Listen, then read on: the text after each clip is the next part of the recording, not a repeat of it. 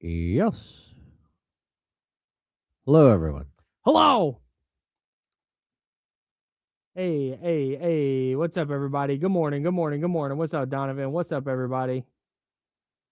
We are here. Who got the belt today? Hey, who got the belt? Someone tell. I can't. My chat won't scroll up that far. Hey, what up? West Sac? Good morning. David Jackson, good morning. David, I got your message. I will respond soon. Soon to quite soon. I just have to talk to people beforehand, because I'm not in charge of what he's asking about. Oh, is that official now? Yeah. Hey.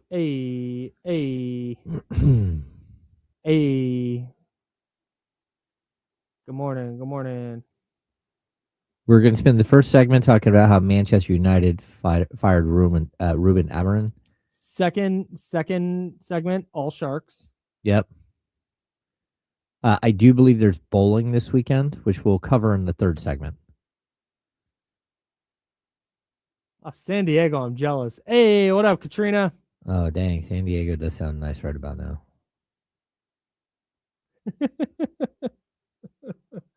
TC, what's up, bro? Will Z stats. We're starting a little early today, guys. Here we go.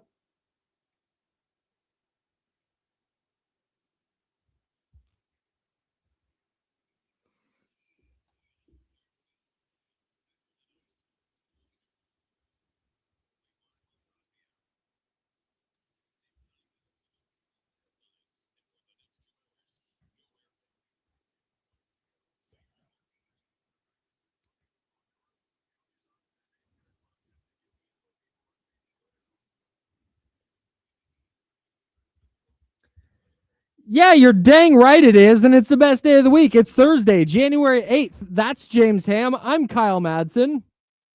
Vibes are up. It's Donut Friday on a Thursday. I love how excited everybody gets when the donuts arrive. Oh, yeah. So if you're not familiar with the concept of Donut Friday, so James and I, on the very first Friday that we did this show back in September of 2023, we both independently did not talk about this beforehand. Both showed up with donuts. Uh-huh. It was like, wow, what a fun thing. I used to do Donut Fridays at 95.7. James, big donut guy, wants to bring in donuts on Friday. Bet. Cool. The insiders are now the donut guys. That's how it goes. Well, we would bring in donuts every Friday, and then the sales staff changed up their work from home days. Mm-hmm. And they started working from home on Fridays.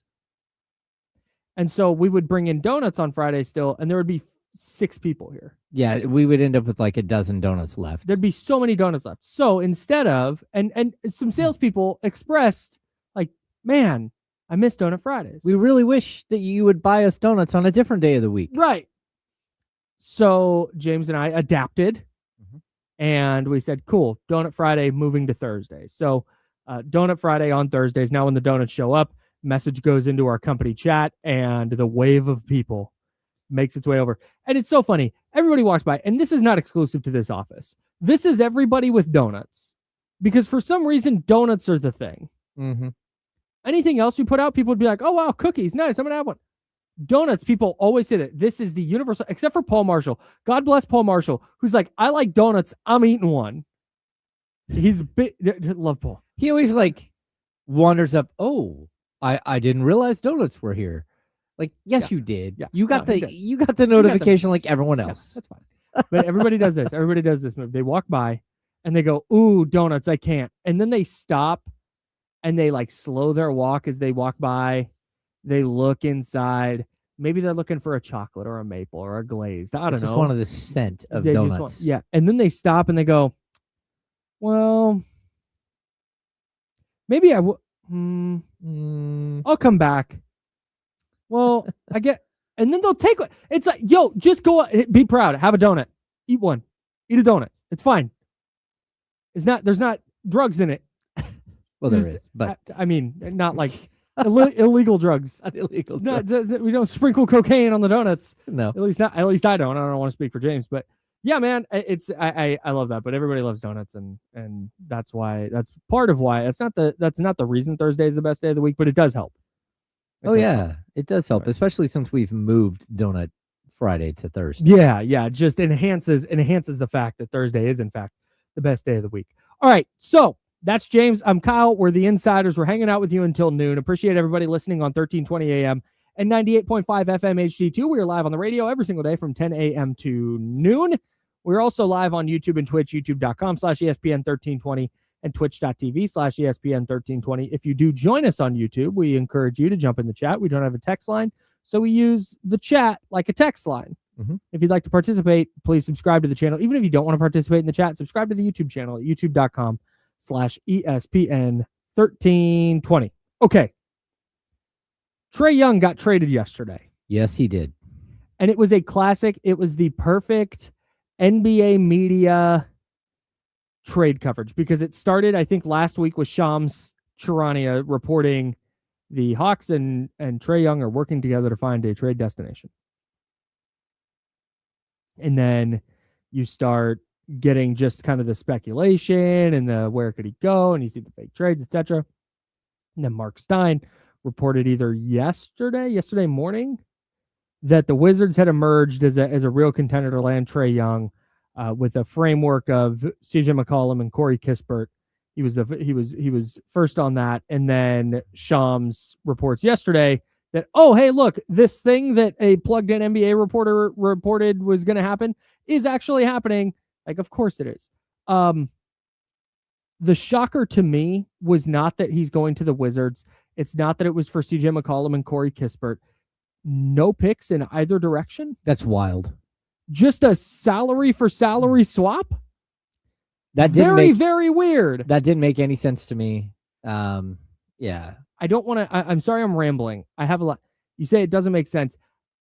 I agree on the surface, but then I look at this through the Kings lens because that's what we do here. We're going to talk about the Sacramento Kings. So everything that happens, you take it in and then go, what does this mean for the Kings? How does this? We'll talk about how this impacts the Kings or could potentially impact the Kings. We'll talk about that. But this makes sense for both teams to me because I think both teams did something that we've talked about the Kings doing, but they did both things. Okay. So here's what I think the Hawks did. The Hawks weren't going to pay Trae Young.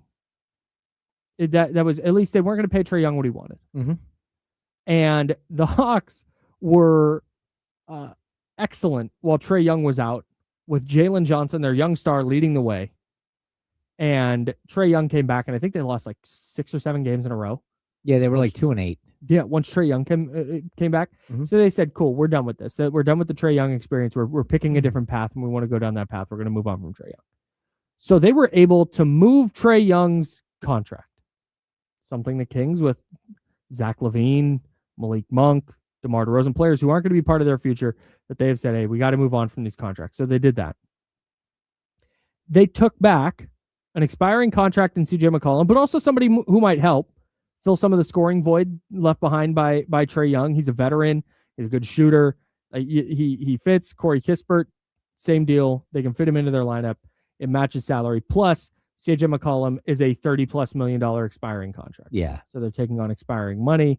That's a contract that they can now use before the trade deadline to move if they want. So this is that all makes sense from the Hawks side to me. But then there's the Wizards side of this. And I think what the Wizards are doing is a higher profile, more expensive version of exactly what we talked about with the Kings and Rob Dillingham yesterday. Yeah. They get Trae Young. Let's assume he opts in. It's $49 million. He has a player option for next year. I'm just going to assume he opts in, and we're going to play off of that. Okay. They get Trae Young for about half of this season. Well, I mean, he's hurt right now. So they get Trae Young for some amount of games this season. And then they should have Trae Young for all of next season. Next season, he's an expiring $49 million player. But they had to do something. The Wizards had to do, in the same way the Kings have to do, like we say, Rob Dillingham's a little bit of a gamble, but man, you gotta get younger. You gotta just try this. You gotta try something. I think the Wizards are in the same spot where they're treading water with a bunch of young players. They don't really have a path. There's no clear cut, like, number one, this is the player we're building around. So you bring in Trae Young, who's 27, and maybe Trae Young is some spark that helps Bilal Coulibaly figure it out, or Alex Sarr figure it out, or what have you. I don't know. Pick your favorite Wizard. Mm-hmm. Trae Young going to Washington gives them however much of this season and then all of next season to figure out, hey, is Trae Young part of this? Do we want to pay Trae Young $50+ million a year to be part of what we're doing moving forward? Because if not, he's a $49 million expiring player that they didn't have to give up any picks to acquire. Like, this is a no risk move for Washington, because Washington is not a team that, if they had just let CJ McCollum's deal expire, they're not going to be major players to acquire anything substantial, at least not right now. So I like this idea. I like this idea for both sides. And I got there because I think Sacramento should be doing something similar that both teams did. Yeah. And look, when you're Atlanta, it's not just the $49 million that Trae Young was owed for next season. They were just done with the experience, the Trae Young experience. They were done this summer. Yep. They talked to teams everywhere and were like, hey, what are we going to do? The Kings were involved in some of those talks, but weren't interested. And sometimes that's what happens with a team. You get to a point with a player where you're like, okay, this just really is not going to, we're not going to be able to figure this out moving forward, right? And it kind of reminds me a little bit of the Chris Webber deal, I don't know, almost 2 decades ago with Sacramento, where Chris had blown out his knee. He came back and played, and it was clear after the first full season he was back that he was never going to be the same player. And you had this big contract for then. It was like $24 million, and they were able to basically split that into thirds. They took on Brian Skinner, they took on Kenny Thomas and Corliss Williamson in the trade, right? And so what you basically did is you took this giant contract and you broke it up. I would love it if the Kings could find a way to do that with some of their bigger contracts. Just break them up, because that's the toughest thing, because it's so much easier to move a $15 million player or a $10 million player than it is a $47 million player. Right. And so I'm surprised that they didn't get anything for Trae. But I also look at next season's $49 million and realize that if he does opt in, which, why would you not opt in? That's a lot of money, and you might not get that money or even close to that money on the open market. Yeah. Just because of the changing landscape of the NBA. But if he opts in, now they are on the hook for the money next season. Now they get to test drive Trae Young and see if they're a good fit with each other. And maybe he is, a player that's going to help Alex Sarr get to the next level. But also, I do think that, when you're a team like the Wizards, you just can't be bad forever. And you can't expect that every single draft you're gonna get some great player that's going to change the fortune of your franchise. Because, again, look at their draft of Alex Sarr. That draft is realistically looking a lot more like going all the way back to the Purvis Ellison draft when the Kings got the first pick. It's like, oh, great, we got the first pick. The first pick was, out of the league in 6 years, but he wasn't even good when he was in the league for the first, 3. And so you're just kind of stuck. What was Sarr, 2 in that draft? 3? I think he was 2 after Risache.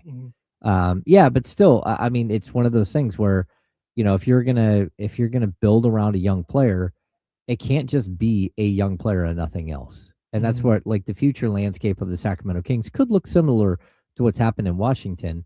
What you're hoping is that you don't miss on picks like they have, and just perpetually get stuck in this cycle of trash. Yeah. And the Kings did that all the way through the 80s and 90s. They just got stuck, drafting number 7 overall almost every year. Yeah. And it's just a brutal spot to be. You don't want to be there, for sure.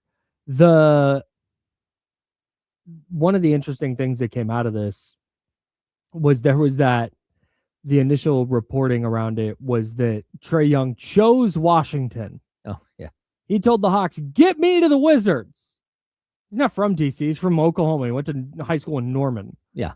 He went to Oklahoma University, or University of Oklahoma. This is not a DC guy. So it turns out Washington was just the only team that was willing to do a deal. Yeah, for right now. And this goes to something you and I, James, have talked about for months with Trae Young, going back to the offseason when we wondered if the Kings would be interested.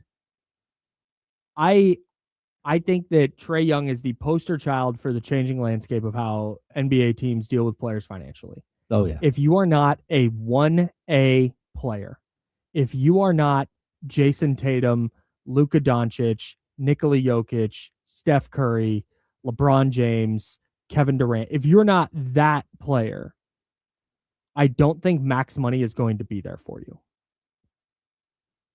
And I know people will push back and go, well, look, De'Aaron Fox got $1 bajillion. That might wind up being a mistake. It might be the last of those deals. I agree. I think now I should say, I just very, very, very briefly. It might also not be a mistake. De'Aaron's playing great. But anyways, carry on. Yeah. My point with De'Aaron, he might be one of the last few that are not a true like 1A who gets that deal. Then again, he might lead his team to a championship, and in which case it's all worth it. It's all worth it, right?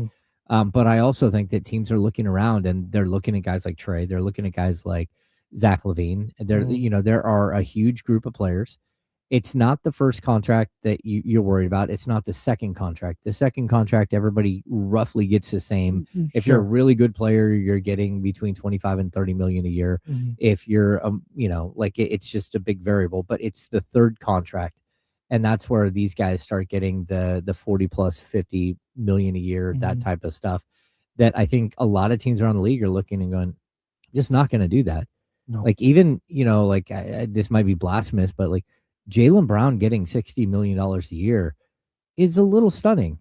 Like he's a really good player and he was a really good player on a championship team and he won the finals MVP. But we all know that the best player on that team is Jason Tatum. Sure. And it's nearly impossible to have two max money guys where, if the salary's, 180 million and you got two guys who are making 60 each, you run out of money like really quickly. Although the Celtics somehow third in the East right now. Yeah, it's just wild. Just cooking without Jason Tatum. Unbelievable. Joe Mazzulla. But to that point, that might be the exception. The Celtics are a very good organization. Brad Stevens in the front office is excellent at his job. Joe Mazzulla is excellent at his job. If you're the Portland Trailblazers, are you looking at the Celtics and going, hey, that's us? No, you're not. No, I think every team, every franchise, they have to look, depending on market, depending on, how many people you can get to walk in the door. Yeah. Like you got to manage your lot in life differently. Trae Young is an undoubtedly talented player. There's zero doubt. You don't put up 25 and 10 in the NBA and stink. It's about value. It's what we go back to with Zach LaVine all the time. Zach LaVine at $30 million, you feel much different about him than you do at Zach LaVine than you do about Zach LaVine at $50 million. Yeah. And Trae Young, I think Trae Young as your point guard at $30 million, you feel way better about it because of what you can do building around him than you do Trae Young at $60 million. Yeah, and I do hope the teams start looking at that and saying, okay, look, I would really like to pay you 60, but to be honest with you, because you don't play defense, I now have to go out and spend another, I need 3 players to cover what you're not doing. So I'm going to need 30 million of that to go get those 3 players. Right. And so we can have a competitively balanced team.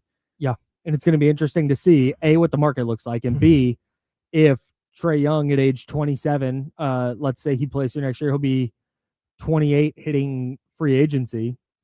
Is he at that place from a maturity standpoint to know, like, you know what, if I ever want to win, this is kind of what has to happen. I'm fascinated by the Trae Young thing because I think he is kind of the perfect example of the way the NBA financial landscape is changing. Let's continue talking about this deal, but what it means for the Kings, because when you see a player like Trae Young get moved and no picks are dealt in either direction, that's a little scary if you're a Kings team looking to acquire draft capital. So we'll talk about what the Trae Young deal means for the Kings. Another coach has gotten fired in the NFL. Could that be an advantage for the 49ers? We'll talk about that. And then we'll have a very rare San Jose Sharks update. Oh, We'll have some news. okay. Talk about it next on ESPN 1320 Sacramento Sports Center.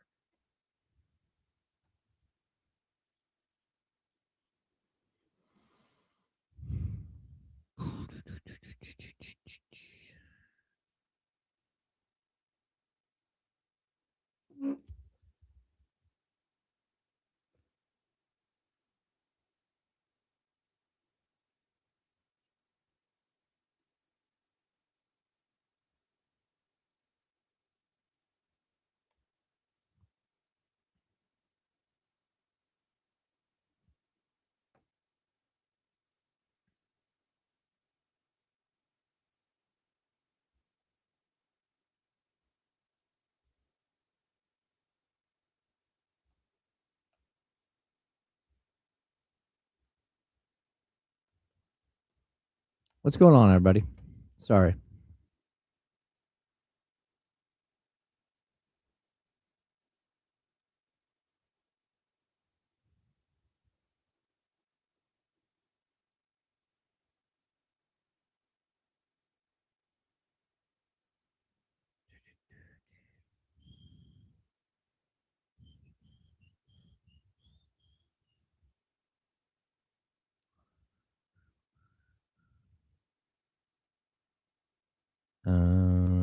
Where was I?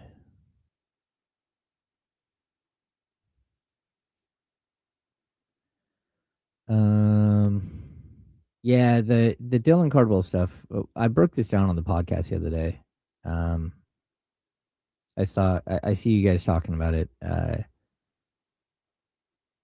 Like we're getting really close to a point where they're just gonna play Dylan Cardwell and use his remaining like 32 games or 33 games, whatever it is. And then that'll get you well past the trade deadline and deep into the season. And if they're able to, find something for him to do, I find a way to sign him after that, they will. I would expect for him to finish the season playing major minutes for the Kings. But we're a long ways away from that.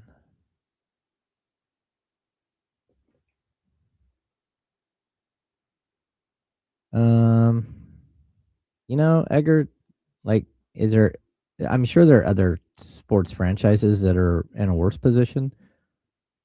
I would bring up like the Browns, who have to pay Watson forever and just fired a guy who just won Coach of the Year twice because they can't win any games, and who put in a young quarterback. Like, I think like different leagues, it's all subjective. I already got Jesse here? Huh.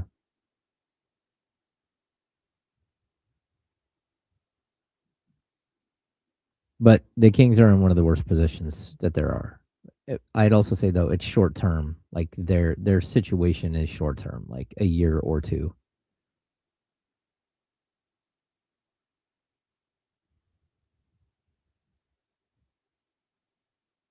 What?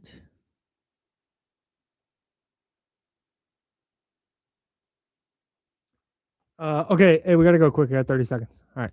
Hang on, guys.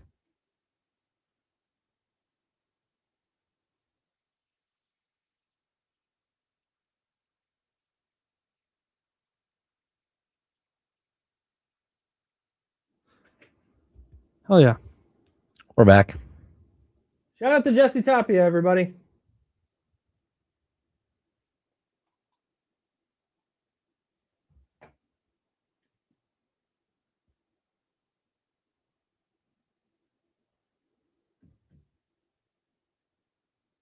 What's going on in there? What the hell's going on over there?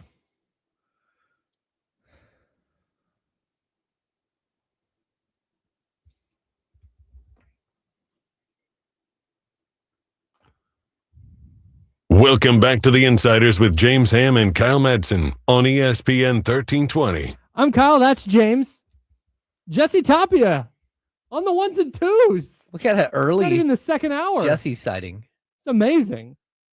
This is not, Jesse doesn't have to do this. Jesse does this out of the kindness of his own heart. There it is. That's so nice. No, it's deeply appreciated. So I don't have to push buttons now. This is great. I'm like James over here. I push buttons. Don't push buttons. No. That's a rule. Just to give everybody a very quick update before we dive into what the Trae Young deal means for the Kings. Talked to a source last night. Talked to actually a couple sources last night, and the sources do in fact confirm Sharks. Sharks. Mm-hmm. Okay. Back on Celebrini, game tying goal last night, game winning assist.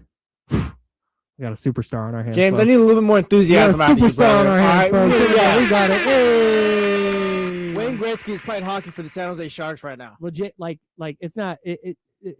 I won't go as far as to say Gretzky. That's hyperbole, but the dude is But out of his mind. He is unbelievable.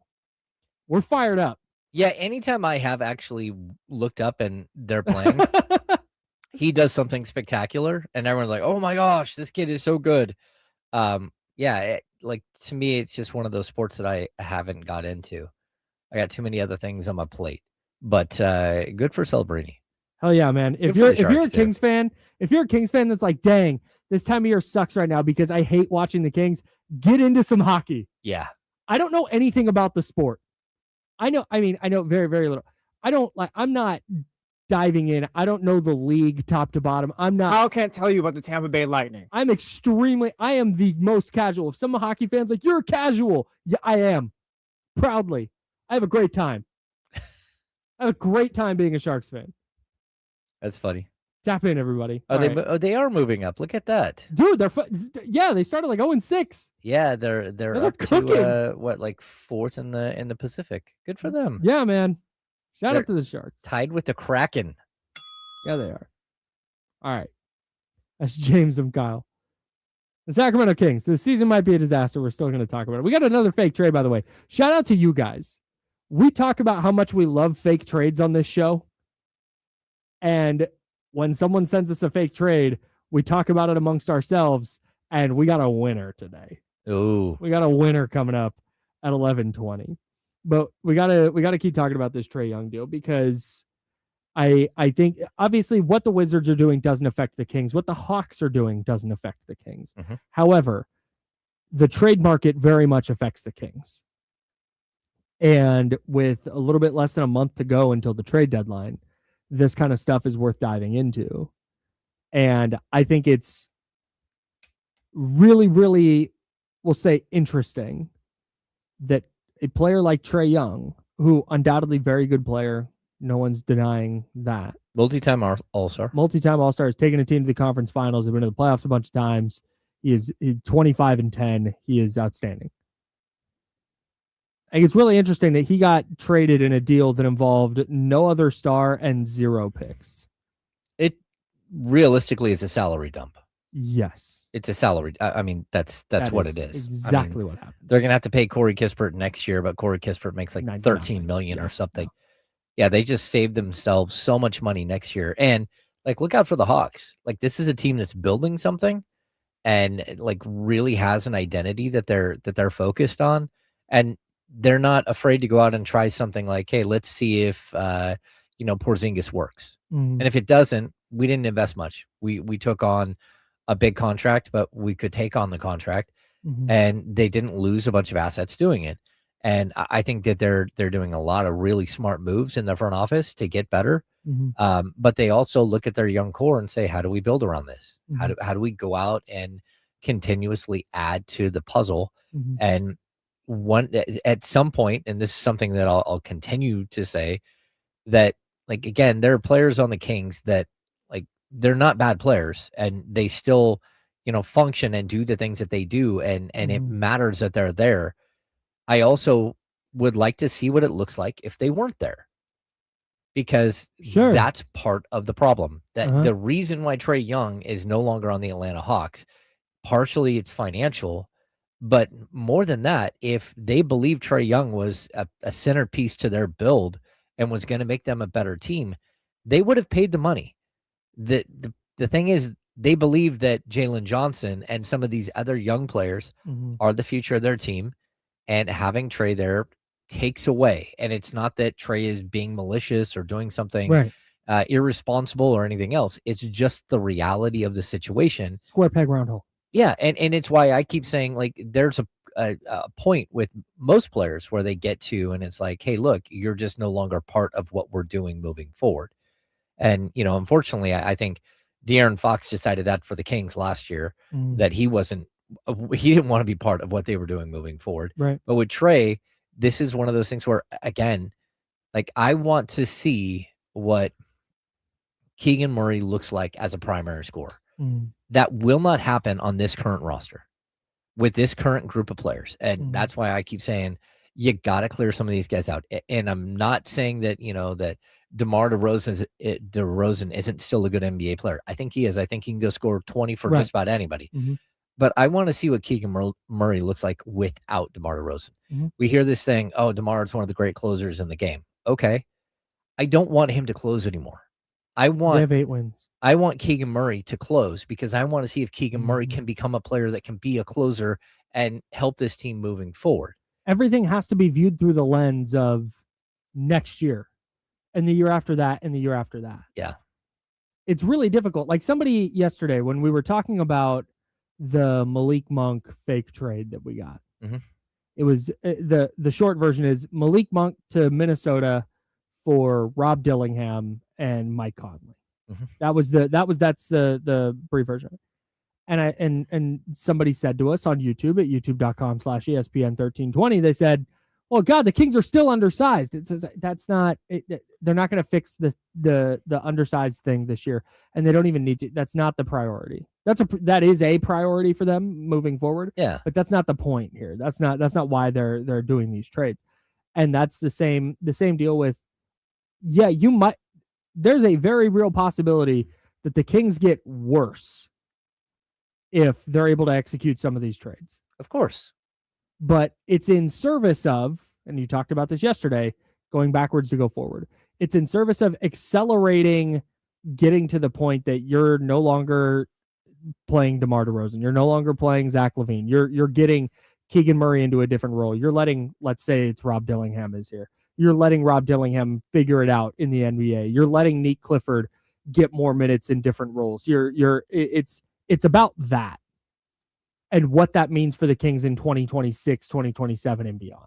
Yeah, I mean, yesterday during the handoff, we had this really interesting conversation to start the day with Damian about night terrors and the 4-year-old that is at his house. Yep.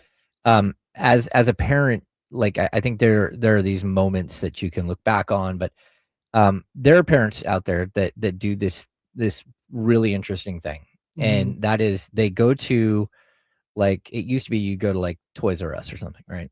And you'd walk in the door and you'd tell the cashier, "Hey, I'm gonna let my kid pick out a toy, but I'm gonna bring that toy and we're gonna trade it for their blanket, for their binky." Right? Their comfort, the thing that they won't let go of, they won't stop carrying around.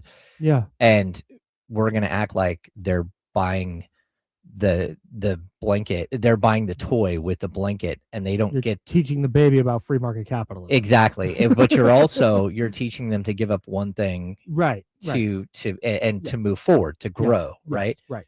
The Kings desperately need to go and have Keegan Murray trade in like his like blanket, which is his security blanket, which is at this point it's DeMar DeRozan or it's Zach LaVine or it's name that veteran. The Kings need him. He needs to get a promotion at work. Yeah, he needs to desperately trade in whatever and become that player. And if he can't become that player, that's okay. But we do still need to know. See it. You got to find out. Yeah, and it doesn't help that he's out 3 to 4 weeks, and when he comes back, he's going to be looking around like, who are these people and where are all these other people that I'm like, but it's what you need. Like we as like a group, we have all kinds of opinions on, what Keegan's going to be and what he's not going to be. At some point you have to actually see it. Yeah. You have to actually like test the theory.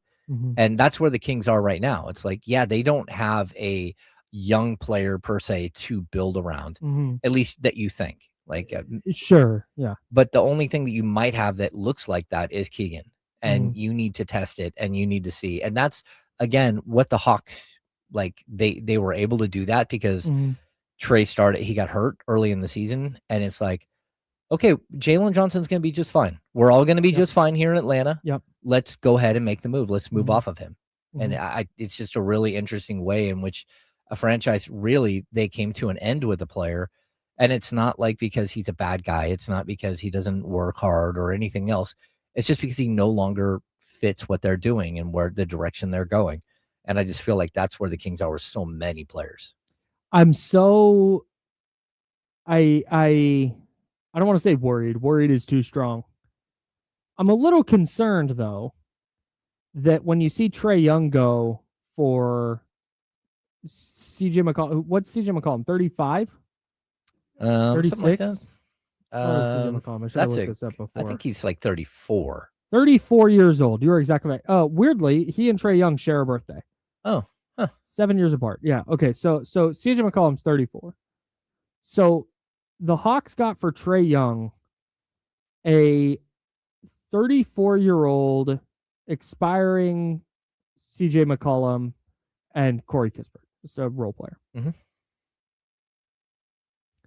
I wonder if when the Kings go to shop Dennis Schroeder, which I'm sure they're already doing, when they go to shop Dennis Schroeder, our team's looking at it and going, well, Trae Young, the Hawks for Trae Young got this, so we're not giving up a pick. That's and every deal is different, every trade is different, every need is different. We've talked about all the reasons that the Trae Young deal was a little bit difficult for a team like Washington to take, or not difficult, but why it's a little different. So circumstances are always different, but that was my concern when I see that deal and I go, all right, well, the Kings got kind of an inflated contract on a good player in Zach LaVine, and maybe they won't.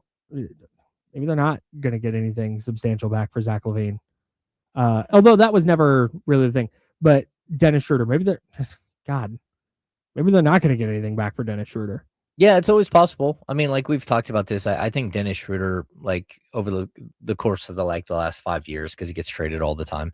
We talked about he played for 5 teams last 2 seasons, 3 teams last season. He's still worth like a late first round pick to maybe 2 second round picks, like somewhere in that range. Like there's going to be a team that goes, okay, like we have a lack of depth at the point guard position. We're already seeing it with Minnesota. We're seeing it with Houston, who has a clear lack of depth.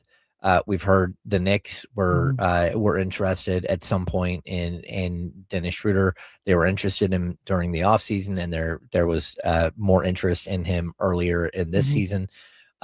There's going to be somebody. The difference is, I think, is when you're dealing with a $47 million player, like sometimes just moving off of the contract is all you're going to get. Yeah, right. That's like the goal. That's what your reward for moving off of them is, that you don't have to pay them all that money anymore. Other players like Schroeder, number one, good teams are going to chase, like, because that's a player that everyone knows, like, okay, he's got playoff experience. He's done this, and this in the league. We like what he brings to the table. We'll go ahead and make that move, right? So I think you're actually going to have like a little bit more, not a bidding war, but it's really difficult to have a bidding war with a $47 million player because so few teams can actually get involved. And if one of those teams, the Sacramento Kings, say no and have said no and continue to say no, you have to go somewhere else. And that's where I think that there are a lot of different ways to improve your team. But at this point, the Kings just need to do something to start the process. This might be irrational, so let me know if it is. Did the Kings make a mistake here? Because Jake Fisher reported in his newsletter and Mark Stein's newsletter, like yesterday. Yesterday we were talking about this. Yesterday, that Zach LaVine and Rich Paul, who's Zach LaVine's agent, were trying to facilitate a trade to Atlanta, where Trae Young would be going to the Kings and Zach LaVine would be going to Atlanta. Are the Kings going to regret that? Because maybe they won't be able to trade Zach LaVine, and they would have been able to trade Trae Young. Yeah, see, that's... Or maybe they're the team now that's getting back a $39 million expiring in Corey Kispert. Yeah, that's an interesting thought, that Trae Young probably would have been easier to move than Zach LaVine. Mm-hmm. And like, look, I don't know what the deal was exactly. I just know that right, yeah. that very specifically the Kings knew that the second that Trae Young landed in Sacramento, he wanted his contract extension, and they weren't down for that. Which is fair. Well, yeah, it's totally fair. You know, like, and Trae's at a different point in his career. He's 27 years old versus Zach, who is 30, right? 30 going on 31. So there's just a different, like, how many years, how many contracts you have left and stuff like that. But I still would have at least listened, because Trae wasn't who they wanted. He's not the guy that they want. And I get that. But I also get that, like, talent is talent, and assets are assets, right? You need assets if you're the Kings. And you're probably right. The mistake there isn't that they could have had Trae Young instead of Zach LaVine. The real value there is that they could have had what you could get for Trae Young, the asset, instead of what they can get for Zach LaVine. Yeah. And hey, I don't know. Maybe it's possible that the Kings do find takers, because we keep hearing about, like, the Milwaukee Bucks who, you know, who are interested, right? Oh, like, we've heard that from multiple people around the NBA that they're interested in Zach LaVine. It's that is one of those reports that's just lingering. Yes, it is. That enough that there's legs. But the point that I would make is that we've never heard the Milwaukee Bucks are interested in Trae Young. Sure.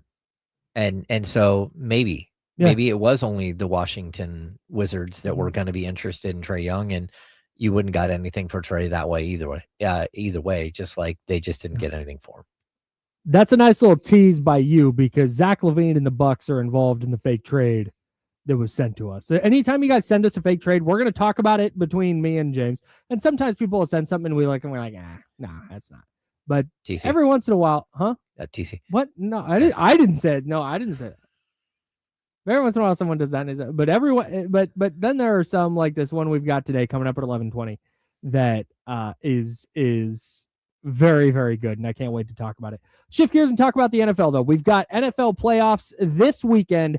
ESPN's got some predictions out, but I have a question, because I'm seeing this today, reading an article in The Athletic. It made me wonder, is it fair to put Sunday's game on Kyle Shanahan? Good or bad? Is that fair? We'll talk about it next on ESPN 1320, Sacramento Sports Leader. Speaking of TC. Oh, he's on the line? No. I actually don't have my calls up. Jesse, I'm unblocking the phone lines. Sounds good. What's up, guys? Chatty House. Hello, everybody. Yeah, Polo. Pour went out for Mike McDaniel. I guess it had to be done. Tua, this is your fault, honestly, bro. You suck.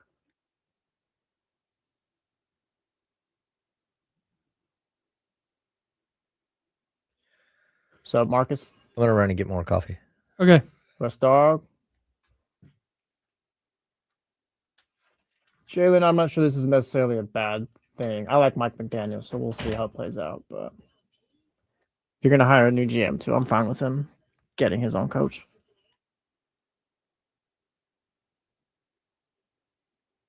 Don't forget your time sheet. You got it. I'm on it, boss. Thank you.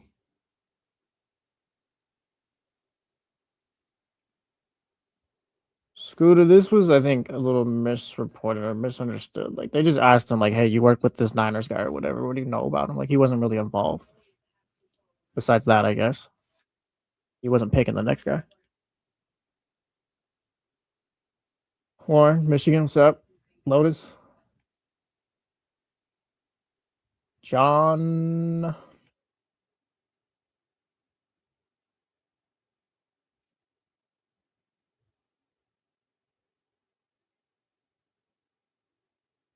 Yeah, it sounds like John Harbaugh to the Dolphins feels like the worst kept secret, even though everyone keeps saying they haven't talked to each other.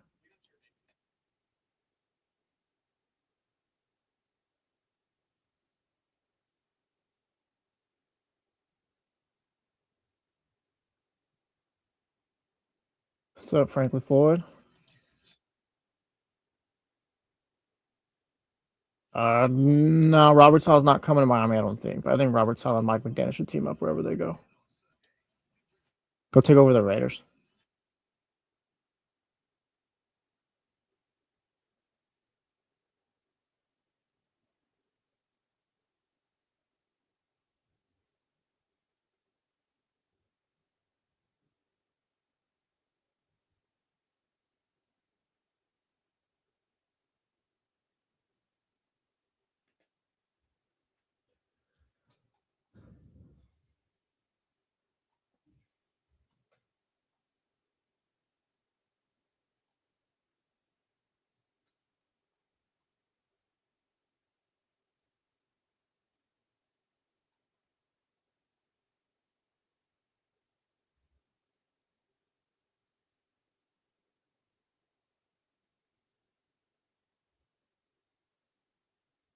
Everyone's talking as if it's the Giants or the Dolphins. I think for the Giants, you have a better quarterback situation, even though he's got the concussion stuff.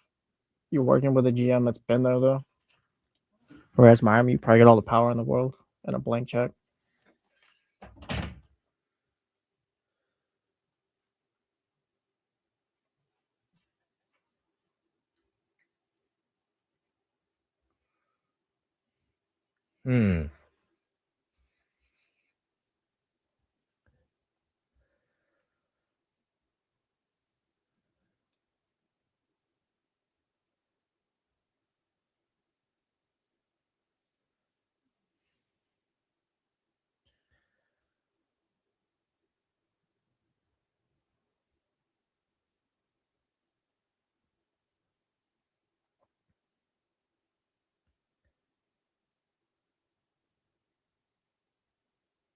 Michael, have been asking for this for years now. The whole finesse pass stuff does not work in December or January. Yep, there we go. Harbaugh to Manchester United. We'll just fire him in a year and a half. Oh yeah. Dang. I think they're bringing an old Right before the transfer market starts up, so they can't buy anyone. You see, they turned him down for the 7 players that he asked for. That's what I'm saying. That's why they fire him right before, so they can control it, the board. I like that they fired him because I don't understand European soccer allowing coaches to come in and anger everyone. Welcome back to the Insiders with James Ham and Kyle Madsen on ESPN 1320. I'm Kyle. That's James. Jesse Tapia on the ones and twos. Hey, while you're here, log on to ESPN1320.com for a chance to enter to win 2 single-day passes to the Sportsman's Expo at Cal Expo Thursday, January 15th. That's next week, folks. Thursday, January 15th through Sunday, January 18th, 2026. That is courtesy of the Sportsman's Expo. All right, the 49ers play this weekend. The Sportsman's Expo is next weekend. Don't know yet if the 49ers are playing next weekend. The 49ers at least play this weekend. Okay. And they're going to Philadelphia to face the Eagles. And I saw an article today by Vic Tafer in The Athletic. Vic Tafer, new to the Niners beat. Not new to writing about football, new to the Niners beat, though. And the premise of his article is that the 49ers have a ton of issues. They have a bunch of youth. They are super banged up. They're on their 7th and 8th string linebackers. It is a mess. Mm-hmm. But he wondered, like, can Kyle Shanahan overcome all of this? And I don't think that's fair. I understand putting things on head coaches. Like, the buck stops with them, and that is typically for example, the 2023 Super Bowl, I think there were multiple points in that game where I think Kyle Shanahan could have affected things. If you want to go so far as to say, man, Nick Bosa not staying home on the 4th and 1 in overtime where Patrick Mahomes kept it. God, that's a coaching point. That's on the coaching staff. And when it's on the coaching staff, it's on the head coach. If you want to go, I'm there. If you want to complain about Kyle Shanahan's clock management, I'm there. If you want to talk about some of his player personnel decisions, I got you. Like, we're there. He's not perfect. But I think in this specific instance on Sunday, I don't think it's fair to say, hey, can Kyle Shanahan's brain overcome all of this? Like, man, that's not a realistic expectation. Because what if, to me, Kyle Shanahan's brain is not going to make their linebackers better. His brain is not going to make their pass rush better. Mm-hmm. They might score some points. It's going to be up to him. I think part of the reason that they were so bad offensively, I put that on the head coach and the play caller in week 18. Like, that's on him. And if they score 3 points again this weekend, cool, that'll be on him. But if they score 38 points and they give up 40, I have a hard time going like, man, Kyle Shanahan just couldn't do it. Couldn't get him over the hump. That doesn't seem fair to me. Yeah. Okay. So I'm with you. That's not fair. And I'm also going to say that, like, whatever happens this weekend, I'm not going to blame Kyle Shanahan for what happened. Mm-hmm. Like, what I would do, though, is if he is able to somehow come up with a game plan and we're watching like genius on the field, I do still think that the reason why they would advance would be Kyle Shanahan. I think the reason why they're still sitting. So it's interesting, right? It's like there is a dynamic here in play where, like you normally, they get you throw a bunch of like blame on somebody when things go bad, but when things go good, they don't always get credit. Like this would be one where it's like, okay, man. And I've said this all season long. It's not just Kyle Shanahan. Yeah. It's Kyle Shanahan, and I want to put Robert Saleh's name on it. Sure. Because I think he's been absolutely spectacular dealing with an untenable situation. Like when you're this far down on your linebacker depth and your defensive line depth, all of it's been impacted like greatly by injury. Like to be able to still be competitive, to still win 12 games or whatever it was, like this has been an incredible season for them. So like you can give a guy props for keeping something going, but when we get to the final game, there's only so much you can do. There comes a breaking point where, the playoffs are this really funny thing where the best 8 teams in each conference go, or 7 teams, whatever it is.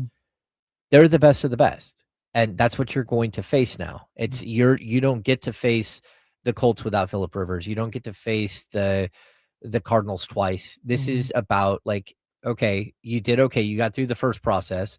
Now there aren't any teams that are just flat out bad. And if there are, Carolina, you didn't draw them in the the pool here. So I do think that giving Shanahan a huge pat on the back if they somehow win is totally acceptable. I also don't think that giving him blame for what's happening here can happen because this team is so beat down.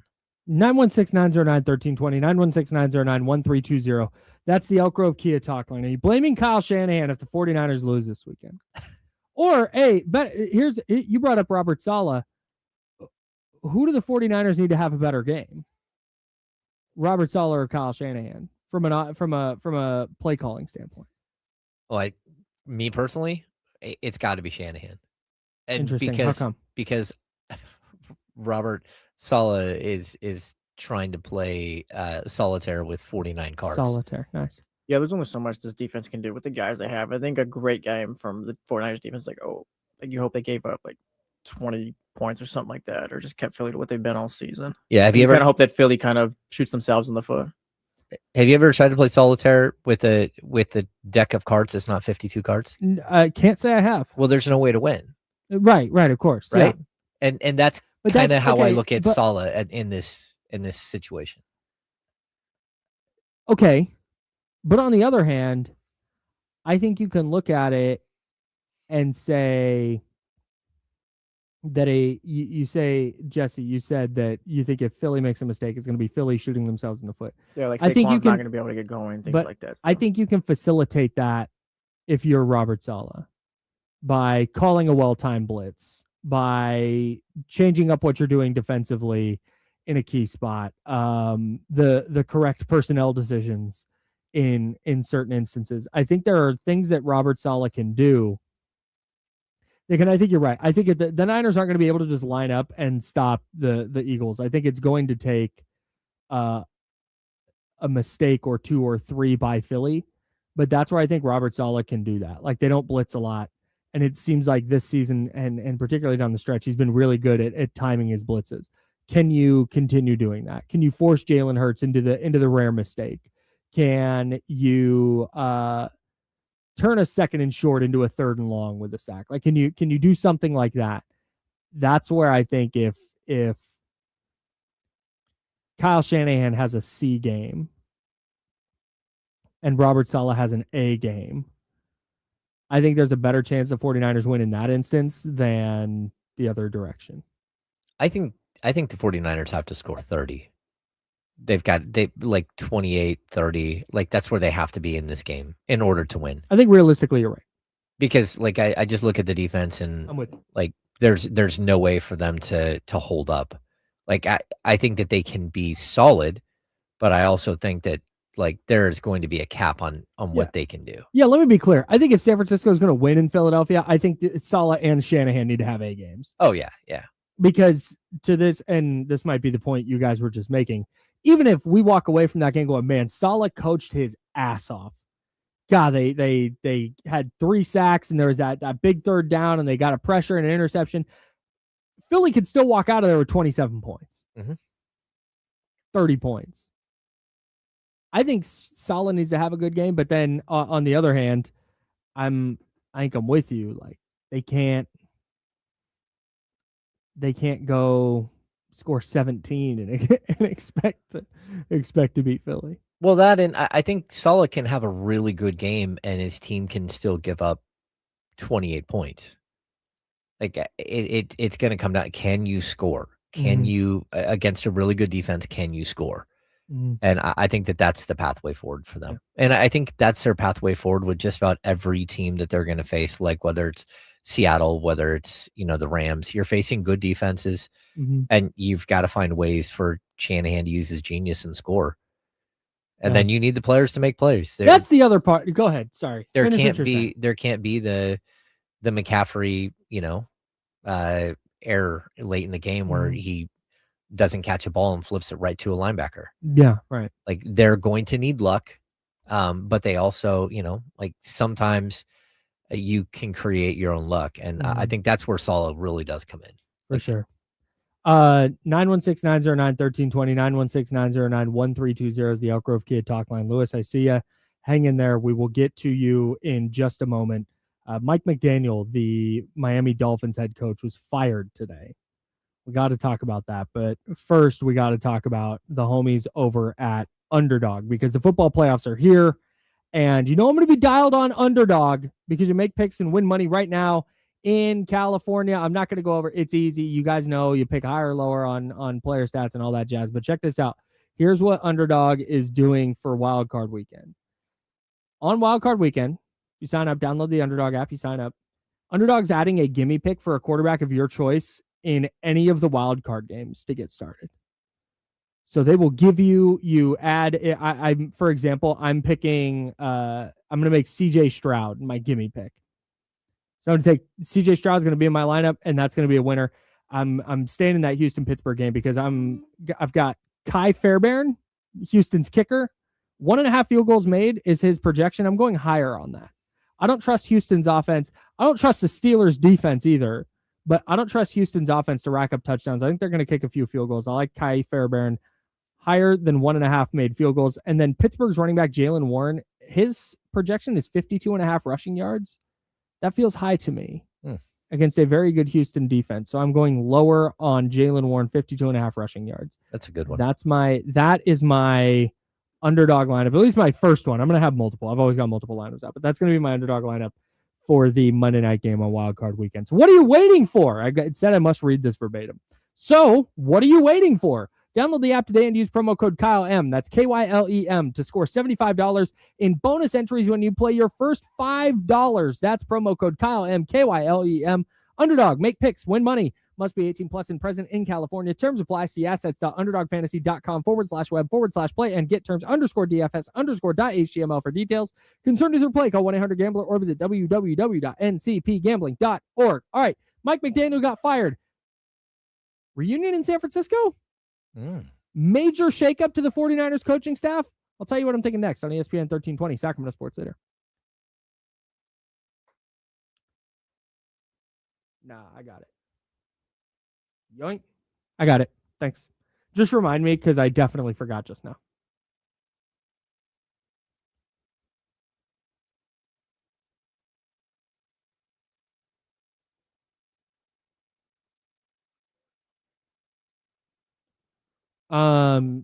Yeah, sure.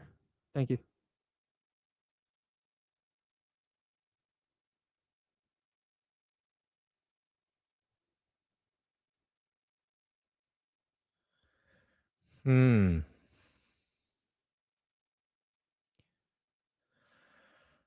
Boy.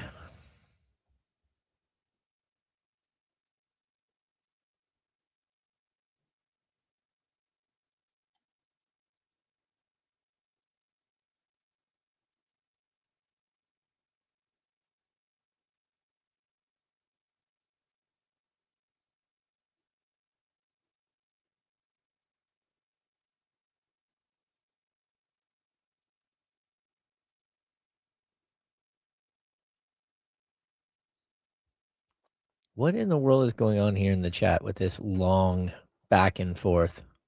With who?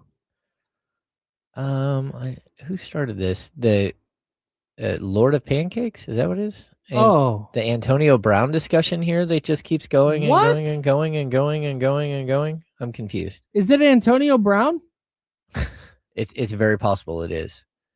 Does he go by Lord of the Pancakes? I don't know.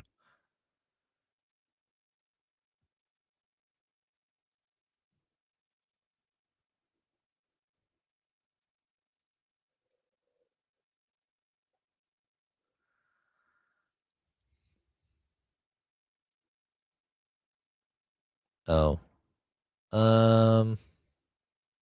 This is so funny, Zabo. I don't know, Mark. I mean, there was a point where I thought that they probably could, but now we're pushing pretty deep into the cycle of the trade season. Maybe. There are a lot of teams that are looking for wing defenders like Keon.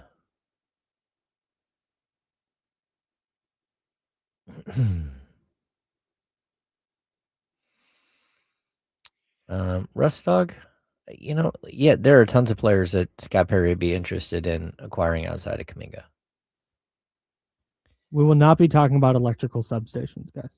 It takes two to tango, though. I started digging into that, and I couldn't find anything that like substantially says that yes or no, this could be a problem. So I'm not going to talk about it. Oh, all right.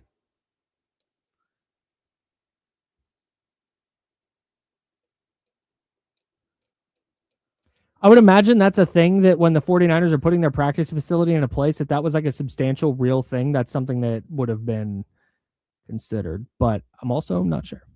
Huh. There's an It's just entire not thing so about much that I'm not. Yeah, somebody did a thread on Twitter. It's just not so much that they cited John Feliciano as former 49ers are concerned. John Feliciano is also a crazy person. So, yeah.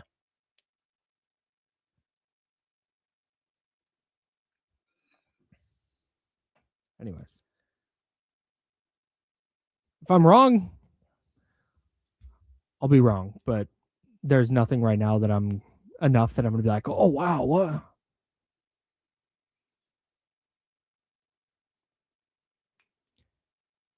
would say a more likely thing is how the 49ers train or don't train, or how certain players do or don't train in the offseason.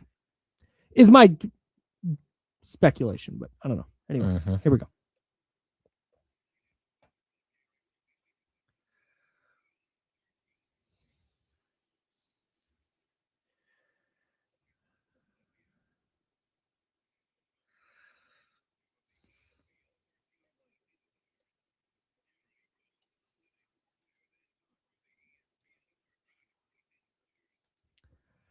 Hour number 2, that's James Ham. I'm Kyle Madsen. Jesse Tapia helping us out on the ones and twos. We're hanging out until noon, and then we will hand it off to D-Lo and KC. And those guys will take you up to 4 o'clock here on ESPN 1320, Sacramento Sports Leader. What were we? Yes, Mike McDaniel was fired today, which I think is ultimately the right thing. Because the Dolphins, if you remember, fired their GM, Chris Greer, is that his name? Chris Greer, in the middle of the season. And when you fire a GM, I think the right thing to do is also fire the coach. In most instances, there's exceptions to that, but I think especially in an instance like this where, you know what, team not going the right direction, this season's been a disaster. They haven't won a playoff game. Like this is just a mess. We got to fire the GM. You fire the coach too, unless you're doing GM. I don't know. You just typically fire the coach. I think this is the right. But then Miami didn't do that on Monday. They didn't do it on Tuesday. They didn't do it on Wednesday. They did it on Thursday. That's weird. And you were talking about this earlier. The Tampa Bay Buccaneers have started firing a bunch of assistants today. Yeah. I don't know what reflection is needed to fire your special teams coordinator, for example. I definitely fire him. Like if you thought your special teams is bad, like move on. Yeah, like last season with the 49ers, it was week 3 and I was like, "Hey, can you please fire this guy?" Yeah, and they did it. Yeah. And this year, hey, give the guy a raise. He was great. So Whoever the guy was So this year, go ahead and not the give him a Brent raise. Yeah. So Mike McDaniel firing. I don't think this will happen. I don't.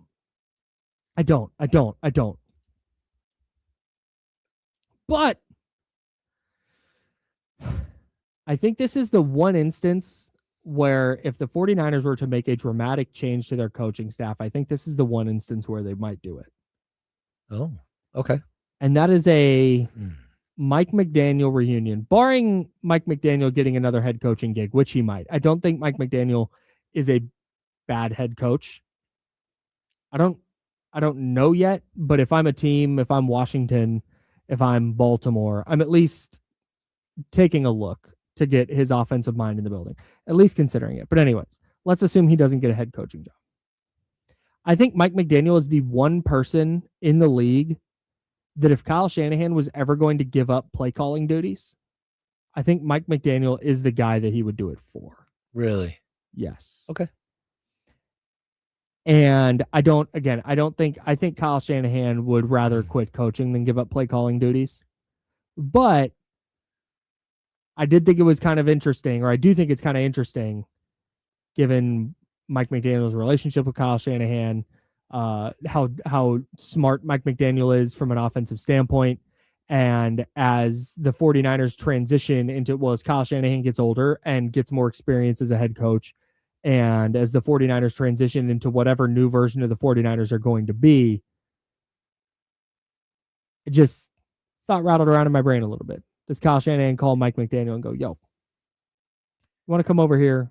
We can design an offense together. You can be the play caller. Like, he started giving up play calling duties in preseason games. I think last year in the final game of the regular season, he gave up, 2 years ago, whatever it was. It had to be, doesn't matter. He has given up in the regular season play calling duties for like a game. I wonder. That's the one instance. I don't think there will be the Mike McDaniel, like a Robert Saleh-like reunion, because the Niners needed a defensive coordinator. Robert Saleh didn't get offered a head coaching job, took the defensive coordinator. There's not a similarity here with Mike McDaniel, unless Kyle Shanahan goes, you know what? I've been wanting to give up play calling duties, or I've been thinking about it. And Mike McDaniel's the one guy that I would do it for.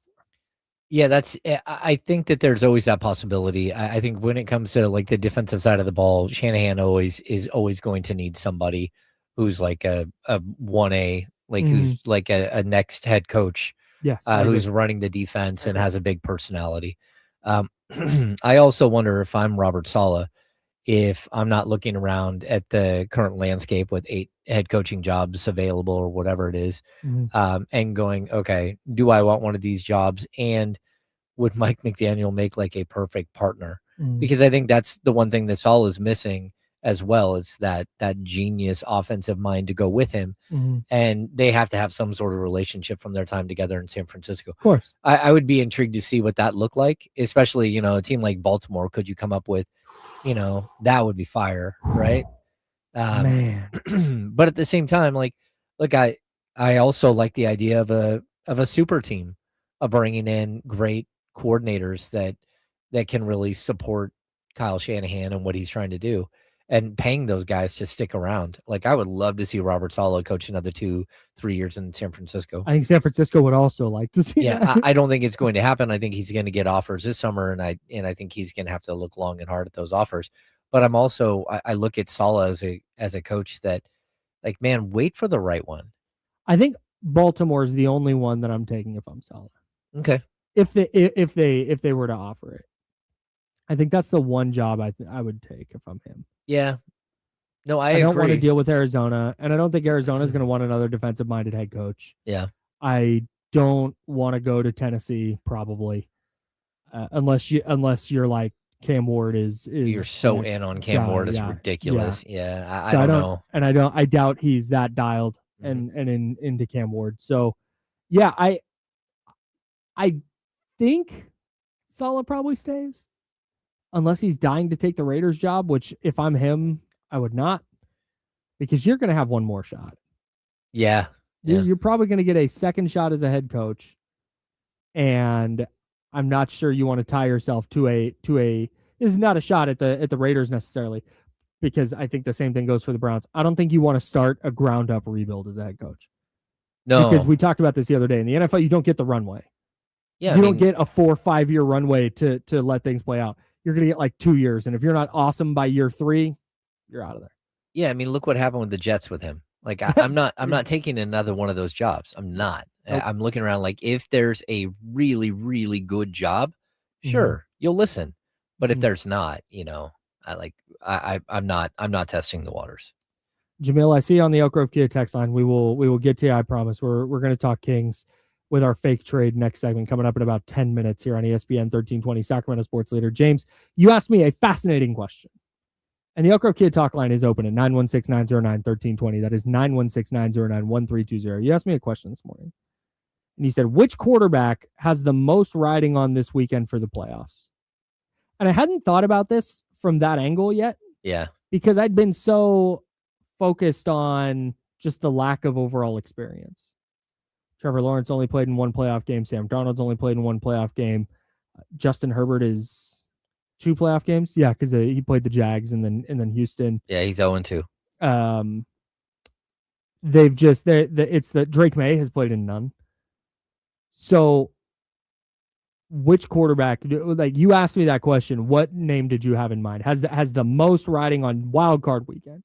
Yeah, because I was looking around, and I first of all, I'll just say this: I don't think whatever happens this weekend, I don't think is going to change anyone's mind about Brock Purdy.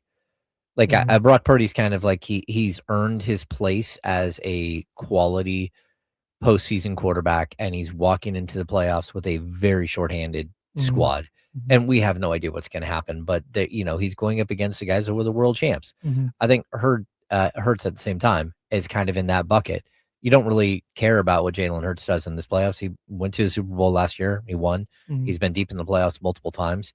I think the same thing about Matt Stafford. Like, Matt Stafford, he just fits into a different category than most of the other quarterbacks. And then I think all the young guys, like Caleb Williams is getting his first taste. Drake May and Bo Nix, they're going in as like, hey, there will come a point where we're going to start looking at you and analyzing whether you're a good, postseason quarterback or not. But that's going to be down the road, right? So I think there is this group of quarterbacks. I think Trevor Lawrence. I think Justin Herbert. I think Josh Allen and of course Sam Darnold. All of those guys, we're looking at them and going, okay, like this, you can't go out there, Justin Herbert, and get just clubbed again. And this is year 5 for Trevor Lawrence. Man, this is his second playoff game. That's not good enough. Third. Is it third? Yeah. So he won the first one. Yeah, it's like, oh yeah, he beat Herbert the first time. Yeah, so now it's like, hey, who are you as a quarterback? And I think Herbert is pretty high on my list, but I also think, and Josh Allen has to win one. Like, for the MVPs and for how great he's considered and everything else. The Josh Allen thing is so interesting because he's obviously great. He is. He's obviously unbelievable. Yeah. But he's 7-6, and this is funny. I feel like quarterback in the NFL is the only position we do this with. I agree. But he's 7-6, only position in any sport we do this with. If he goes on the road to Jacksonville and loses in the first round, I think people start viewing him. I think the public at large starts viewing him differently. Yeah. Like, at some point, you get Dak Prescott's there. Dak Prescott is at that point that everybody knows Dak is good. Nobody's denying that Dak Prescott is a good quarterback, but nobody trusts Dak Prescott in a playoff game. Nobody's scared of Dak Prescott in a playoff at game. all. At all. Yeah. And I wonder if because this is the year, they're making a big deal out of it. No Mahomes, no Lamar Jackson, no Joe Burrow.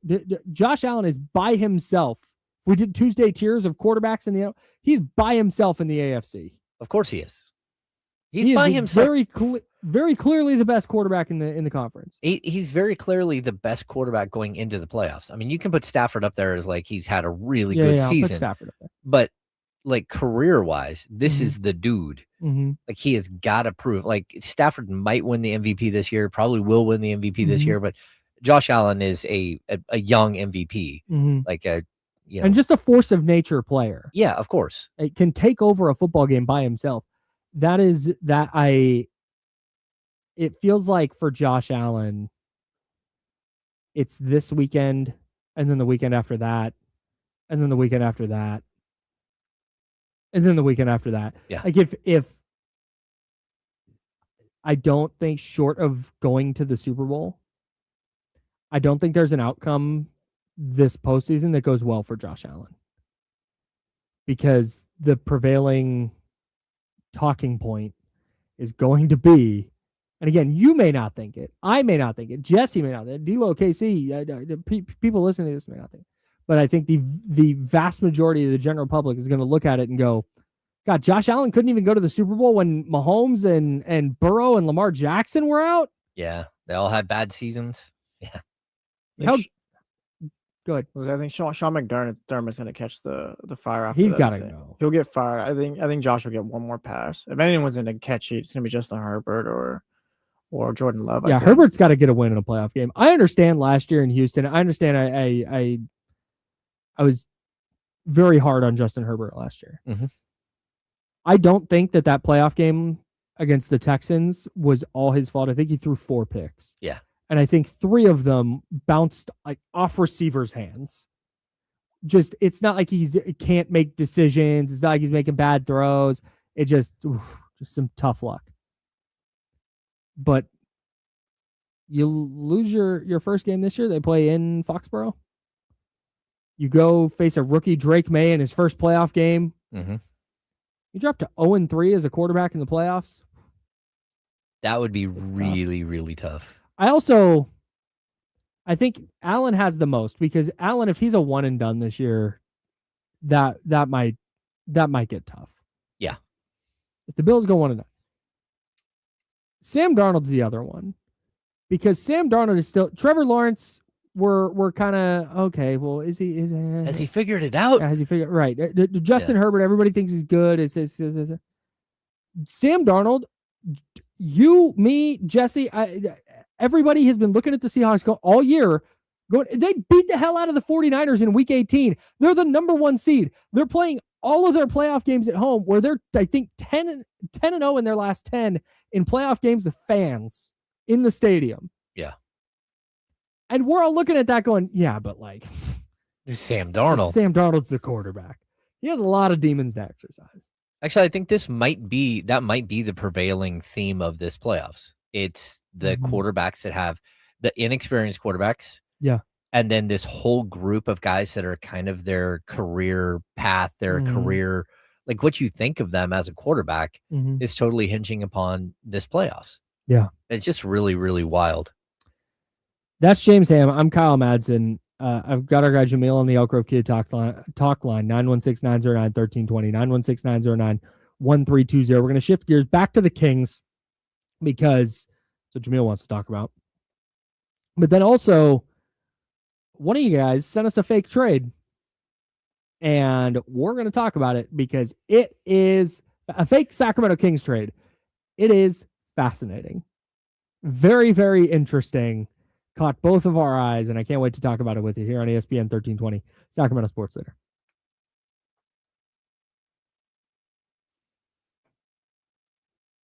That right there is a statement. Jalen Hurts is a way better athlete than Trent Dilfer. Jalen Hurts is a much better quarterback than Trent Dilfer. He's much better. Yeah. Yeah. I would wait. They're not even on the same level. Game to save your life. I would way rather have Jalen Hurts. Game to just play in the backyard on Sunday. I'm taking Jalen Hurts. Like, no, Jalen Hurts is much better than Trent Dilfer. Yeah. Dilfer is realistically, he was the poor man's Troy Aikman. Trent Dilfer is a thumb playing quarterback. That's it. I also think this is another conversation I want to have, because I think the quarterback conversation, like the one we just had, is kind of how it goes. I also want to have a meta conversation about that conversation. Okay. Because if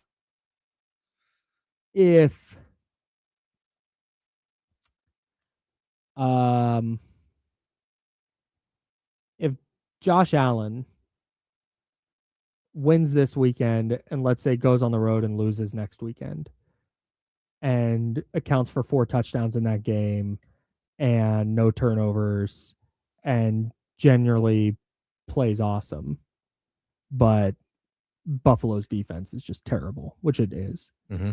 Buffalo's defense just can't figure it out, and they lose. The conversation's about Josh Allen, but really what happened was not Josh Allen. Like, the conversation always goes to the quarterback. In a sport where, and I think increasingly quarterback play it became a quarterback league 15 years ago. Can the conversation just be that Josh Allen's just maybe not one of those all-time greats like Mahomes is, I guess? Because like we used to see like Roethlisberger and Brady and Manning and those guys. Probably unfair. But, like, they used to will their teams to Super Bowls, conference championships. Like they won off the backs of their quarterbacks. Okay, so you think if you flipped Josh Allen and Patrick Mahomes, do you think one team, like, are the Bills a bunch of times Super Bowl champions and the Chiefs just never got over the hump? No, I don't think that's the case. That and I kind of look at, like, I don't know, like, but it's impossible to know, and that's why we just focus in on, like, did the Allen has never had like a year like Mahomes did, though, when they do like 50 touchdowns though. What was that? Has Allen ever had a year like Mahomes did where he threw 50 touchdowns? No, but combined touchdowns. No, but we've also never seen Josh Allen in an Andy Reid offense with Tyreek Hill and Travis Kelce. And like, that's kind of what I'm getting at. Is circumstance matters so much in the NFL, But Josh has had any other sport. But Josh has had great teams though. Like he's had good enough teams. Good enough teams for sure. Yeah, like this is probably his worst, but it's not like, oh yeah, Josh has just always had no, he's had teams good enough to get to a Super Bowl. Brian Daboll as good as Andy Reid? Not Andy Reid's one of the best coaches of all time, so we can do that for 31 coaches. Doesn't matter. Right. Like so it's just excuses. Circumstance matters a lot. I guess. Then Josh needs it perfect then to me. I asked this, but I don't think he does. That's my point though. He's had it good enough. He went into Kansas City and scored with 13 seconds left. Yeah, he lost that one. There's been other opportunities and stuff. Like I said, he just hasn't gotten it but done. You say he lost that one. But if they win that one, we're not having this conversation about Josh Allen. Yeah, but he didn't. But that's exactly my point. That what you just said is my point. You say, yeah, but he didn't. He threw a touchdown to Gabe Davis with 13 seconds left. The Chiefs then went and got into field goal range. The Chiefs won a coin toss. The Chiefs scored a touchdown. Game over. But like, what do you want to do? That you can't give him credit for a Super Bowl he never got to. No, I know, and that's my point. Is we say this as quarterbacks, but like it's not just on the quarterback. The Bills couldn't get a goddamn stop. That's what happened. Josh Allen did the thing you want the quarterback to do. If that game goes, Patrick Mahomes and Tyreek Hill and Travis Kelce don't get them into field goal range, or Harrison Butker misses the field goal, we're like, wow, Josh Allen did it. Threw that touchdown at Arrowhead. He slayed the Giant on the road. What a player. We're focusing on one time out of how many seasons he's been in the league now? A bunch. Yeah. So but that's one time it didn't work out. No, but that's what I'm saying. Is if he had done it there, the entire conversation is different. But he didn't do anything different if the defense gets a stop. You know, like.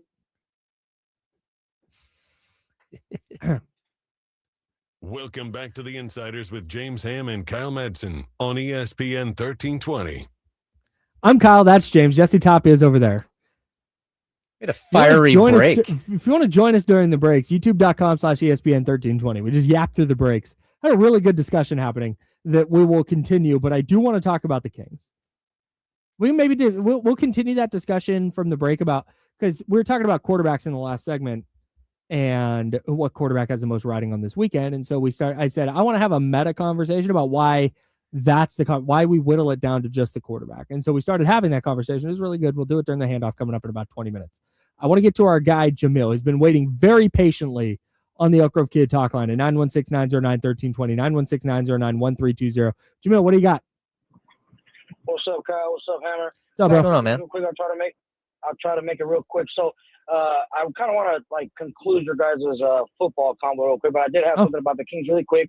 Please. So if this season, if we got to make a coach's movie, because I'm watching all this stuff on my drop notifications with Tampa Bay, because I'm a Tampa Bay Buccaneers fan. So I don't understand how we're firing all our coaches and Todd Bowles is not getting, the hammer himself. Because to me, if Kyle was the main star of this coaching movie that I'm saying, Todd Bowles has to be the antagonist, man. I can't believe the landslide that we took, for the first 6 games of the season to lose an 8 out of 9 or 8 out of 10 the last games. We could have wrapped up the division like week 8, you know. So how is Todd Bowles not fired? I'm sorry, that's all I had for that. Okay, very good. As far as what I had for the Kings is, how did we get to? I wanted you guys' just both opinions. How did we get here with Malik Monk? It was like a year ago. This is like all we talked about. You know what I mean? For a while, it was like, how do we keep Malik Monk? How do we keep Malik Monk? Like, how is he the watered down version of Kamingo right now, where there's like just coaches' decisions to not play him? I just want your guys' opinion. Thank you guys. Love you guys. Thanks for having me, man. Thanks, Mo. Appreciate you. Yeah, we got here with Malik Monk because the Kings got here. Malik Monk didn't change, the Kings did. Yeah. It's a different front office. It's a different coaching staff. There's a different, we talk about need and like play and we talk about fit for a player. Malik Monk and sixth men of his nature are most effective and most valuable to teams that are winning. That are good. Yeah. Yeah. He's like a missing ingredient to a great roster. He's not the main flavor in the dish. Yeah. He's a really, really good. He's a condiment. Yes. Well, maybe. I mean, seriously, he's not the main course. He's a side or like whatever analogy you want to use. That's what happened. Well, that and like you said something like Malik Monk didn't change, the Kings changed. That I think that's partially true. But I also think that like as you get more and more comfortable with when in your situation, whether it's at work, whether in any job, you allow more and more of your personality to come out. And I think that happened with Malik, and he felt empowered by the fact that the Kings gave him a voice and all that stuff. Sure. I also think that there's a point where that voice can get, like ultimate power corrupts ultimately, where that voice got so big that maybe it's become more of a problem. And it's one thing to be a big voice and to be, funny and, talk back to the coach in a fun way when things are going well. Yeah. When things aren't going well, that becomes like, yeah, go bro, go sit in the corner. Like, don't talk back to me. Interesting. And so I think that there is part of it is, again, when things are fun, Malik is a lot of fun. And we all have friends like Malik Monk that are just like the life of the party. And you're like, man, this is super fun. He's so fun to be around. But I think you also know that there's a dark side to people like that, when they're not like, they don't shut off and they have a tough time shutting off. And when things aren't good, it can get pretty dark and untenable. Yeah. So. I mean, maybe I'm not there. I don't know. I'm not in his head. I'm not in the locker room, not in the coaches' rooms. Like, I have no idea. To me, I think it just comes down to, we talk about player development. We talk about where the Kings are with the future of their team, who's going to be part of their future. We heard about Malik Monk trade rumors all off season. Like, man, it's just kind of clear that Malik Monk is not part of their future. He's not part of what they want to be doing going forward. And with the trade deadline coming up, with that June 15th date coming up, where players who signed extensions are able to be traded, I just think the Kings don't need Malik Monk minutes right now, and they're not going to risk hurting a potential trade piece this close to less than a month away from the deadline. That's to me, it might just be that simple. Yeah, it can be that simple. But I just I don't think that this is gonna, like, the fans are not gonna react well to that trade when it does happen. If and when it does happen, they're not going to be that happy about that, and they're not going to be that happy if Keon Ellis is gone. But at the end of the day, you have to understand that this is a different regime, and you can't keep saying that, like, you've got to give them a chance to build what it is they want to build. And if Malik Monk is not part of that build, and let's be honest here, it started this summer. They tried to trade him multiple times. They tried to trade him for Jonathan Kuminga. all the way up until, the season started. They were Mhm. trying to trade him. Mhm. That means that they don't view him as part of the short-term or the long-term future of this team. Yep. And they would prefer to move off of especially the final year of his contract, which is a player option for $21 million. The Kings would be in a better position financially Mhm. if, again, it's not even about next season, because next season they're in Yep. this same dire financial situation. Yep. It's about the season after that, with a 2027, where they're going to start doing something different. All right. Well, if you can move off of Malik Monk, it might expedite that ability to move forward. Mhm. It might speed up this process. And if you can move off of Zach LaVine, if you can move off DeMar DeRozan, if you can move off of even Domantas Sabonis, it can speed up the process. That doesn't mean that the process is going to be good on the other side. Sure. We're just trying to speed up to get where we're trying to go. Mhm. And then when we get to where we're trying to go, we'll try to build from there. Mhm. But we got to get there first. And that's the toughest thing. I mean, Scott Perry realistically inherited a gigantic mess. Mhm. And he went out and he spent $14 million on Dennis Schroeder, thinking maybe this will help fix the mess. It didn't. And you knew it right away. Yep. And when that happens, now it's like, okay, we did try something to support this. Mhm. It reminds me very much of the 2016 Sacramento Kings, where they went out and they added all these players around DeMarcus Cousins for one more run. Mhm. They were going to give him a massive extension, and then they realized he was not going to change. He Mhm. was still going to be the same problem that he was before, that he had like 14 technicals midway through the season, that Mhm. he had all of these other situations, whether it was yelling at fans or it was a nightclub incident or whatever. Mhm. There were too many things, and they realized that the investment wasn't worth it. So they gave it a shot. They were on the 8th seed in the Western Conference when there was no play-in. Mhm. And they're like, okay, if this is the best we're going to be with him, let's just blow the whole thing up. And that's Yeah. what they did. Yep. Makes a lot of sense. 916-909-1320, 916-909-1320. That's the Oak Grove Kia talk line. And TC is in the building. What's up, TC? Yes, sir. My two bros, Hammer and Kyle. What's up with it? Chilling, man. Just chilling, man. So I got two things, right? So I got something on the Trae Young trade in the draft capital, and just tell me if I'm barking up the wrong tree or the right tree a little bit.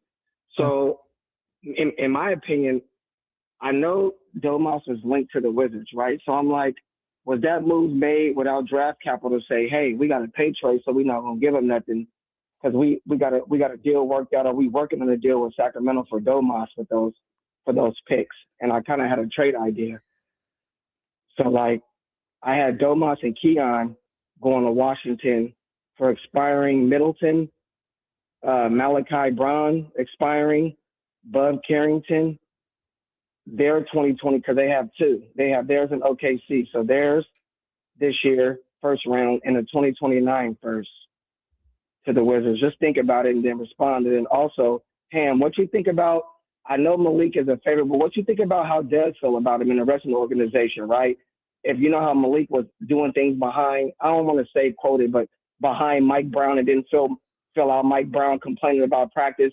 You think that weighed on Doug as well, and Doug knew that and said, Malik, I don't want no part of that, bro, because I see how you felt about Mike, and you probably feel that way about me. I get it, he's a trade chip, but you think that's playing a part of it too? That's an interesting question, TC. I'll say this, there is enough residual stuff from the Mike Brown era to have questions about Malik and what happened there. That makes sense. There's Thanks for the enough. call, TC. Yeah, there's enough out there. And I'll say that this is like a life lesson that I would tell people. Like, as someone who hired people for a living for years, the last thing you want to do is go into a job interview and talk about how the manager at the last place that you worked at was horrible and totally messed with your schedule, and that's the reason why you're not there. And you're like, okay, well, what about the job before that? And you're like, okay, well, that I had a problem with that manager as well. They scheduled me on days that I was supposed to go to school, like whatever.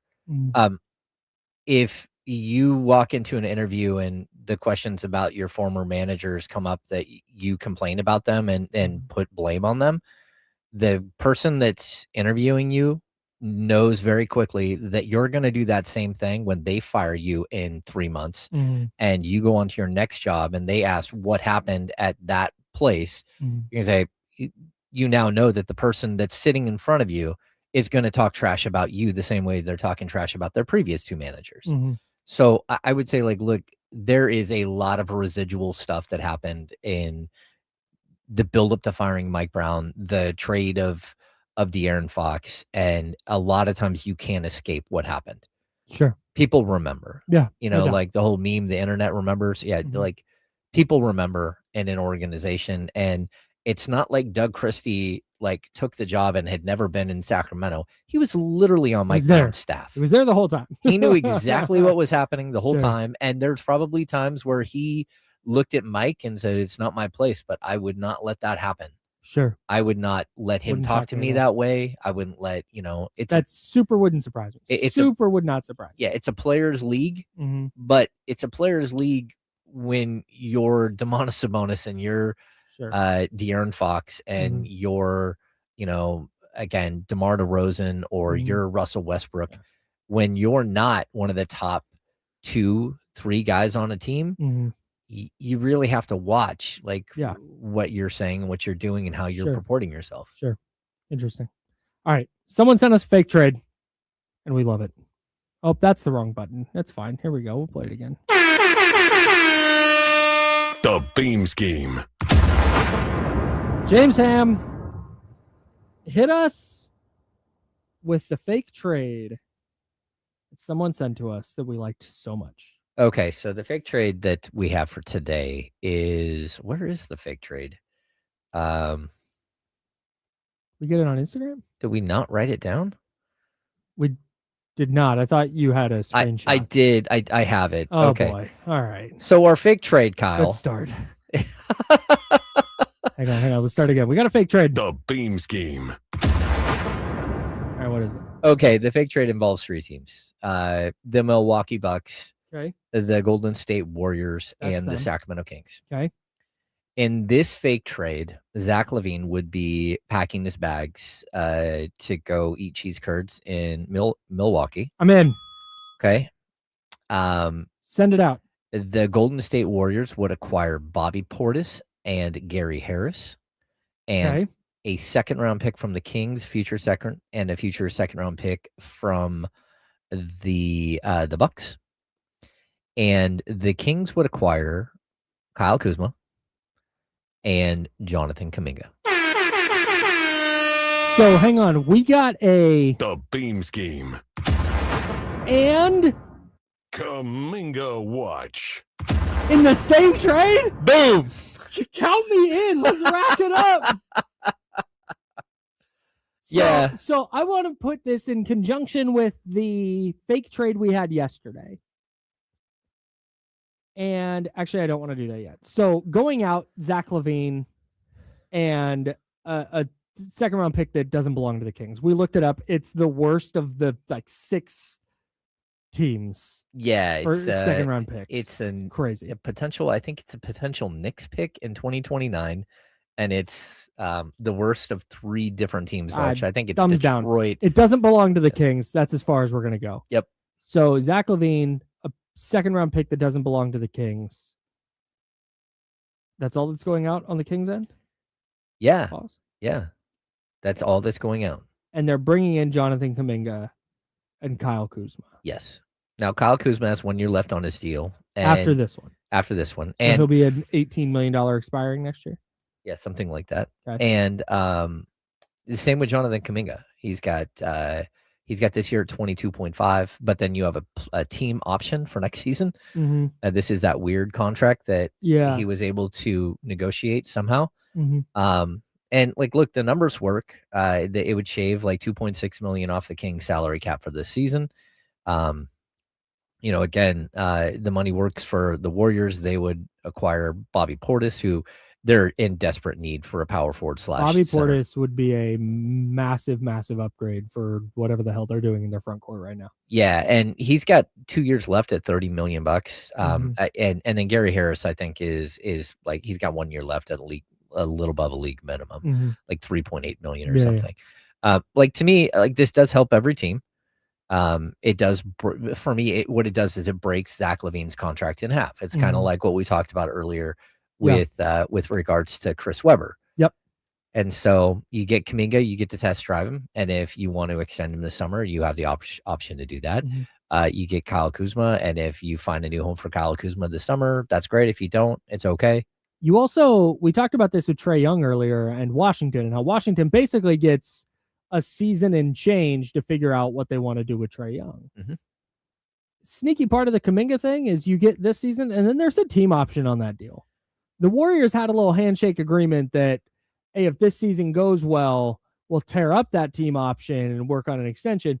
The Kings have you don't have to do that. No. That's a team option. You can just exercise that, and you are an expiring contract. Well, that he can play out his year next season, and then you can decide. Or if this summer you're like, you know what, we'd rather have the $20 million. We had him in our building for 6 months. We don't want him anymore. Yeah. You're just like, no, we're good. So I do think it's interesting, and I also think that the Kuzma contract would be extremely movable. I agree. And then I also I know someone brought this up the other day about Keegan Murray playing the 2. Maybe it was TC that brought it up. Like, I could actually see a 3 forward lineup with them. You know, if you were to take Kuminga, Kuzma, and Keegan, put Keegan at the 2, and run a big lineup with Domas. Okay, I'm at least intrigued. I'd like to see what it looks like. The question is, does it make you a better team? Does it make you a worse team? And it makes you a better team than you are today. It makes you a better fit team. Probably. I don't know how close you're getting to contending over the next 2 or 3 years at that group, but if you can bring in Jonathan Kuminga on what is essentially a trial basis, while also getting out from under Zach LaVine's contract, while also bringing in a tradable expiring contract next season, that's good business to me. Well, and that's where I think we're starting to look at that Trae Young deal, and we're starting to open our eyes to, Trae Young probably would have been more tradable than Zach LaVine. And that might have been the reason why you do the trade without regards to what you think Zach of LaVine, Trae Young trade. Yeah, because you're right. There is a world in which it would have been easier to trade Trae Young than it would be to trade Zach LaVine. Yeah. And in this situation, I would look at this and say, hey, it is much easier to trade the expiring contracts of Kuzma, the expiring contract of Kuminga, than it is where you're currently sitting. Sure. And so I would at least be intrigued. Maybe, again, one of those players might be able to get you something that makes more sense. And if not, at least gives you player archetypes that you can put in and say, okay, what does this look like? Yes. And all of a sudden you're running a lineup with, even if you're using Kuminga and either Kuminga or Kuzma off the bench with Keegan Murray starting, okay, at least you have 2 6'8", 6'9" guys. Don't hate it at all. I don't hate it either, as long as it's low budget. And again, you can't keep accumulating a whole bunch of players that other teams don't want to trade for. Correct. And the Kings have kind of got themselves into that situation. Yep. I don't think that that's what this would be. Yep. All right, the handoff's next. We'll talk about this fake trade. I want to talk. We've got Kenny's path to a 49ers victory. Oh, boy. Got that coming up. Tap in the handoff. D'Lo and KC are going to join us next on ESPN 1320 Sacramento Sports Center.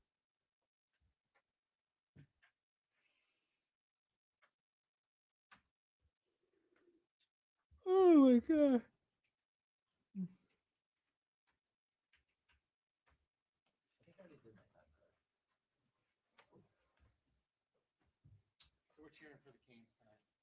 There you go.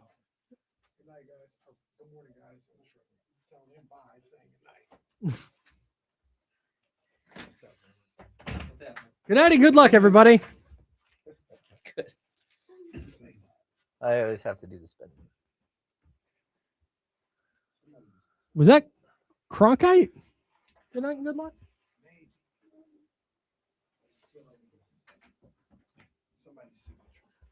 No, it's Oh, Morrow. Edward R. Morrow. That's right. Yeah. There's a Broadway version of that play going on right now. Okay. Oh my God. Why is that so bright today?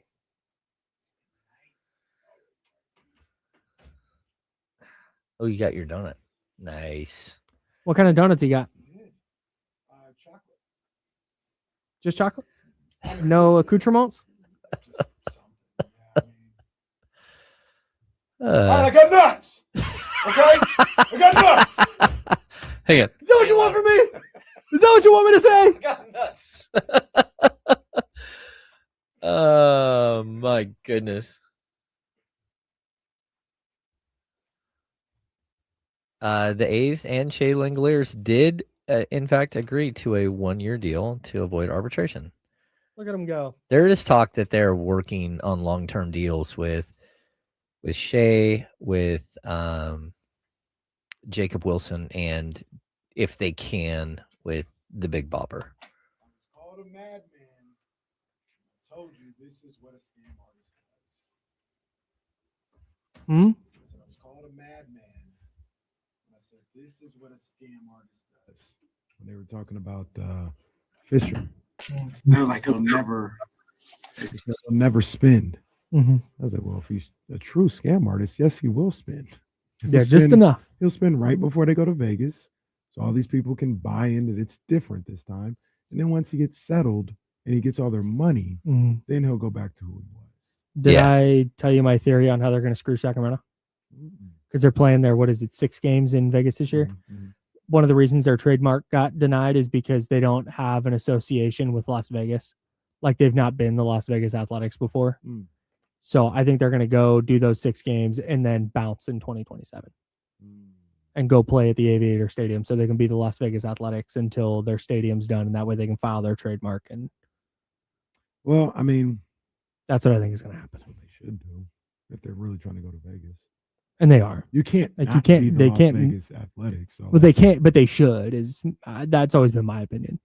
Be the Las Vegas something that not the Athletics. I mean, yeah, and just be your own thing in Las Vegas. Yeah, I understand that. Because if you're the Las Vegas lights, like you can.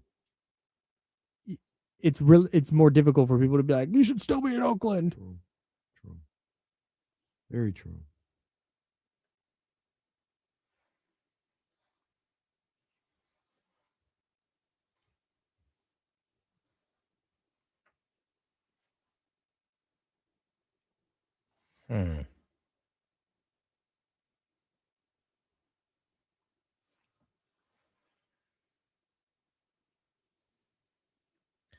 Well, the Bucks put out a giant thing from Todd Bowles explaining why he fired all of his coaches. Tough world. Good for him.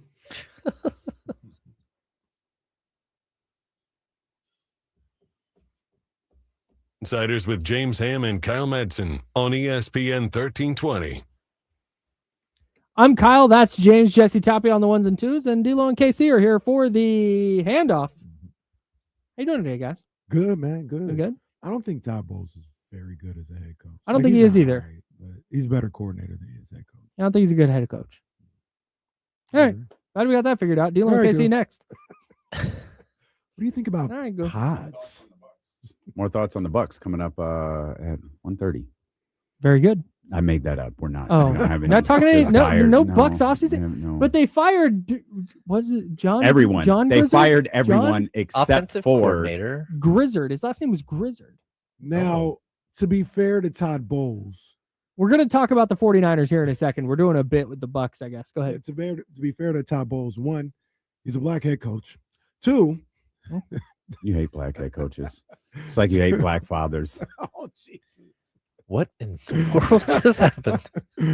2, I'm gonna be honest. I can't remember where the father bit came from, but I just remember it. And I remember, it's funny to me. we talked about it a couple. I can't remember the origins, but I man. don't. By the way, Oh. for everyone, Well, allegedly.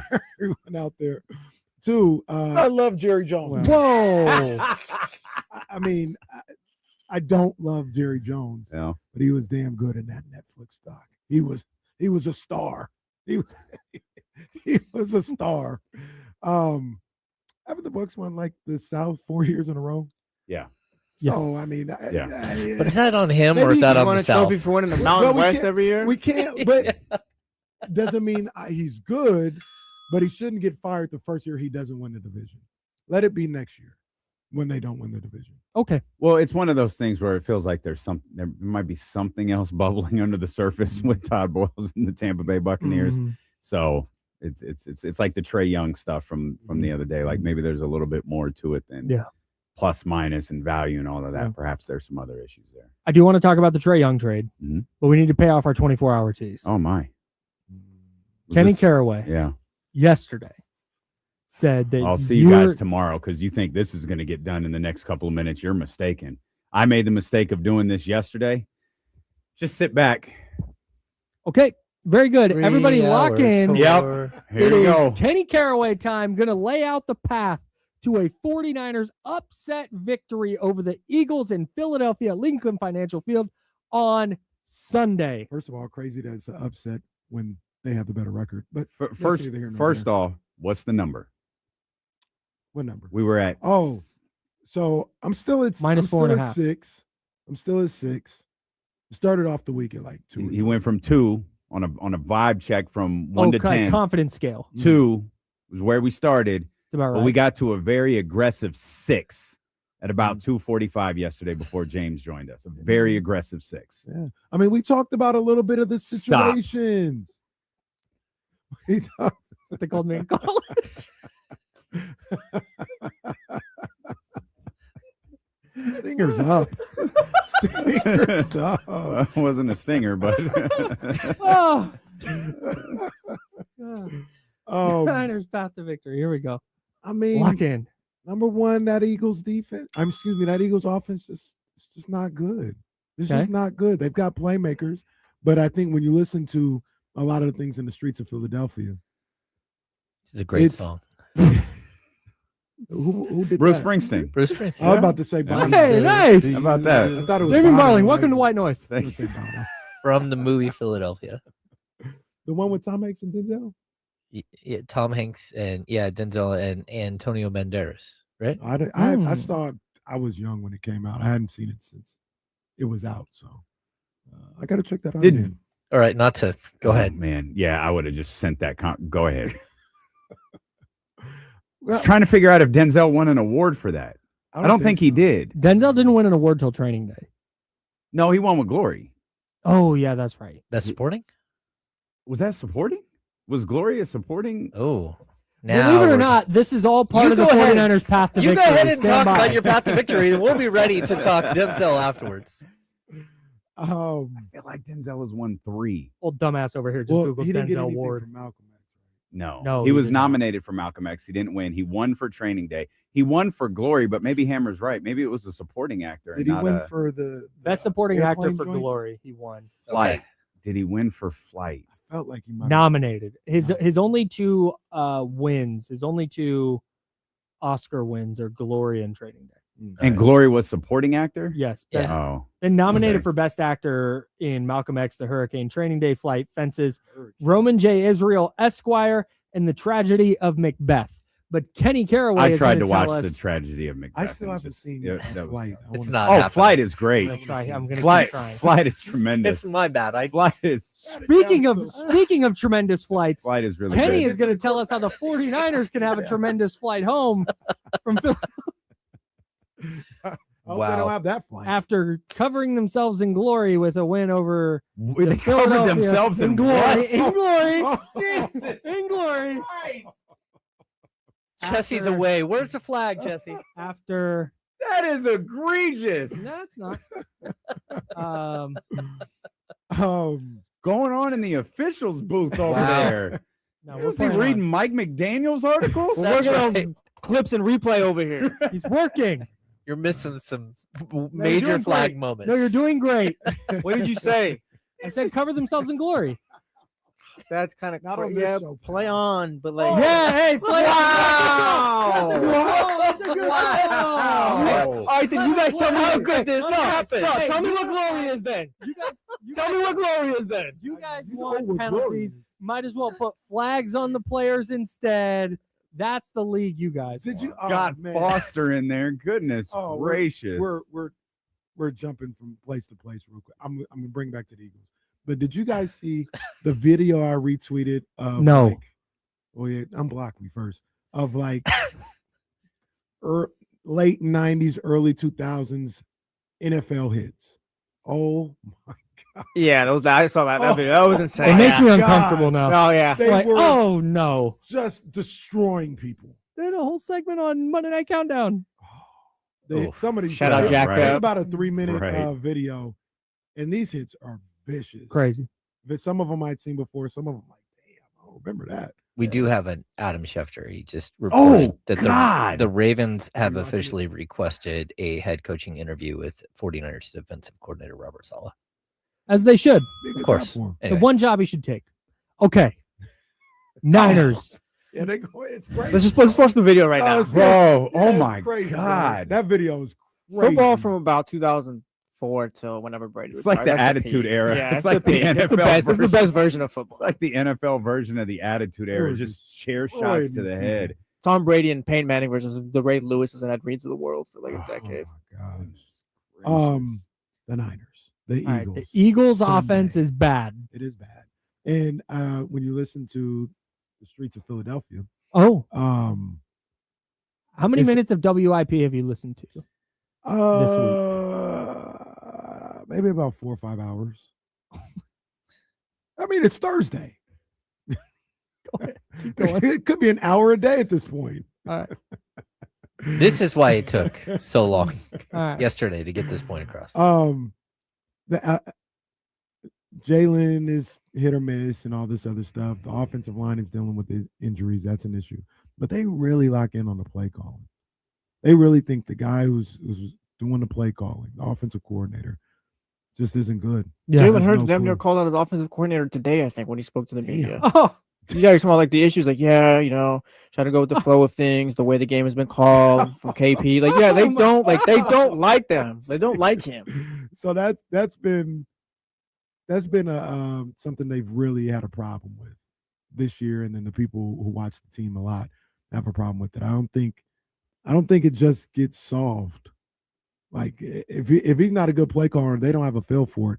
I don't think it just gets solved on Sunday. So I think that's going to be an issue. Vic Fangio, that's my boy. That's my boy, Vic Fangio. you're about to say the meanest thing that anyone's ever said about Vic Fangio. No, not at all. Okay. That's my boy Vic. They said Kyle Shanahan really wanted Vic Fangio. Kyle Shanahan said Yeah. that yesterday. Yeah. Yeah. Oh, that's where they Mhm. got it from. Okay, Yep. yeah. Yeah, I wish that would have happened. I like Saleh, but Vic is my guy. Mhm. But one of the things that I kind of felt, and then I heard Richard Sherman talking about it, my good Mhm. friend Richard Sherman. Your guy. I heard him talking about it. And he's right. I was like, damn, I saw the same things. I feel the same things. It feels like if they can keep the defensive line at bay and keep them off of Brock Purdy, which is tough because those boys are If you can dogs. keep Shea Gilgeous-Alexander under 20 points, yeah, go on. take the Thunder to 7. But Jalen Carter is the best interior defensive lineman in the game to me. He's Most outstanding. disruptive. Yep. But if you can hold up, there are plays to be made on the second and third levels.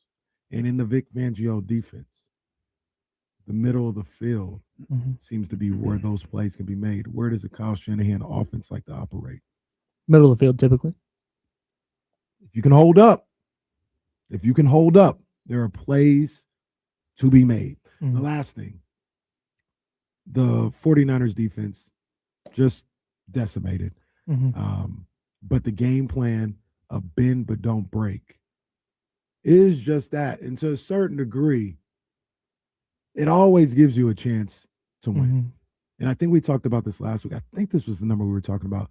The defenses, where they ranked in allowing touchdowns in the red zone. It was like top 5, I believe. I think that's the I don't stat we were remember, but looking at. go on. But I think it was like top 5, maybe top 8. And if they can continue that, they're going to give up yards. That's what it is. But it's about the points a lot of the times. If you can keep the Eagles out of the end zone, if you can only give up 2 or less touchdowns, I feel good about the 49ers' chances. Yeah, they were number 5. Nope. Number 12 in red zone defense. this Got year. you. Okay. Middle of the pack. Yeah. High not end bad. of the Not the bad. middle of the pack. But if that's you're going to give up your points, or excuse me, your yards, but hold them to field goals more time than not. And if you can do that, like people keep talking about the number, and I know Damien's talked about it. If they can't get to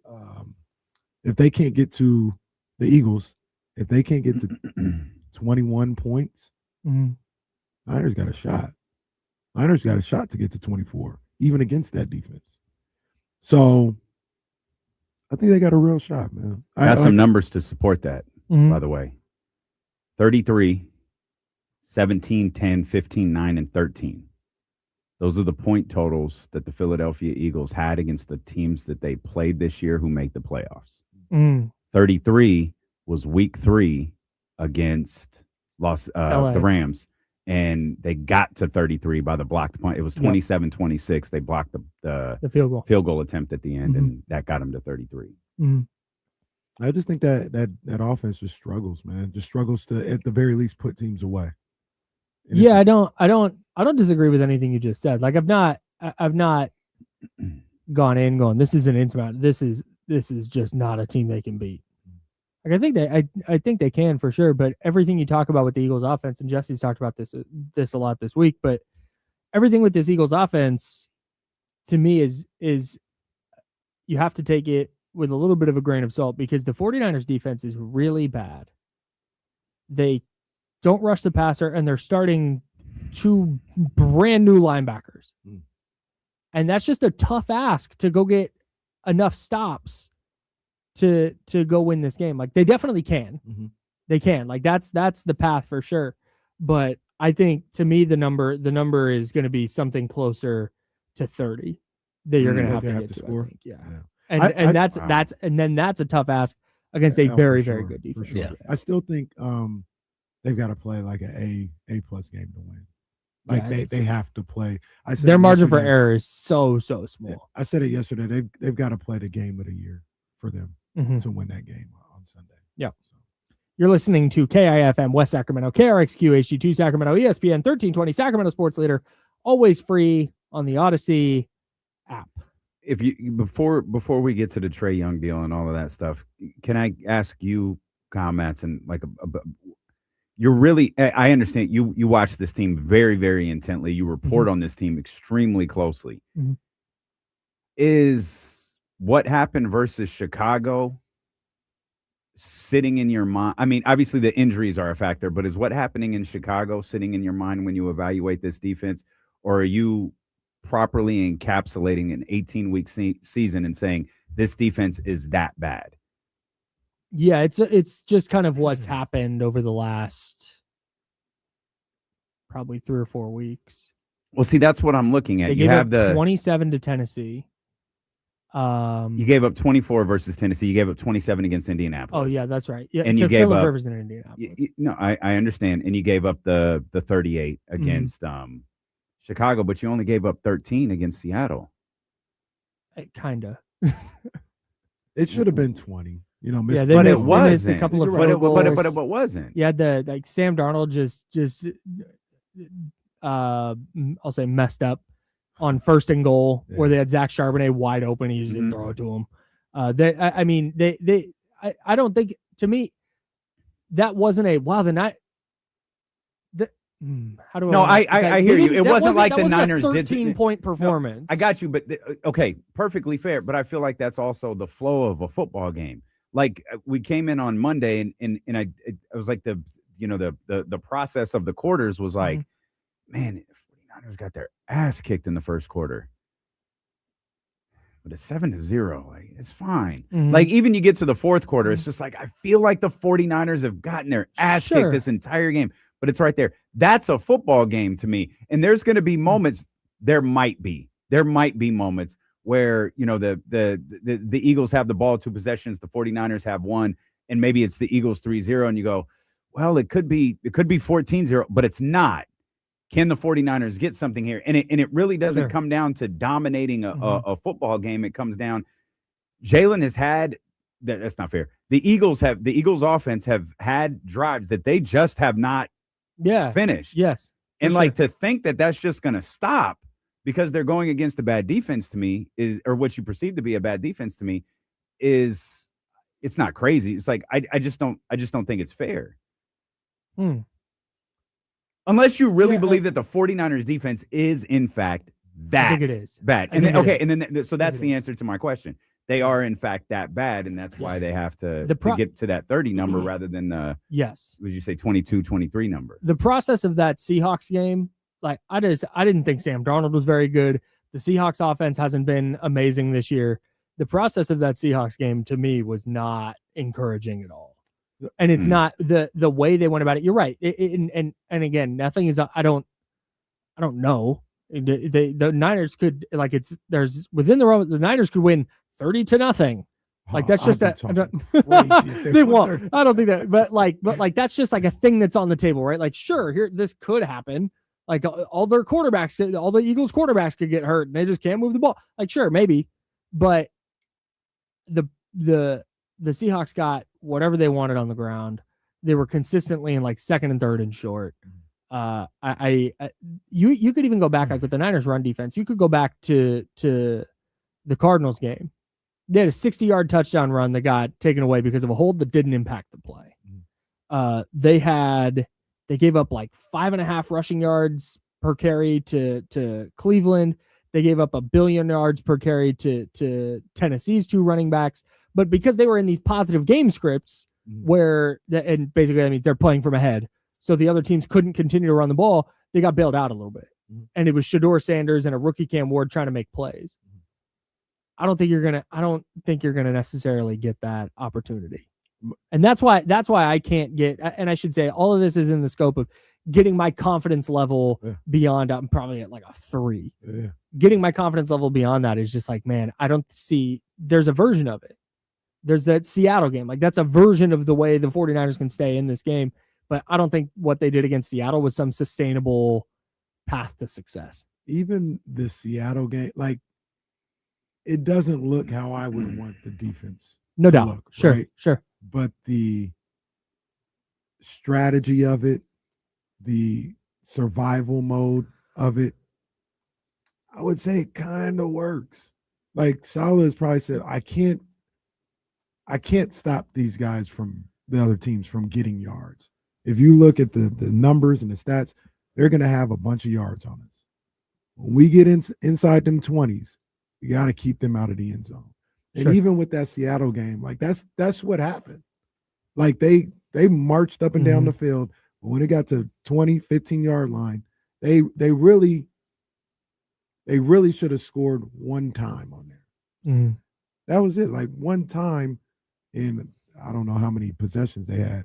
They got to the red zone and was like, yo, you're at the 1, you should score. I think we might feel differently too if the 3rd and 17 didn't happen. Like if they would recover that fumble, yeah.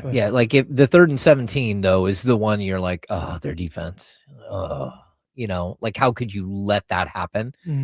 If that doesn't happen and that game is even tighter than it was, then I think we probably would feel a little bit different about who they are moving forward. But like, look, I don't think we have any idea what to expect. Like if Brock Purdy comes out and he's just like laser focused and somehow they can keep the pass rush off of him and he just starts throwing lasers all over the field, this could be like a shootout. I don't think it'll be the Bears shootout, but it could be a game where they get up on a team. See, I don't think Philadelphia is good. You're right. I'm 100% with Hammer because I'll go back to what I said before the Chicago game. Their defense might not be good. Or their defense isn't good. Chicago? No. I'm sorry. The San Francisco 49ers. Okay. But they can make a play. They can make a single play to win a football game. Yeah. Just like maybe the defense wasn't good against the Rams on that Thursday night classic. Make a single play to win a football game. I think the 49ers can do it. And I kind of feel like the 49ers are more of a team that you feel that way about than Philly. I don't like Philly has like a very, very good defense, but man, look at the numbers on their offense. Like their running back, like what, 50 yards less a game this season than he had last year when he was unbelievable. Like he just wasn't effective at all. And then you look at, their wide receivers complaining the whole season and they're not part of what's going on. They are not dynamic, even in the least bit. There are no way in any way, shape, or form as dynamic as the Chicago Bears offensively. Now, that doesn't mean that their brand of football doesn't work better in a playoff scenario than maybe the Bears does. But I don't fear Philadelphia as much. I think it's a little bit more than a coin flip game. I think Philadelphia should be favored to win that game. Mm-hmm. But I also look at it as a pretty wide open, like, of all the games this weekend, it's one of the better games, and it should be pretty wide open about who will win. One more thing, and we can get up out of here with that. I was surprised to see, like, I was telling Dame the prediction, the NFL Network prediction thing. It was like, if they have 8 people, I don't know, but it was like 4 and 4. I was kind of surprised to see that. I think a lot of people are really down on Philly.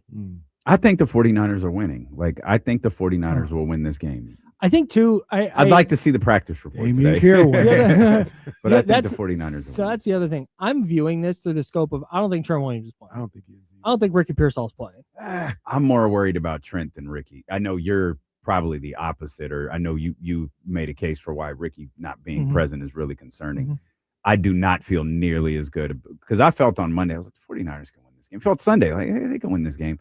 But if Trent's not available, I feel very, very different. I'm not going to say I think they're going to lose. It's just I do not feel as confident. Yeah. I don't think he played. I don't think they're playing. And then I go back to this. This is super deep cut. This is something that I know a lot of people don't care about, but I think that missing Tatum Bethune and missing D Winters is going to be a massive problem. So let me ask you about that real quick. Okay. Winters is still, like, kind of, he hasn't been Didn't rolled out, practice has he? yesterday. Okay. Bethune Out on Out. IR. out for the season. Done. Yeah, gone. I know he was on the couch until 4 weeks ago. Is Eric Kendricks that much worse than Bethune? Do you think? Not from a no, it's not the downgrade that, like, Curtis Robinson is, but it's just a new player in the middle of the defense. Gotcha. Like, that just I think that matters to He's an had a little extent. bit of a runway to, like, kind of learn. Yeah, and he's what a they do. veteran. He's been an All-Pro. I think he had a career high in tackles last year with Dallas. Like, he can still move. He's just not the player he was in coverage. Right. And I it's not no, but I don't know if it's a huge downgrade. Starting Garrett Waller was crazy though.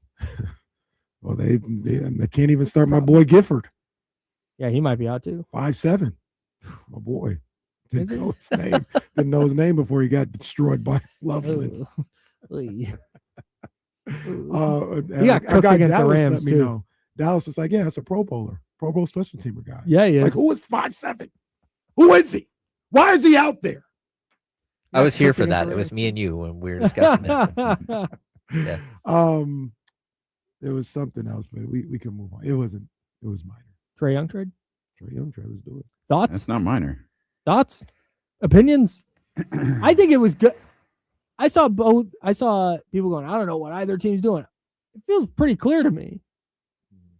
Atlanta gets out from under Trae Young in exchange for an expiring contract, and Washington gets a 27-year-old who they go, all right, we got 2 years to figure out, do we want to extend this player, or we have a $49 million expiring contract next year? I don't know if that's the case. I thought I had a take this morning, but I think it might just be out there. I have talked far too in-depthly about the Washington Wizards Those are your this year. boys. I guess so. They can't win games this year. They can't. I don't think Trey's really playing for them this year. There Okay, was that's fine. That's speculation fine. that Trae Young, Josh Robbins. yeah, there Their was beat writer. Yeah, there's speculations he might not play at all. I thought we might see something more along the lines of De'Aaron in San Antonio, but even more abbreviated than that, where he takes a lot of time coming back from is it a calf? MCL? Yeah, no, I think the MCL was the first one. Is this a new one? He's had 2 this year. I can't remember what the one he's dealing with now is, but I think the first one was the MCL. Yeah, And- the first one, because that was a nasty little. Yeah, and he was gone a while. I think he's played 10 games this year. But you can take your time. He can come in, play a handful of games, get introduced to the crowd, and then you just don't play him again. Right quad contusion. Okay, there you go. That's what he's dealing with right now. Mhm. And he's missed the last 5 games. Yeah. 6 now, I think, actually. And so part of that leads me to believe, one, they know he's around next year. Like they know he's one of 2 things is happening. he's taking that, what was it, 49 Mm-hmm. for next year, or they've already got thoughts for a deal in place. Mm-hmm. One of those two things is happening. He's just not playing much. I think Washington is using him as part of their direction. I don't think they're rolling the dice on anything. I think they know what Trae Young is. They want Trae Young with those young guys that they have on that team. And it cost them an expiring CJ and then Corey Crispert, who I think was what 13 and some change per year, like the next mid-level. like 2 or 3 years. Yeah. I think it's a really good move. Obviously, like I've talked about how I think Scott Perry should have done it if Trae was available. But yeah, that's the type of move a team like Washington should make. You're not getting no free agents. I guess the trade market thing, like I believe people the caliber of Trae Young don't come available as much as we think they do. It's like, oh, well, if you're not going to Trae Young in here, it'll be somebody else. Like, nah, not really.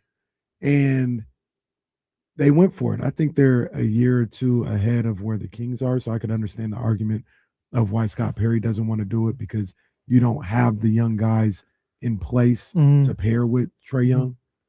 But it's always baffling to me. And I understand Atlanta not wanting to move forward Trae Young, whether you don't feel like he's efficient, whether he was active. They were actively worse with him. Yeah. This year. Yeah, but here's the thing.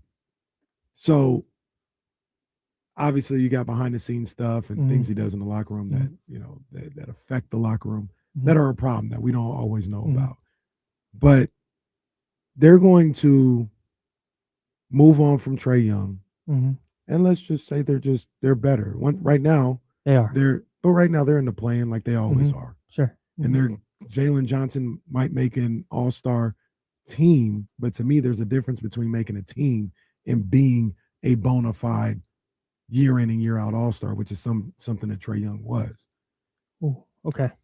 Four-time all-star. Yeah. Like he is an all-star. He didn't make an all-star team. I think there's a difference. Okay. So you're gonna get rid of Trae Young to put together all these pieces to look for another Trae Young caliber player. I don't think they are.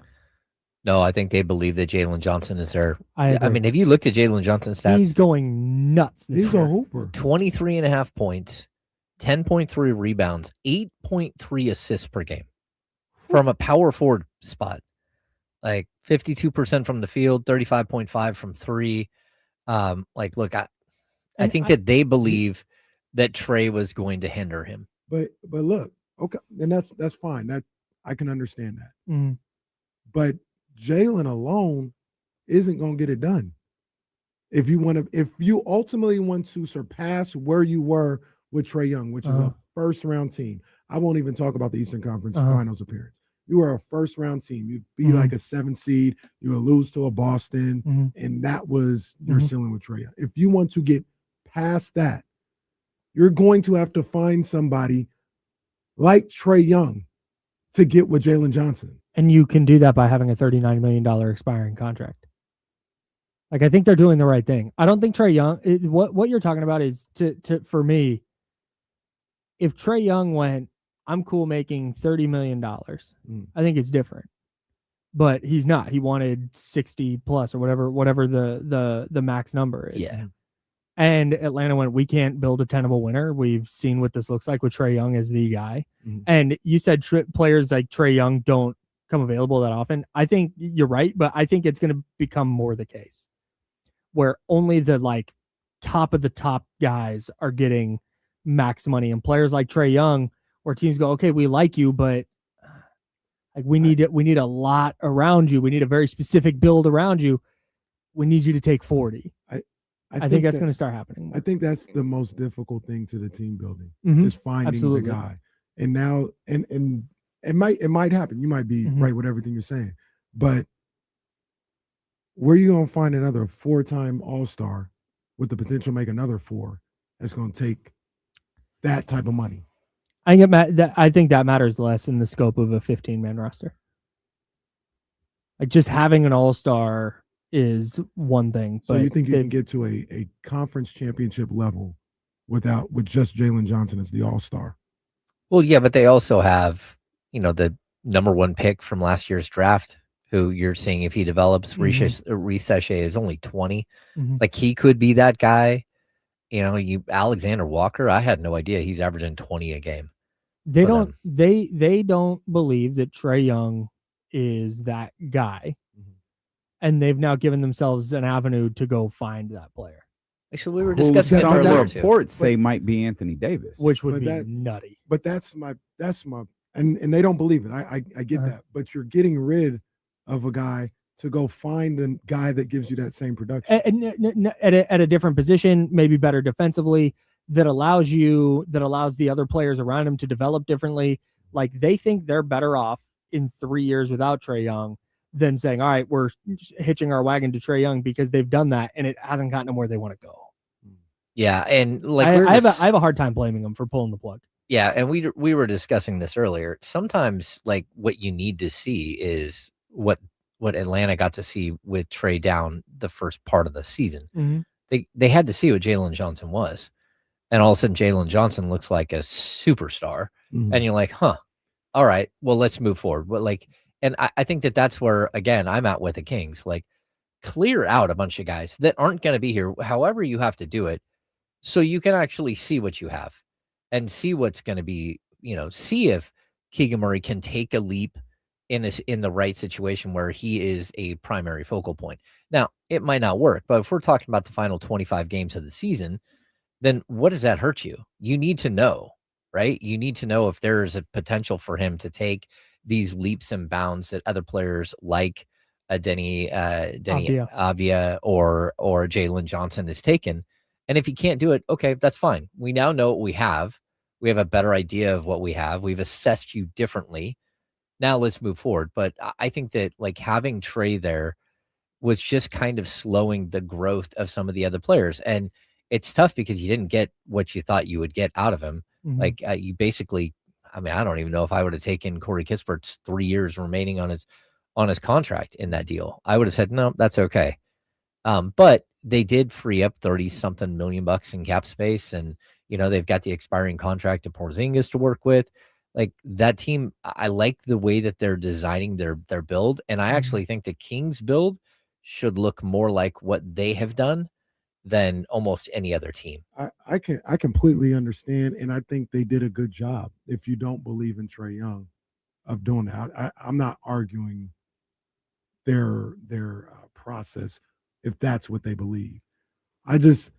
My thing is always, you do all this to end up being in the same spot.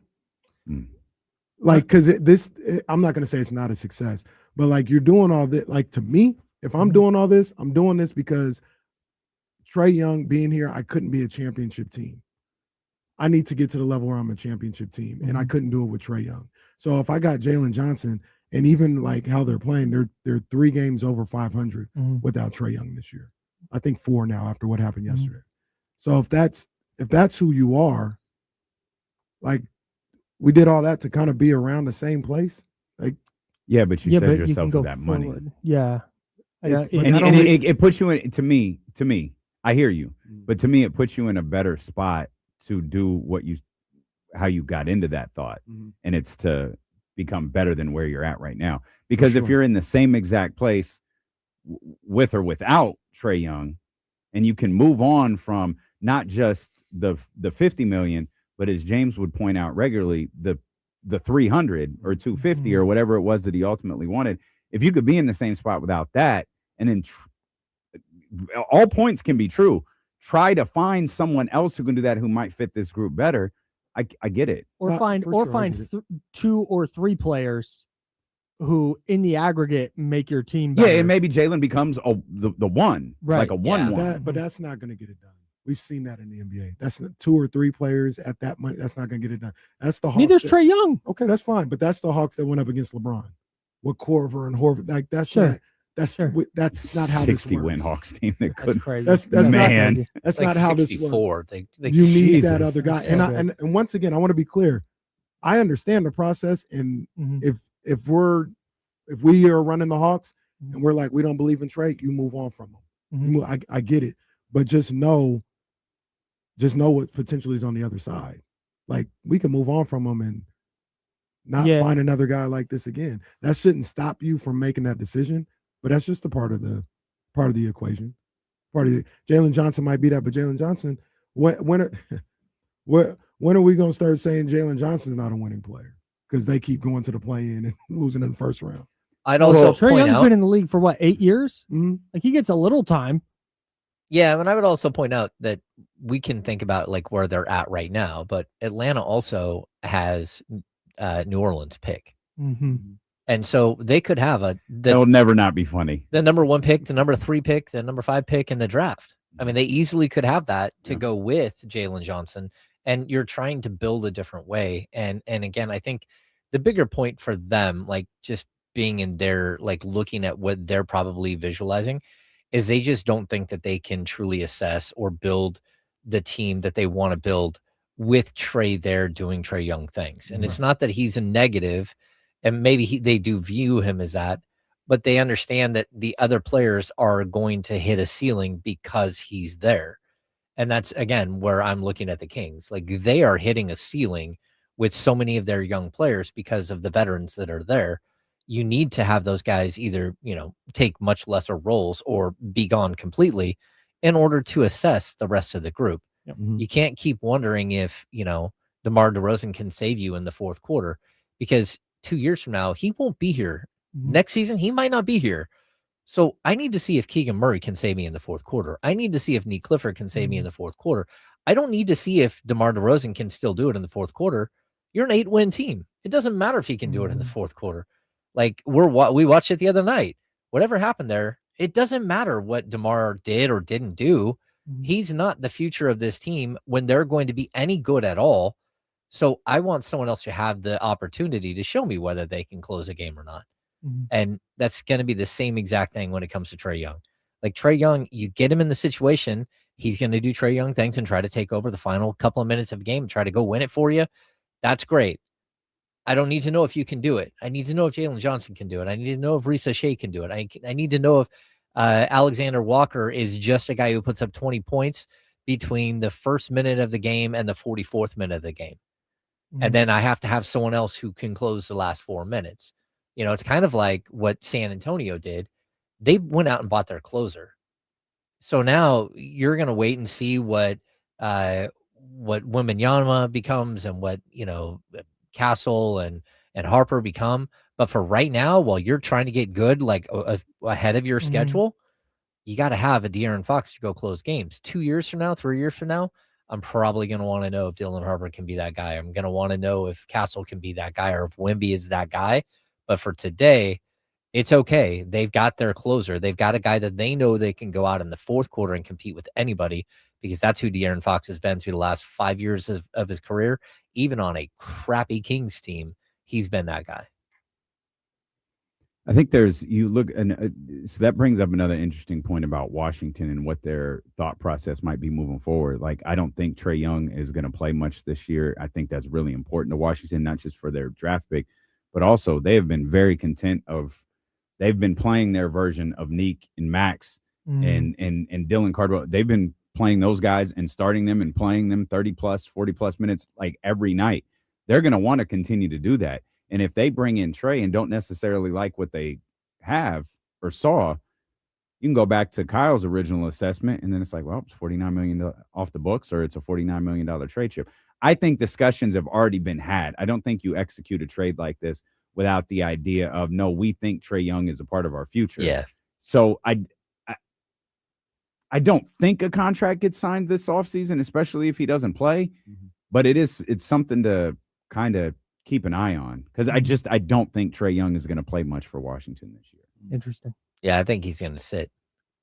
Yeah, but by design, I think that maybe not necessarily by design by Trae Young in CAA, but the conversations had to have been had, especially if the idea is Trae Young is part of their future. It's like, hey, bro, we can't give Houston a lottery pick.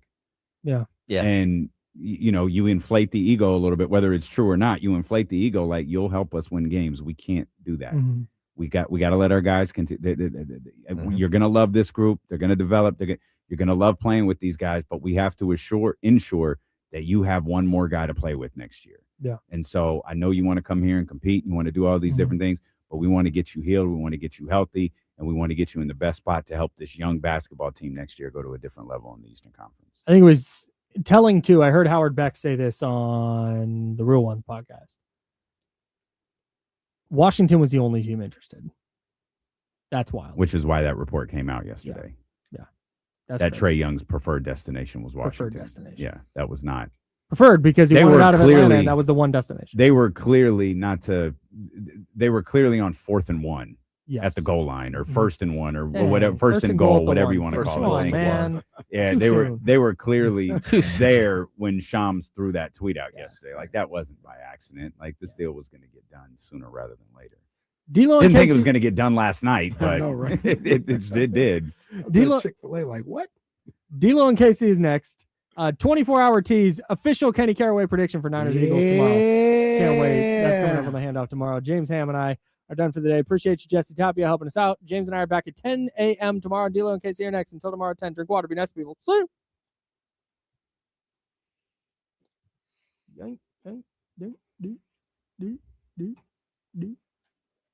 Appreciate you guys. See you.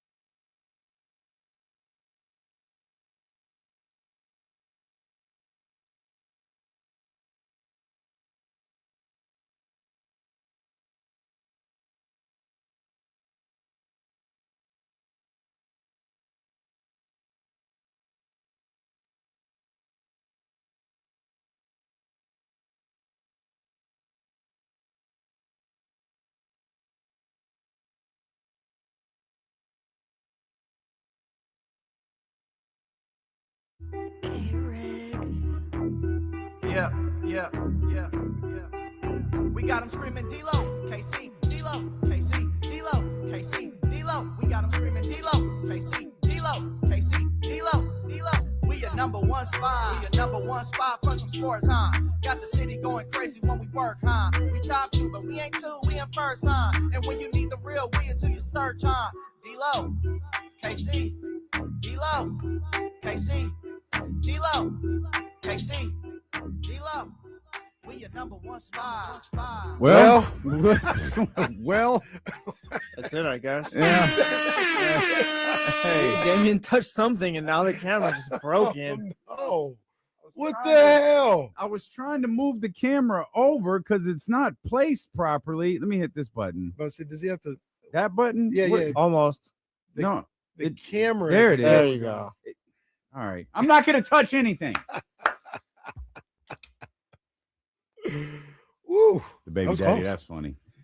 We welcome you in here to the to the Thursday, July 8th edition of D-Lo and KC. I am gonna break something. I'm Damian Barley. The ultimate needle mover in God mode himself. He's Kenny Caraway, Yes, sir. Acknowledge me. and we are live, very literally, alongside doing with him? executive producer Jesse. Real quick, I'm not going to go down a tangent, but did you guys hear the big news? The big announcement this Ooh, morning? what was the big announcement?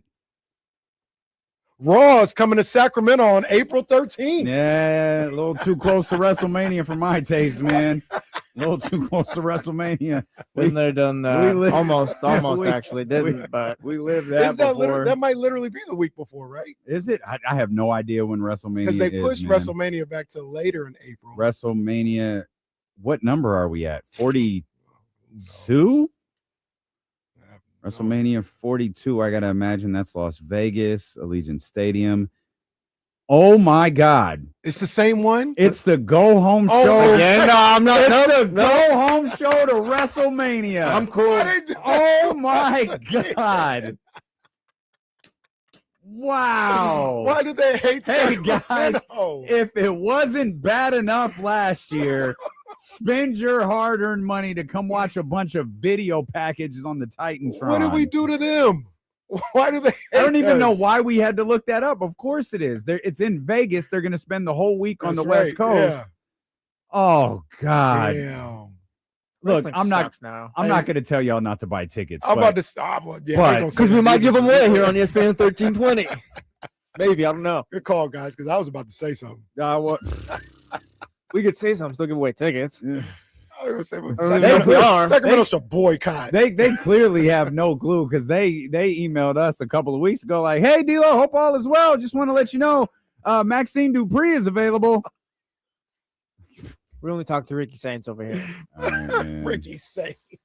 All right, man. Is he on the main roster yet? Now he's NXT still, I think. Damn, bro. Damn. But to There was your another point- big Yeah, announcement. come on, man. There was another big announcement. Come on. I gotta go. Hey. I gotta go. Hey, I gotta go, man. biggest announcement of the morning. Bruno Mars going to be I at gotta Levi go. Stadium I gotta go, bro. in October. You know what I looked up about that show? Because did you see that's a Saturday show? Mm. Bruno's at Levi Stadium in October on a Saturday. And I thought, wow, wins LA, wins Vegas if he's at Levi Stadium on a Saturday. He opens up the tour at Allegiant Stadium in April. Then hits like Phoenix. I don't know. I don't remember if LA was on it. Then he goes to like Europe Yeah, he leaves the country during for the summer like a month. with Victoria Monet, Leon Thomas on that joint too. comes back and finishes out the I gotta leg go. here. I gotta go to that. I think Yeah. LA is I think LA is the week before. He's got two shows. the week before It's, Allegiant. No, the week before. I mean, is San Santa Francisco, Clara, yeah. Santa Clara. Yeah. Because I think He that's- opens in Las Vegas. I just He said does. He does two shows in LA. I think it's the 2nd and the 3rd. So that would be a that. Friday. Okay, and a October. Saturday. Yeah. Okay. Okay. And yeah, I gotta go. I know the end 106.5, the wake up call. They have tickets all next week. I gotta imagine we have tickets on KSFM. I haven't confirmed with Complex yet, but I gotta imagine we do. That might be one because I've got time. It's a stadium situation. That might be one where I go to a random city. Okay. Yeah, I remember I Okay. told you Yeah. that idea somebody had. Where, like, KC taking over Indianapolis. Look at Lucas Oil Stadium. right, KC doing that might be the spot. doing a That video might- of here we are at the Lucas Oil. That might be the spot. Somebody I saw on one of the socials one time. They had a really good idea for traveling, like for places that you would never go to. Go see a concert there. Like, Okay. So yeah, go see. I'm never going to Indianapolis for any other That's reason. good. It's a cool idea. Yeah, let me go see Bruno Mars.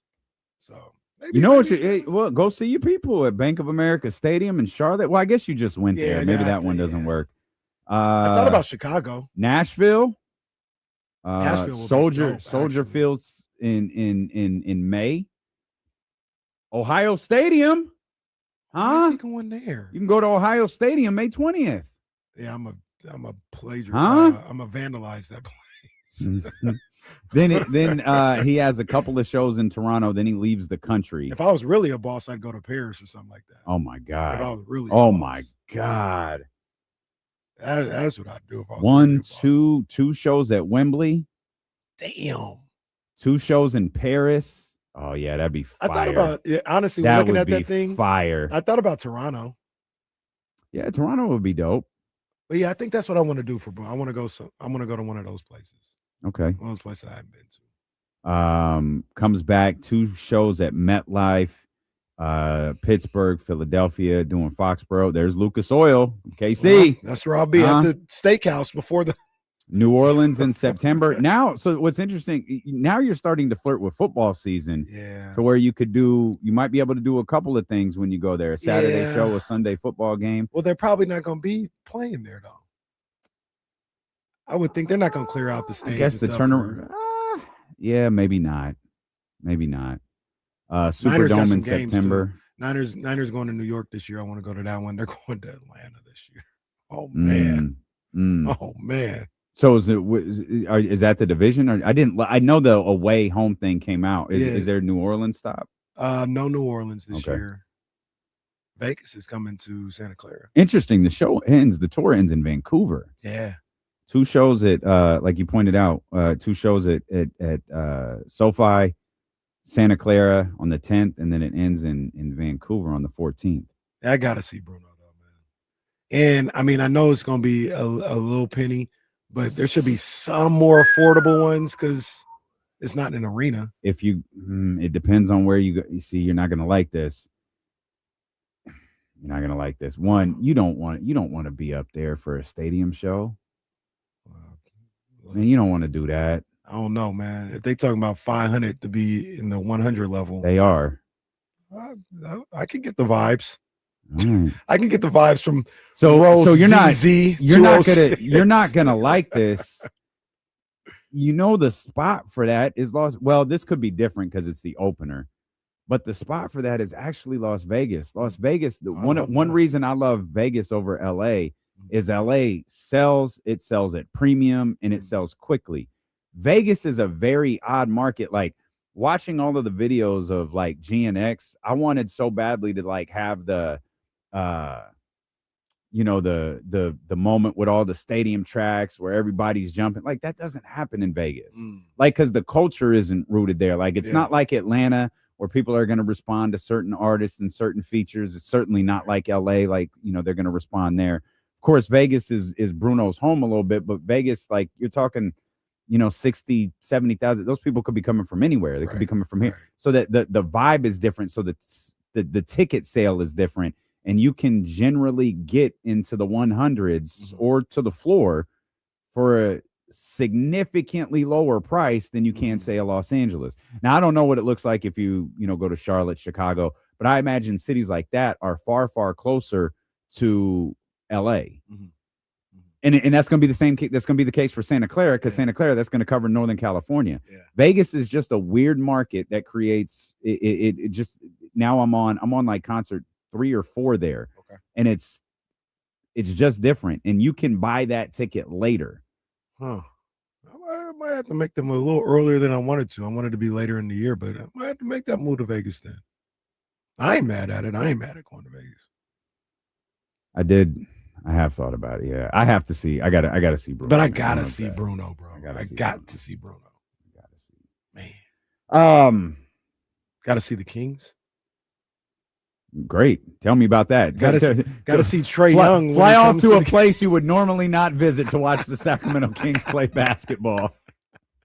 Seattle. Oh, no, my bad. They don't have a team. My bad. Why? That wasn't even necessary. My bad. I was thinking it was 96 again. My bad.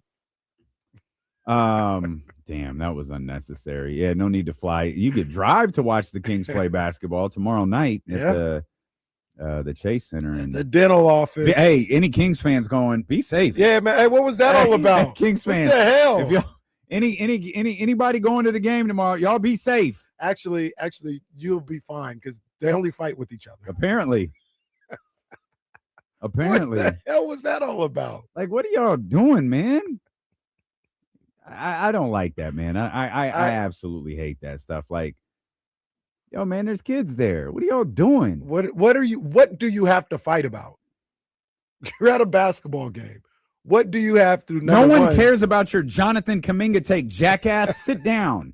Number one, how it got started. Why is somebody getting disrespectful in that nature of the basketball game? Number two, I don't know why we got to fight at the game. What is there to fight about? I don't know. What is there really to fight about? That video was all over my Twitter account this morning. And I'm like, oh, man. Did you see the clip of, maybe Jesse saw it too, of the guy who was at a Texans game? Said he was fighting about pods. That's funny. Yeah, they're fighting about pods. The guy who was at a Texas game was this black guy, and he got into it with this Mexican guy or whatever. And the black guy got in his face like, "Hey, do something right now! Like, I'll end you right now." He was all in his face or whatever. And the Mexican guy was just kind of standing there. He was just kind of looking, and he was like, "Do something! I swear on everything, do something right now!" And the Mexican guy was like, "All right," just kind of walks away. And then the clip goes down. This guy is like a flyweight champion in boxing. The Mexican guy, he would have ended him so quick. You know who he was hella unassuming. Like, you wouldn't have known he was a boxer because he was like a featherweight or something like that. He would have. Once upon a time, my first run at KSFM, Randy Couture and Tito Ortiz they'd regularly come to the studio, and I remember asking both of them like, do people test you? Like, they bump shoulders? And I remember Randy said, it was definitely Randy who said it. He was like, yeah, sometimes you end up in those just regular male confrontations, and you have to be very calm. You have to be very calm because you have to understand if this person is barking at you, their bark is probably a lot louder than their bite, and there's a realization you could probably seriously hurt this person. And so if you're ever barking at somebody who is non-responsive and completely calm and looking forward, run. Keep it moving. In fact, apologize, then leave. Keep it moving. Randy's not as big of a guy as Tito was, right? Like bigger in size? Yeah. No. So but he's calmer. Like they Randy might test Randy more because they think he's just a regular guy. Yeah, I feel like they tend to test the bigger guy. Tito was a little bit more. Tito was always portrayed as a hothead. Like, I never really got that vibe from him. But Randy was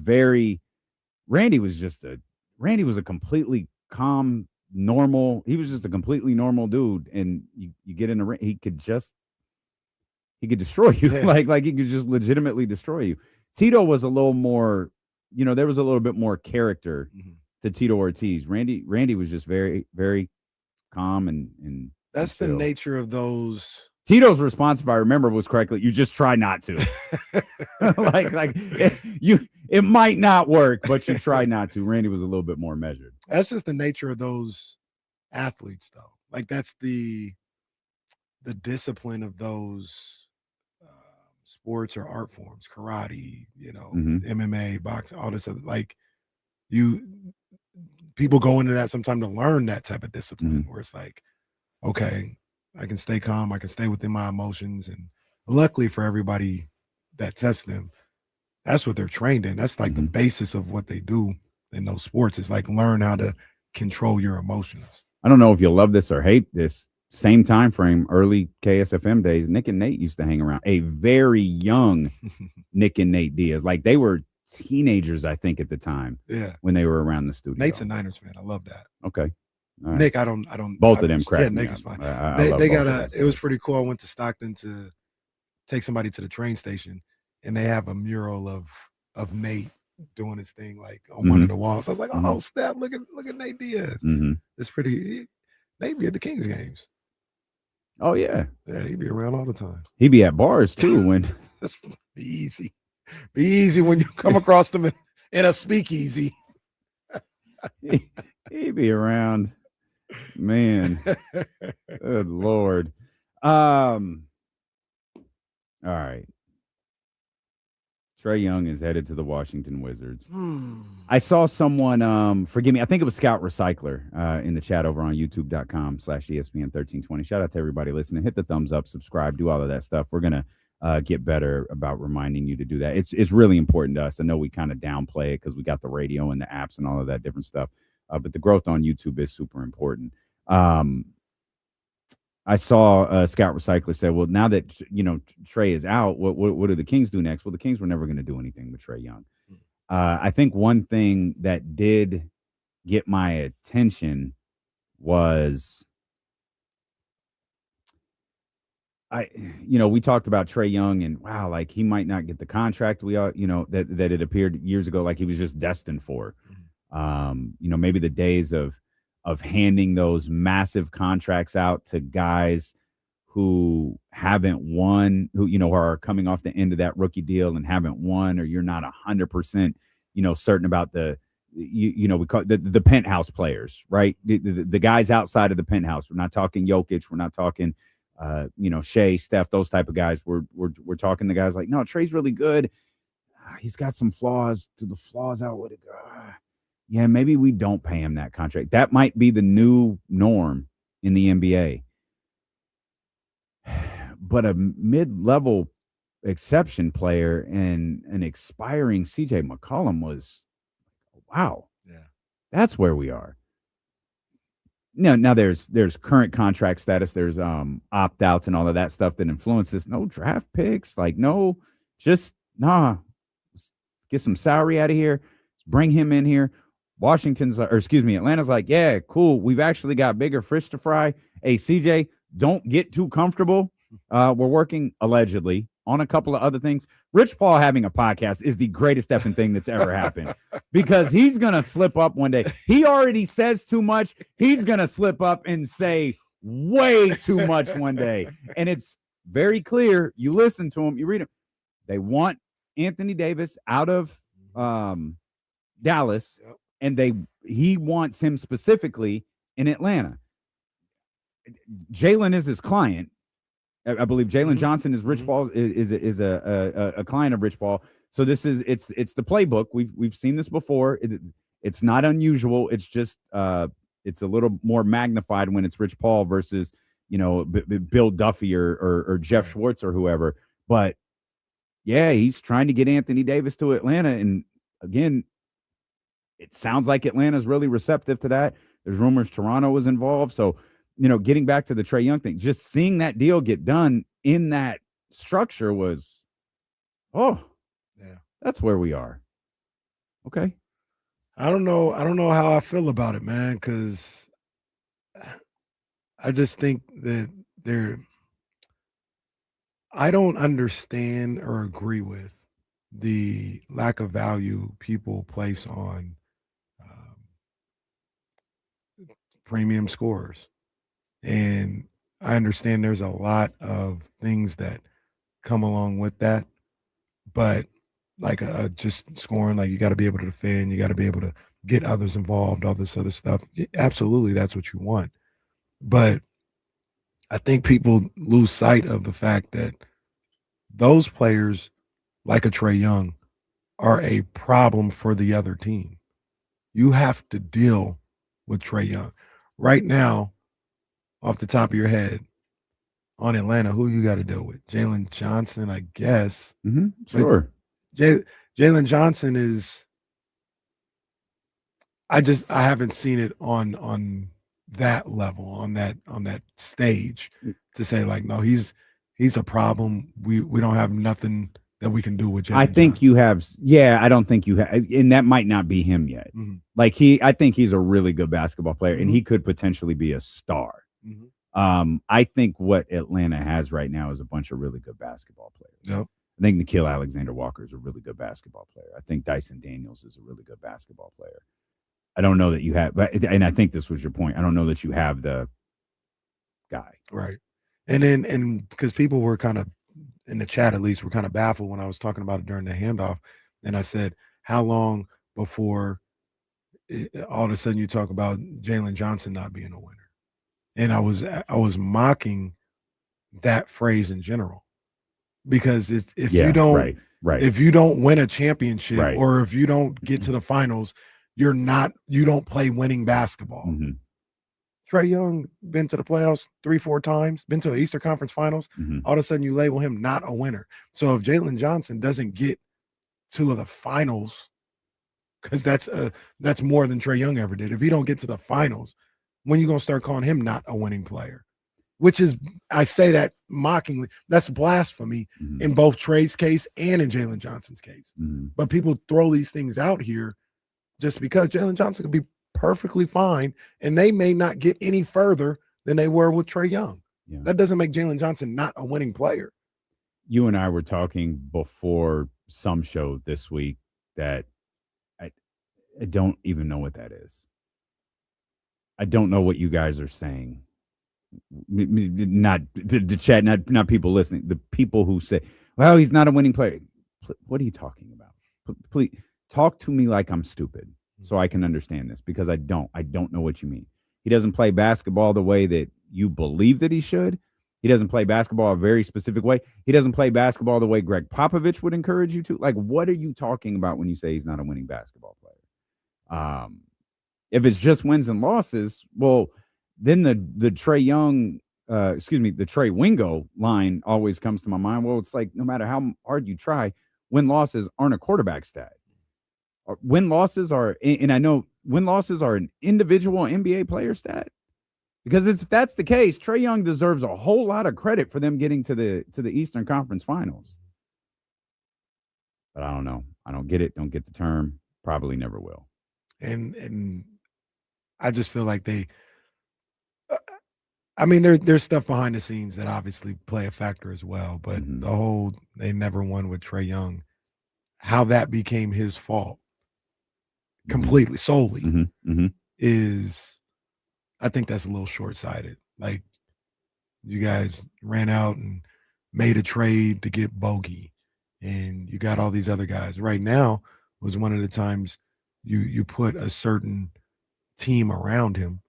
And what would really happen was, in these play-in games and in these playoff games, you would put these guys around them, and they couldn't perform. Like, all these guys that you wanted to put around them that you thought were the answer, they couldn't perform, so they couldn't get out of the play-in. Trae Young's play-in numbers are probably fine off the top of my head. His playoff numbers are probably fine. It's the people around him. But they put that on Trae Young, and they'll say it's his play style and lack of defense. And maybe you're right. I just think people are a little too comfortable with looking at players of that caliber. Because Eddie said something a long time ago that was 100% right. There's a reason these guys get paid the most in the league. You guys talking about, we need a Dyson. Dyson Daniels ain't never going to make a SGA level of dollar. And I love Dyson Daniels. You need a Dyson Daniels. But there's a reason these guys that are averaging 25 to 32 points per game get paid the premium, because not everybody can do it. As much as they think they can, they think, well, if I had the shot attempts, I could do that too. Anybody. No, you can't. There's a certain level of people who do it. And I feel like the way things go right now, they're trying to minimize that. And they're going to get to a point, like I said, with Atlanta, where like, we don't need Trae Young. We can build a different way. And they're going to go out looking for another guy to give you production like Trae Young. And if that's what they want to do, I get it, but that's harder than people make it realize or make it sound. Do you think Washington is in on him? Like, this wasn't a salary move. This was a move for team building. I think they are. I agree with you with the aspect of maybe not for this year because they've got things they've got to take care of this year. But Meaning just losing. That's the thing they got to take care of. But just in general, absolutely. And they should be. Washington ain't getting no free agents. They're like almost like the Kings when it comes to free agents. Almost. Yeah, that ain't happened. They're not signing a player the caliber of Trae Young. They haven't necessarily been able to draft them. You got an opportunity to go get them. And then especially when you talk about this price, to me, it was a no-brainer. And the price, I mean, not what you needed to give up to trade for CJ him. McCollum and no picks, nothing like that. Yeah. That's a no-brainer. At the very least, I'll bring Trae Young in here to see how he behaves while he's here in Washington and see how it works out. If it don't, sure, he picks up the player option. If it don't work in 2 years and it's not looking good, or he wants a new deal after this year and it's not looking good, we'll just move on. No harm, no foul. We'll come back. We'll talk more about the Trae Young deal, more about Washington. We got the Kings and Warriors tomorrow, and Rich Paul has a podcast. He talks. It's often funny.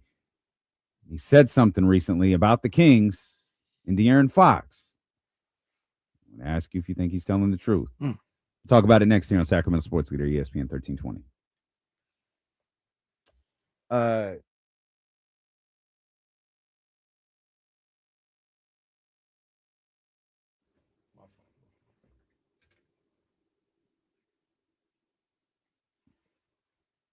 I'll double check, but I think he's coming in. I'll double check with him. That's what he was saying. So.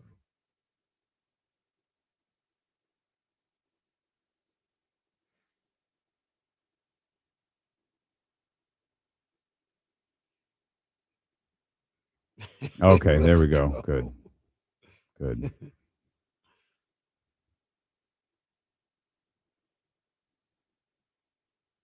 Look at Jesse, Mr. TikTok over there.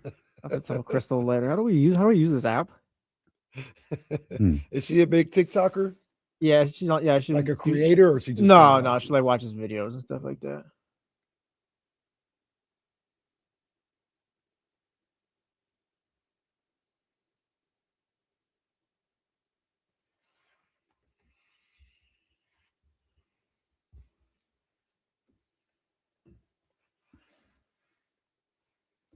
Hey, Dame, the last 3 seasons, the team with the worst record picked 5th in the draft.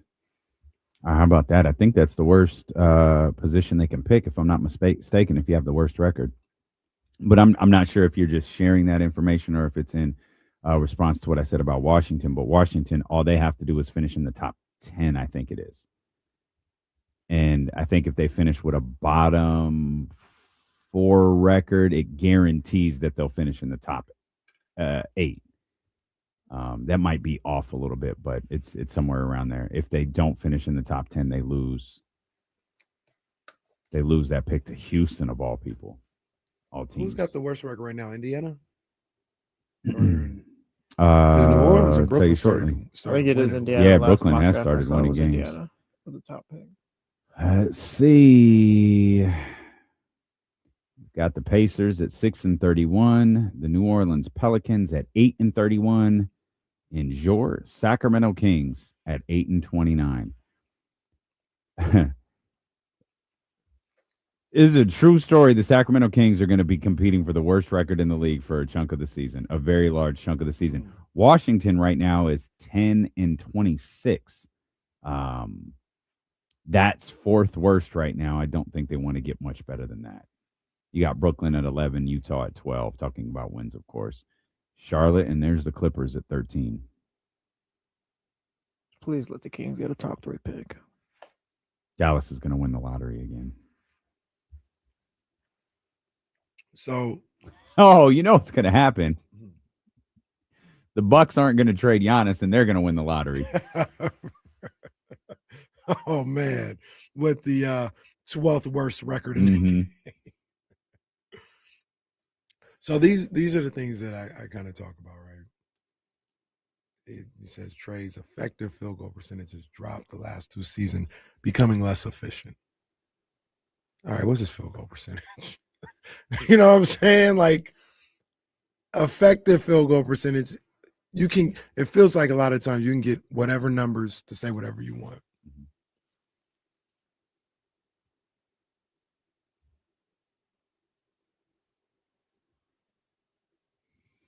We were talking stats during the commercial break, and it reminded me, we were talking about field goal percentage, effective field goal percentage. Remember Will Z?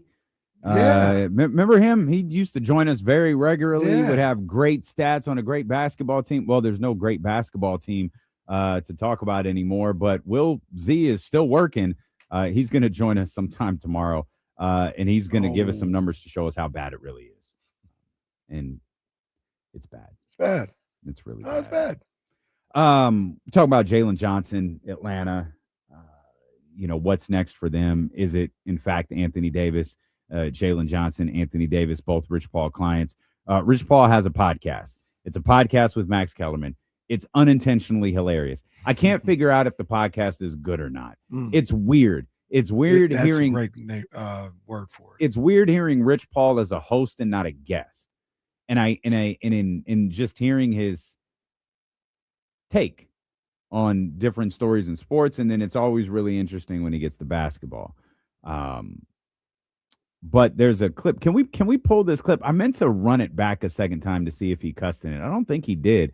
But the Rich Paul clip talking about De'Aaron Fox, he's talking to Max Kellerman, and he said that De'Aaron never wanted to leave Sacramento, and we'll let Rich explain it to you when we get the clip pulled up. But I know I listened to it and thought, okay, all right,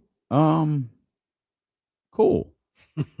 Here's Max Kellerman in a terrific cable knit and potentially some fear of gods, can't tell. And Rich Paul with for whatever reason a whiteboard behind him. Didn't the last episode he broke down why Jordan's shoe deal was something on the whiteboard? Oh, did he? I heard that. I didn't see it. Yeah, he had a whole circle of trust. I didn't watch the clip. I want to watch the clip, but I hadn't watched it yet. Okay, here's Rich Paul and Max Kellerman. It's the thing. He never wanted to leave that team. Never wanted to leave Sacramento. He did not. No.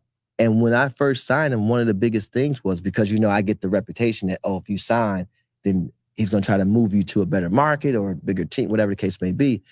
That was one of the things. He's like, Rich, I really want to see this thing through here in Sacramento because they drafted me and he liked the ownership group, et cetera, and even the front office at forget that about time. seeing it through it. I can see through it. No. Out. But that wasn't the case. Took a little time. But it took some time. But with that being said, he trusted me to be able to present to him places that I thought made a lot of sense for him going forward in the future. So at a certain point in Sacramento, you're like, look, did he come to you or did you go to him?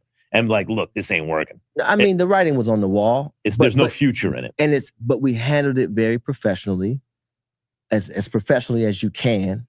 And you see the disgruntled and things like that, but you still have to go out and play, and every situation is different. But in this case, then now you have to have foresight. So the foresight was, let's look at these teams, Orlando, San Antonio, teams that really needed a point guard, but also had some other key pieces and that he would fit right into and be able to catapult. So ultimately we landed on San Antonio, and San Antonio saw it as well. But again, when you talk about, they still looking at culture, timeline. Hey, you coming in here next to Wemby. Wemby's going to be our franchise guy. But not only that, Fox gets kind of in terms of the press that they get, or in the imagination of the fans, when people talk about the Spurs, Wemby. And then after Wemby, it's kind of like Harper and Castle. And that's okay. And he becomes, I'm saying it's really good placement by you and him, because he becomes the veteran leader who can take over in crunch time.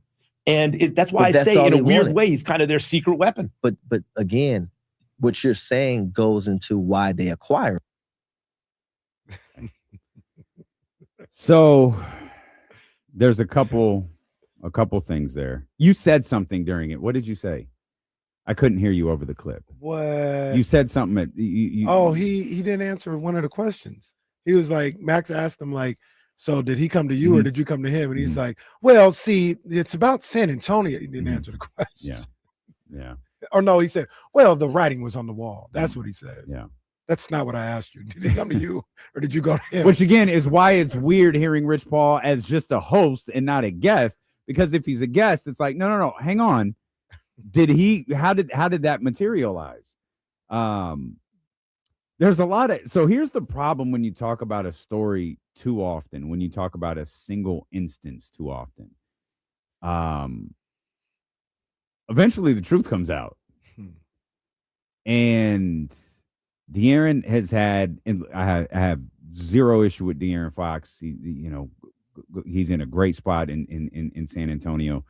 I just always resented the implication that like he didn't want to go anywhere. He hadn't thought about getting traded till Mike Brown was fired and all that different things. Rich talking about the writing is on the wall. What the writing for what? What was written? What are you saying? The writing was on the wall that they were going to trade him? The writing was or the writing on the wall, there was writing on the wall that things were going bad in Sacramento. Like which is it? Because if he wanted to stick it out and he wanted to be here through it, like, did he think he was going to turn things around? Because that's the crux of what he said. He wanted to be here. And he's talking about when he signed De'Aaron Fox several years ago, another story that D'Lo and Casey broke. When he signed with Rich Paul several years ago, it was like, I want to be in Sacramento. And that's great. I have from a very reliable source that when Rich Paul came to Sacramento, he uttered on more than one occasion, man, that boy would look good in purple and gold. Not making that up. That's I promise you, the source on this one is strong. Didn't say it in a scrum. Didn't say it in anything. Didn't even say it in it. Just sit next to somebody like, man, that boy would look good if he was like the colors. That didn't just start the year he was traded. That had been a thought process for a while. And but going back to what writing was on the wall. Are you saying the writing was on the wall that his team go bad and De'Aaron's tired of sticking it out? Fair. That's perfectly fine. The writing was on the wall that they were going to trade him? Because I don't think that's true. It wasn't writing on the wall. But when you keep talking about the same instance and two different people are talking about it, sometimes the stories don't align. And that's what I'm fearful is happening with Chris Paul or Rich Paul in his podcast, is maybe some of the stories that have been told aren't aligning. And you know what happens? It doesn't bother me. It doesn't matter anyway. But in situations like this, that quote gets put out there and people read the quote and they feel how they feel about it without, one, diving into it like we kind of just did, and number two, even listening to what he was saying. Rich Paul literally just said, when I signed De'Aaron Fox, he told me he didn't want to leave Sacramento. He didn't say, when all this stuff was going down, he told me he didn't want to leave. He didn't say that. Yep. He said, when I first signed him, He told me 4 years ago or 3 years ago, whatever it was. We all knew that. When I don't believe anything different. I think when De'Aaron Fox signed with Clutch, his intention was 100% to stay in Sacramento. 100%. I don't think anything different than that. The question is, when did that change? And the thing that's a little frustrating to me, because they keep talking about this, they keep bringing this up. I feel they're trying to portray it as if he never said he wanted to leave Sacramento. And that is disingenuous. Say that one more time. The Clutch, the Aaron's camp, all this, they're trying to portray it as if he never wanted to leave Sac. Got you. And he was just kind of blindsided by the trade. Yeah. And he would have stuck it out, but the Kings organization just traded him away. And I'm not defending them by no means, because I don't really care about it that way. But that's disingenuous. There was a moment, whether you said it directly or they know where I stand. He did say it directly. Yeah, when he made that remark, you know where I stand. Right. It was, if you're going to trade, if you're not bringing Mike back, trade me. But he can fall back. I never said I wanted to trade or trade. By saying this, what I'm saying is disingenuous. I never said that. But when you told them you know where I stand, then yeah. You know who's doing that now? I don't know if you read the column. Yeah. It's Giannis. Yeah. Giannis is doing this. Sam asked him directly, I'm paraphrasing. This wasn't Sam's exact question, but it was something along the lines of, and it garnered a response from Giannis that said, "I'm never gonna come out and say I want to be traded." And I think Sam's question was something like, people don't believe you're only going to get moved if you come out and say, I want to be traded. And Sam said to you, I don't get the vibe I don't get that vibe from you. And Giannis was like, yeah, you don't. Like, you won't. Like, I've answered this question 100 times. I'm not going to ask to be traded. Then he goes on to say what other people are doing, what third parties are doing. And that's the funny thing about Giannis is your agent isn't a third party. Right. Your agent, whether you like it or not, is an extension of you. And that's okay. But he is, and Giannis can do whatever he wants to. But he's playing that same card. Well, I'm not directly asking for a trade. No, it's not. De'Aaron didn't directly ask for a trade. Great. Except there was one place he wanted to go. Another thing we reported first. There was one place, no list, one place. You know who else said there's one place I wanted to go later after the fact? It was the year. Come on, man. So there are other 1 + 1. I can't get the 2 right now. There are other things that I ain't even gonna speak on here because it don't even be that was at the very least. Your mind was gone out of Sacramento. Yeah. At the very least, I talked to people and they was like, I think he might stay. Like, they're playing well. Doug is da-da-da. They're like, no, he's gone. He's not staying. You mentioned Doug. Let's talk about Doug, and let's talk about this version of the Sacramento Kings, because something came up yesterday with their play in the fourth quarter. DeMar DeRozan talked about how disorganized they were, and Doug talked about that final possession, how it didn't go the way they wanted to. We're going to dive into that when D'Lo and Casey return on Sacramento Sports Leader, ESPN 1320. I'll get that bubble when we get back.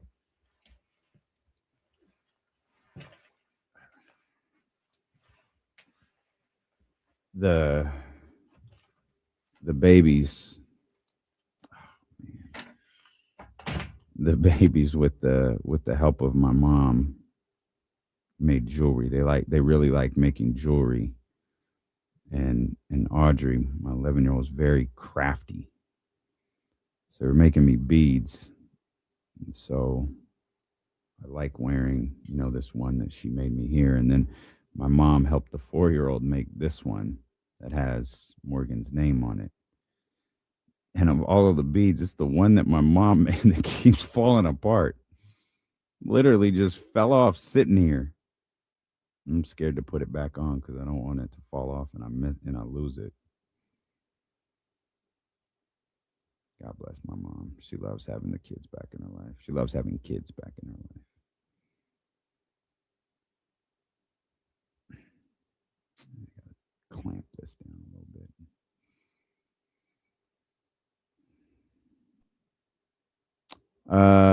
bit. Special ed. What was the report? No shade. I didn't see it and don't really have that person on alerts. I'll pull it up right now. Oh, there it is. The Kings are canvassing the market to offload Malik Monk in a multi-team framework with the Warriors for Kuminga. The Nets are a team to monitor with Michael Porter Jr. Golden State would get Porter. Sacramento would get Kuminga. Brooklyn would get Monk draft capital. Salary filler via the Warriors.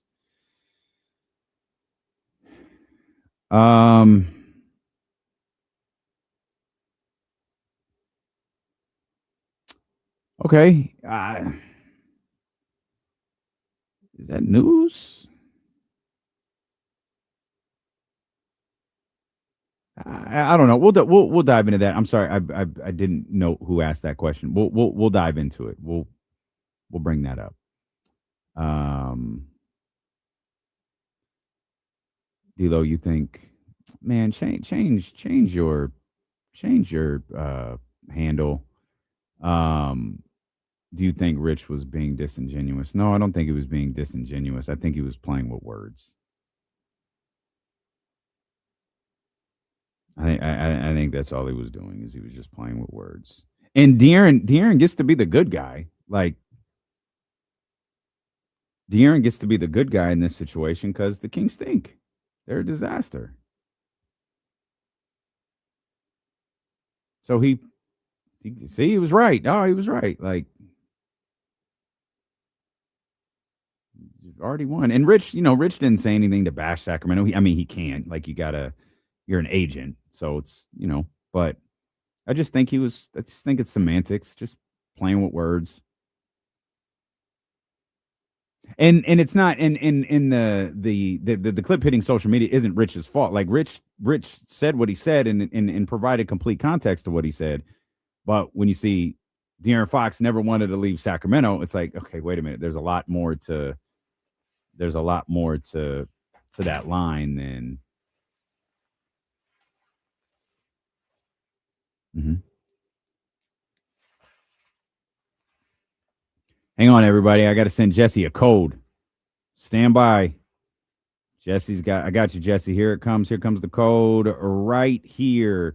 I got a code for everybody. It's actually not a code.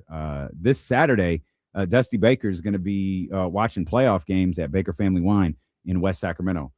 So if we've talked about if you've ever hoped for the chance to sit down and hang with Dusty, talk with Dusty for a couple of minutes, if you've ever wanted to get one of those beautiful bottles of Baker Family Wines autographed, if you just wanted to have some good wine while watching some great wild card football, Saturday's a great day to do it. Baker Family Wines is an even better way to do it. Dusty Baker is going to be there, and you can too. That's this Saturday at Baker Family Wines. Head over to bakerfamilywines.com for more details. Make sure you're following them on social media. Social media is always a really good place to get caught up on if Dusty Baker is going to be at Baker Family Wines. Yeah, for sure. I kind of got my picks. I'm locked into my picks. Okay. For wild card weekend. We'll talk about it more tomorrow. We'll do that. Yeah. We'll do that tomorrow. I don't do picks. You don't get credit when you are right. I make sure I get credit when I'm right. Chiefs and Lions weren't going to make the playoffs. Only one person said that, and it was me. And I don't mean one person here. I mean one person in the nation. It was me who said Chiefs and Lions would not make the playoffs. How many people in the nation said it with actual conviction? One, me. How many people in the nation said it past week 3?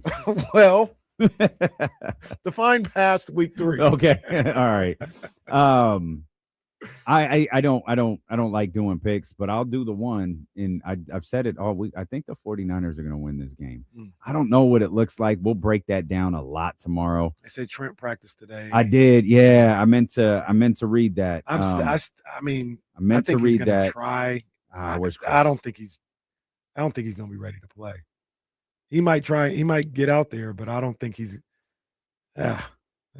I'm leery of that. I had a number from our man Chris Biederman I wanted to read to you. There it is. So Trent's at practice. He is in uniform. Ricky Pearsall is working on the side, but he's in a jersey. 3-10 is the 49ers record without Trent Williams in the regular season since 2022. Oddly enough, one of those wins was one of the great wins in recent 49er history, that game in LA to get into the playoffs in 2021. Trent Williams did not play in that game. He had an ankle injury. Yeah, I just Hammer was talking this morning in a conversation about the Kings, about like security blankets and comfort. He related it, he related it as a parent and the kids to the Sacramento Kings and Keegan Murray. And I guess for me, as someone who watches the 49ers and tries to evaluate what they're going to do on a week-to-week basis, Trent Williams is my security blanket. Yeah. There were two guys who I'd never want to get hurt, and it's Trent Williams and it's Fred Warner. They have survived the Fred Warner injury. I don't know. They deserve a lot of credit, because it's not like Fred Warner got hurt in week 15. Like, Fred got hurt a while ago, and they've done an amazing job. I've said before, I really do not like the next man up mentality publicly, because I feel like when you say that publicly, it diminishes what that individual does for your team. But if you do it privately, in the presence of that individual, Like, I'm fine, because Fred would be the first one to tell D Winters or whoever, hey, man, you're up. Mhm. Like, let's work together. Let's get you where you got to go. Like, you're up. Kyle Shanahan going to the podium, man, how do you deal with Fred Warner's injury? Well, it's next man up. Well, to me, Right. I've always felt that diminishes the player who got hurt. But when you do it privately, and that's the way you operate. That's the way each individual operates as that's how they operate collectively. Then I'm fine with it. And it feels like they have that mentality. And Fred is all in on it, and Robert Saleh is all in on it, and they're in on that mentality, and it's worked. Trent's the other one where if you lose Trent, it's like, I don't care. I don't know. They're going to lose. I turned into Kyle Madsen. They're going to lose by 50. The Browns are going to beat them. Like, it just immediately turned into that worst case scenario guy. Yeah. So Trent being at practice today in uniform is a good look. I'd imagine whatever he is doing right now at practice isn't a heavy workload. I don't imagine no matter what happens today or tomorrow, he's going to be a game time, so to speak, decision. I didn't think he was going to play on Sunday, but I will kind of run that back a little bit. I think he's going to try. Mm-hmm. And I could see a scenario where he gets out there and tries. And if it works, if he's able to work through whatever and he's effective, he'll play. And if it doesn't, they'll put Pleasant in there. But he's gonna try. He is gonna try to play out there. It's the playoffs. He doesn't know how many more times he's gonna get. That's right. At this. Yeah. Although I thought it was pretty cool on the Monday Night Football post game against the Colts. I don't know if you caught that. He was talking to SVP, and all the Niner fans that were in Indianapolis started chanting one more year. Mm-hmm. And they're like, oh, they want to know one more. He's like, oh, man, I ain't going nowhere. Yeah, like, I was saying, oh, let's go, Trent, let's go. Because I thought this was the last year, too. Yeah. But he's like, I ain't going nowhere. But still, you're looking at the end of your career. And if there's 37, 6? I think he's 37. If there's only a way I could find out. No, let's keep guessing. I think it's one of those I think two. it's 37. 30. You're right. He's Yeah. 37. He'll turn 38 in July. So this offseason, He'll be 38 playing next year. But he said, they want to keep playing, but got 2-3 more years max. He's gonna try it. He's gonna try it. You know who else looks like they're willing to try it if they get maybe one more win? It feels like it's Fred Warner. The reports that he was on a side field today. So is probably more of a Kyle Madsen question. Maybe off the top of your head. Kyle was asked, was it this week or last week, about the practice window for Fred Warner, and Kyle was like, it's too early. I think it was the last week. And when you open the practice window, you have 4 weeks. Yeah, okay. 4 weeks. I think. Well, you don't have many weeks left, even if you go to the Super Bowl. So it's like at some point you could, if you win this game, you could probably open it with little consequence. I think if they win, he's going to play the next round. I think the thought process. Well, when I saw him, it must have been the Bears game after when he was final yeah. I was like, wait a minute, why didn't he play tonight? That was Zion Williamson doing the dunk. Like, hey, why didn't he play tonight? But I think right out here doing the 3-cone drill to celebrate. Like, what is going on? But he's been trying to tell people privately. He's like, look, and this was when they were going for the 1 seed. The thought process was like, we get that 1 seed, that first playoff game at Levi's. I'm coming out of that tunnel. I'm coming out of that tunnel. So if that was his mindset, if that was his thinking 2 weeks ago, just because they're not at home, I don't think that would change his mindset. It's like, hey, get us this win on Sunday. I'll be back for the divisional round, which is crazy. I mean, it's crazy. Like, it really is crazy to think that he would come back that early. From the things that I read when the injury happened, it's probably like 3 weeks to a month earlier than what they had projected out. Yeah. So who knows? Originally, they were talking like an amazing case scenario is the Super Bowl. And we're and they even thought that was a like month today it's before a little the Super Bowl. little too fast of a track for the Super Bowl. Mhm. What was T.O.? T.O. had a broken. Oh my God, broken leg. Was it a broken leg? Yeah, it was broken around the ankle area, right? Was it broken in the shin area? No, I thought it was the tibia. Yeah. And that was 2 weeks. No. Oh no, it was the end of the regular season. Yeah. So it was like the last game or second to last game of the regular season, and he played. I think it 4 or 5 weeks, maybe. Yeah. It might have been. It was something crazy. It was something absolutely crazy. And the doctors didn't sign off on it. And meanwhile, Donovan McNabb over throwing up on the sideline. The T.O. came out years later. I wasn't the one throwing up in the huddle. Damn. What are you throwing up about? What are you doing? What do you 7 weeks, not 6 weeks. It was 7 weeks. He made a legendary comeback from a broken leg and torn ankle ligament. Oh, that's what the ankle in just 7 weeks to play in the Super Bowl where his quarterback was vomiting. That was Roy Williams with the horse collar. It was Kelly Rowland's ex. Do you remember the Michelle's married to a former Cowboy, isn't she? I don't know what Michelle got going on outside of being on Broadway. Oh man, you gotta go to New York and see her on Broadway. Nah, she is bad. Like I Google Michelle Williams, they give me some actress. I don't want an actress. I feel like she was married to a Dallas Cowboy, but that could absolutely be wrong. And I think Roy Williams was just dating Kelly. I don't think. Oh no, they didn't get married, did they? No, I don't think so. Yeah. I do not think so. Michelle is married to. I know everyone is dying to know this. Y'all know how like once something like gets in our head, it becomes obsessive, and I can't. Williams reportedly. Oh, she. No. I guess I made it up. Maybe just a cowboy. Maybe I was thinking of Roy Williams. Maybe it was just a cowboy, just like a literal cowboy. Oh, like an actual cowboy.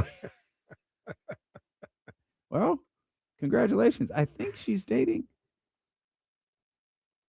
Oh man, she's dating right now. No. No, I don't know, man. This guy, I don't know, bro. I don't know. I'm trying. They had a show called Chad Loves Michelle. I can't. I think I vaguely remember that. Can you look up Michelle Williams, Chad Johnson? I know that sounds weird in the sports connotation. It's not that Chad Johnson. Is he with us or not? Look at the picture. Chad Johnson. Again, not that Chad. I need you to look up. I need you to look up Michelle Williams, Destiny's Child husband. I'm looking right now. This is this first Jonathan Gannon and now this guy. Oh. Like I can't tell. While we're at it, Mike McDaniel. Oh yeah, well, Chad Johnson's still alive. Wait, what? I didn't think Chad Johnson was dead. You said, is he still with us? No, I said, is he with us? I'm asking. Sorry, you didn't know. I mean, my first thought is yes. My first thought is yes. That's what I say is yes. Okay. Yeah. I'm saying yes. I wonder if someone Google images me and they do this. Is he with us? Man, every time the lighting changes, I don't think he is. I don't think he is. Nah, it's somewhere. There's strong Derek White vibes though to this guy. Well, Derek White is with us. Well, I know. I think that's what I mean. Yeah, there's so I mean that there's Derek White vibes to this guy. Yeah, he with us. I see there's nothing. Yeah, he with us. Okay. I don't know, right. Where it comes from, but it's there. It's there. I don't know if it's mama's side or what, but he there. He there. But and is Jesse confirmed he is in fact alive. That's good. For those wondering, he is in fact alive. Speaking of individuals of that hue, Mike McDaniel, I hate my brother being out of the league, but already looks like he's gonna get an interview for a head coaching job, for an offensive coordinator job. I think the Lions are gonna already request an interview, but yeah, okay. Shout out Mike McDaniel. You should come back home. You didn't think this was gonna happen, right? No, I thought because Stephen Ross, their owner, like that's known. He's like he likes Mike McDaniel and all that. So I just figured fire the GM. We already know Tua is not gonna play. That's how it's going. He's not gonna play for them next season. So it's like, all right, they're gonna give Mike another chance. It kind of seemed like it was headed towards that way, but like it was never confirmed after the season that he was okay. Like he was safe. Like with all the GM interviews and stuff, they were talking to general managers. Like do you want to work with Mike? Do you want to work with a different coach? Things like that. So he was never like truly part of it yet. Okay. Seems like the worst kept secret is that Harbaugh's on his way. Didn't Mike McDaniel say he was going to be a part of the general manager search? That got misconstrued. Okay. Because they interviewed a Niners front office person or whatever, so they asked him about that person. And Okay. Just what do you know about this person? Okay. Things like that. Yeah. That's funny. Okay, where do I start? There's a couple things going on. Let's go to. You're not Let me still go on back Chad to Johnson, are you? Well, I am. I'm trying to figure out. Well, it looks like he might not be with us. Okay. There was when they were on the Chad Loves Michelle. It said Johnson grew visibly bothered when the therapist pointed out the differences in their racial backgrounds. And she said, I said something to him along the lines of, well, Chad, because you're not black, you would not understand why I communicate the way I do. Maybe that's because you didn't grow up around a lot of black people. So that was very, very offensive to Chad. Okay. All right. So Chad's out. Chad's out. And when it comes to Mike McDaniel, Jesse, this was the move, man. This is the move. I know you kind of believed in him more than I did. I don't hate it. Like, yeah, if you're bringing in a new GM, I don't love keeping the old coach, so I don't hate it. But like, I still don't buy into that he wasn't a leader of men's stuff or anything like that. I think that you probably weren't pardoning on. Like, he's a good coach. It's just, yeah, fine. If you want a new coach, the new GM, it's fine. The rumbling is Harbaugh's on the way. They haven't talked to him yet, but all of a sudden, the guy that he worked with for 20 years is in the second round of interviews, even though they haven't interviewed him yet. So they're going to talk to him today. You got a first round bye? Yeah, you got a first round bye, basically. Harbaugh and Ross got Michigan ties, things like that. They're very close with that family. It's just kind of, everyone's like, hey, watch out for the Dolphins. Look, all of a sudden. Was that the 7th team? Remember, they were like 7 teams have already inquired when there was only 6 openings. Josina Anderson reported on Tuesday or just the day after Harbaugh got fired. The Dolphins reached out, but since then, like Jeff Darlington, Barry Jackson is a beat writer from Miami Herald, have said like, no, they haven't made contact yet. But I wonder if there's there's also a report. Like that. Harbaugh's not interviewing with anybody not till next week. Yeah. Okay. You know what I learned after Harbaugh was fired is he was Brian Pillman's roommate. In college. The wrestler? Yeah. I get wait. No, seriously. Ryan. Your private school buddy sent me that, and I was like, wait, what? And he sent me, I guess Dave Meltzer tweeted it. And so I looked up, the timeline absolutely matches. They were at the University of Miami, Ohio. Okay. They were there at the same time. They both play football? Yeah. Oh, wow. Yeah, like, believe it or not, Brian Pillman was like a nose tackle or something. Like, if you don't know who Brian Pillman is, he's like 5'11" or I something. thought you were going to say like a linebacker. He's like a cruiserweight. And that was his roommate. Well, I'll be damned. Learn me something new today. Let Harbaugh come to. I'd be the first. Hey, yeah, this John. Nothing about nothing. Did you roommate with Brian Pillman? What was that like? Blank stare. Well, what if we see him at that thing? You could ask him. Well, it apparently D'Lo and Casey. Man, that's probably black tie too, huh? Yeah. D'Lo and Casey have been invited to a dinner, for our friends at St. Jude Super Bowl week. And it just dawned on me as you said that, like, this is probably a black tie dinner. Yeah, I think so. I would think so. Man. All right. Well, Aikman to Irvin. Touchdown. Shout out Troy Aikman, Miami Dolphins, great. Yeah, we're like they're like honoring Pat Summerall. I think it is. And the ball is loose. The Niners have it. No, we got it the first. You didn't have to. How did that go, Casey? No, why? And the ball is loose. Ronnie Lott picks it up. Touchdown, 49ers. The 2026 honoree is Kirk Herbstreit. Kirk. Oh, I don't know. I thought you were going to follow I that up. thought I don't with have a but this Kirk. is pretty cool, man. Shout out to our people over at St. Jude. We're humbled by this opportunity and excited to be a part of it. We'll talk more about that in the coming days and weeks for Super sure. Bowl We don't weekend. even we don't even have it all figured out. Do you have any plans for Super Bowl weekend in Northern California? Yeah, man, I'm gonna be at the house. I am not going to now it appears we're going to San Francisco on Thursday. Yeah. But outside of that, no, I don't think so. Super Bowl parties like still a thing. Mm-hmm. People still get together. Well, we have plans the day of the big game. We do. Yeah, We do. We learned The big game too. we learned we're going to be at Sky River Casino for the big game. Yeah. So if you want to come watch the game with us, this is not like a normal D'Lo and KC takeover. If you want to watch the game with us, Get there Saturday. no, call Yeah. right now. Yeah. Say, Absolutely. hey, I'm with D'Lo and KC. I need a table. Say it right now. Mhm. Because based on what happened last year, that's going to be the only way you're getting in. That's only the spot, one. though. 32 Brews is the spot. Oh, That yeah. is the spot. Yeah, I Fantastic imagine over it's there. going to be crazy like it was. I imagine it's going to be crazy this Sunday like it Yeah. was last weekend for Yeah, that for 49er sure. game. For sure, man. That one was. I ain't seen it like that. Even with the Super, I guess because people knew like what the deal was with the Super Bowl, but they thought they were going to be able to do a walk-up thing for that 49ers game. Mm-mm. No, sir. Mm. And they Man. were waiting.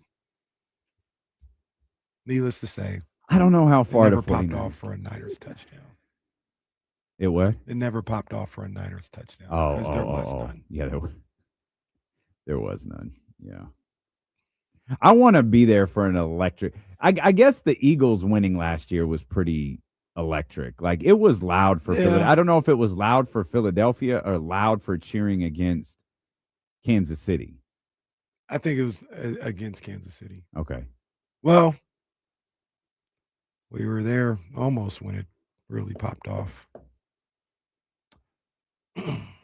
Harrison. Yeah. That would have been such a Swear moment. time froze in that shot. Oh, That shot hung in the air for about 10 seconds. And it was going in until it didn't. so funny. I don't think I'll ever forget that moment. That was moment crazy. at that sports bar with that crowd. Oh God. A lot of We would have been millionaires if Harrison hit that shot. a lot of people this year for the like Lions fans and stuff like that, they've been tweeting out the clip of when the Lions took a 24-6 lead. The guy kicks a field goal in San Francisco, takes a 24-6 lead in the NFC Championship game, and they're like, who knew this was the high point? Who knew this was the best it was going to get? De'Aaron hitting the 3 to get it to 1. Actually, they got a stop. They got the ball back. The Kings did. Who knew that would be the high points? Who knew? The start of the low point began when we heard that Chris Duarte wasn't going to start in the preseason. Oh. Wait, what? What do you mean? Oh, man. You could argue the low point started with Harrison's shot. That's what I'm saying. Like it That's- started The high started point was, there. Oh, we got to stop. We're Yeah. going to win this. We Yeah. got 7 seconds left. We about to win. Go up 3-1. KC over here. Lazy. When this shot go in, you be over here. We're going to get on stage. We're going to make the announcement. We're going to do the whole thing. That But was just be ready. Be rolling on everything. That was the high point. When he misses, it's like, what do we do now? Yeah. Just sit here. Sit here and sulk. Oh, man. That was the high point. That was the peak. And we have plummeted. We did have game 6. Ah, yes. The Game walk 6, to, yeah, game the walk 6 to the was pretty beam. dope. That Game- was The fire. Terrence Davis game. The Terrence Yeah, Davis Terrence game. Davis Yeah. Game 6 That was pretty fire. dope. Fox and Monk were killing in that game. I just knew we were winning that series after that game. I was like, we figured these old men out. Yeah, and I just remember taking that lap at halftime of that game 7 going, this just doesn't feel right, man. And then it went bad. Real bad. Damn. Thanks, Harrison. I think it's my fault. I think I told Warrior fans that were coming to Sacramento for the game that they could park in Oak Park. Yeah. And everything will be okay. Yeah, not the Kevin Johnson Oak Park No. either. The other Oak The Park. 4th Ave Oak Yeah. Go park by the sign at night. Go park at the big park. Mm-hmm. That's such a crazy dynamic over there. They have people like shooting dice and walking their dogs on each side. Mm-hmm. When gentrification hasn't made its way all the way down the street. We'll come back. Our man Devon Henderson of The Athletic. Devon used to come in, just hang out, watch what we were doing. Oh, man. Now he's making moves. Now my man is working for The Athletic. We're going to talk to him here for a few minutes about some things going on at Sac State and maybe get his thoughts on the Sacramento Kings as well. That's when Dylan and Casey return here on Sacramento Sports Leader, ESPN 1320. Things did change with Kevin Herter with that 3-point. You can send him in. Oh, here it comes.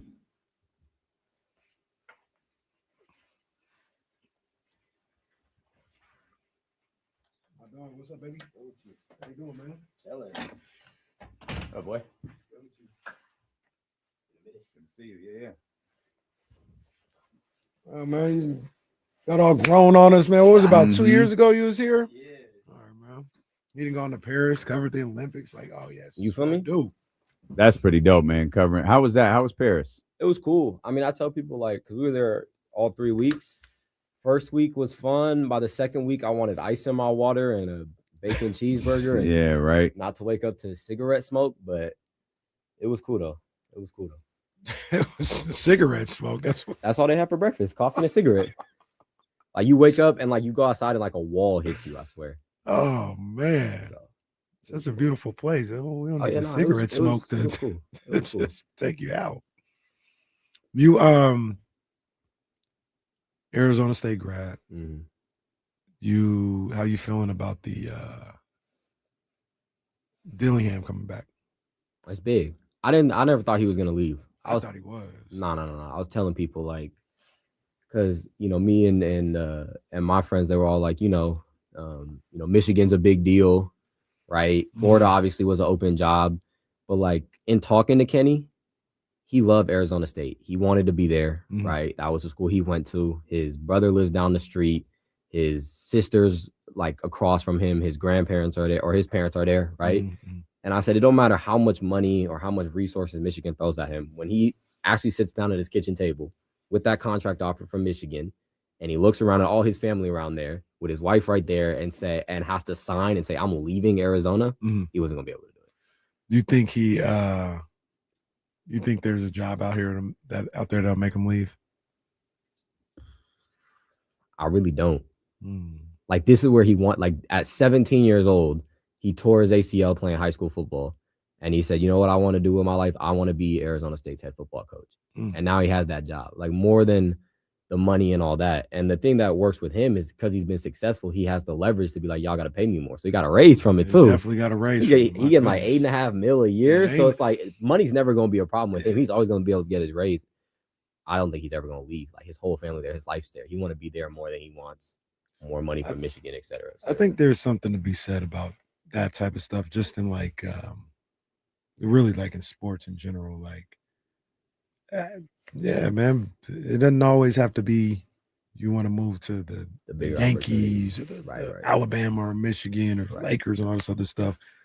Like I said, if I was a basketball player and I got to the Sacramento Kings, this is all right. This is where I'm at. Right. I'm here. Right. Now, some people are like that. Lane Kiffin don't care. Lane go anywhere that'll pay him the most money. He got that money. Lane he still got his eye on Alabama. If it ever for sure. happens. Oh, for sure. And you know what? If Caitlin DeBoer get fired, guess where Lane Kiffin gonna be? Right there with Alabama. Well, but Kenny is somebody who he always wanted to be there, so I don't think he's gonna leave. Okay. Now he always gonna leverage for more money. Don't get it twisted. Got to. It got to. You got to. What's the basketball player y'all got there? Is he playing? The basketball player. Yeah, the guy's like top 5 prospect. What's at Arizona State? Masamba Job? I think so. Is he playing? He tore his ACL or something, right? You talking about Jaden Quaintance? That's what I'm thinking. Nah, he left for Kentucky. Oh, got you. Because he was young, so he had to do another year. Last year, it was really dysfunctional. It was really bad. his family didn't trust Hurley anymore, and so he got injured, and then he hopped in the portal and went over to Kentucky. They said I sound like De'Aaron Fox. Yeah, definitely. All right, we're coming back. Pull that microphone a little bit closer to you. Yeah, we should be good. Hang on.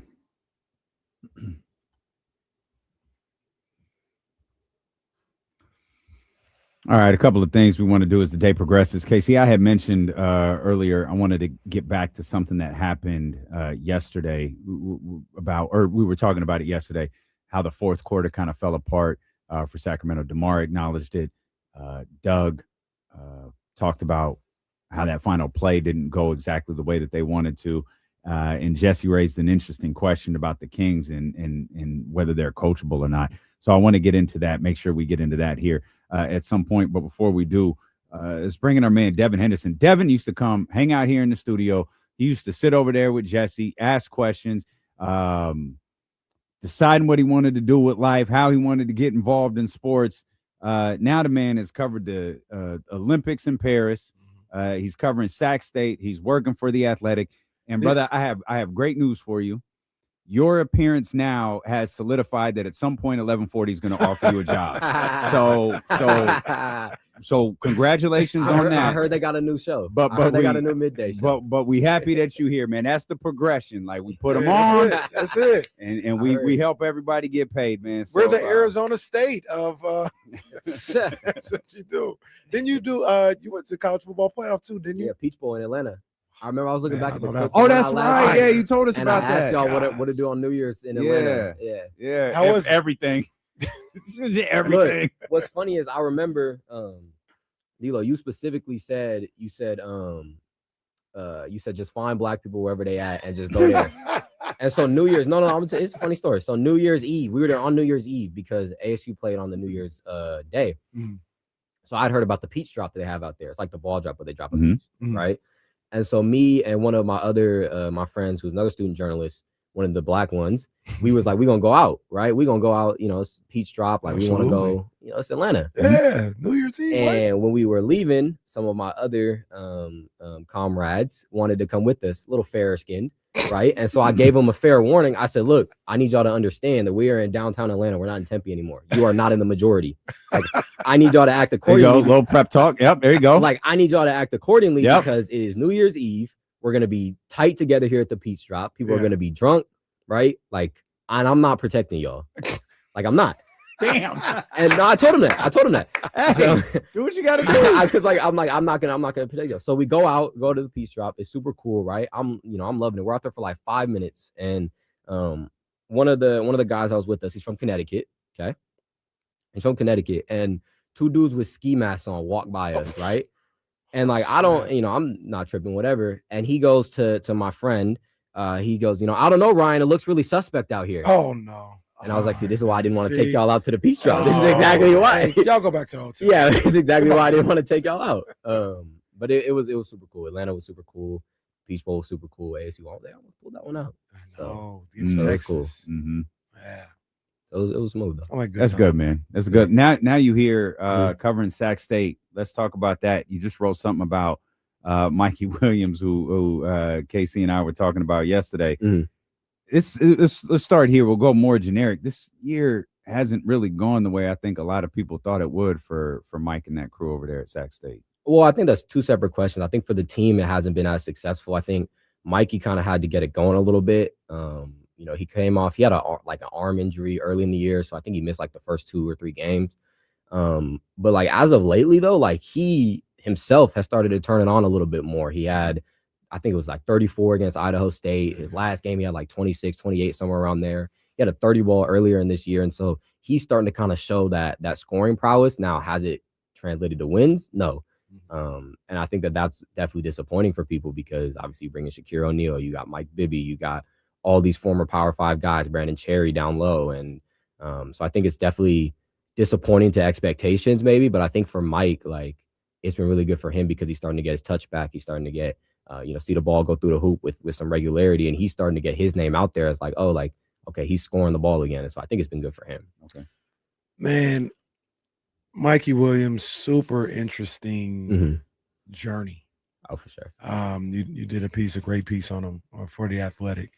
And this, what I was reminded of while I was reading that was, we talk about this a lot in entertainment. This is like a child actor. For sure. This guy was super famous at like 11. For sure.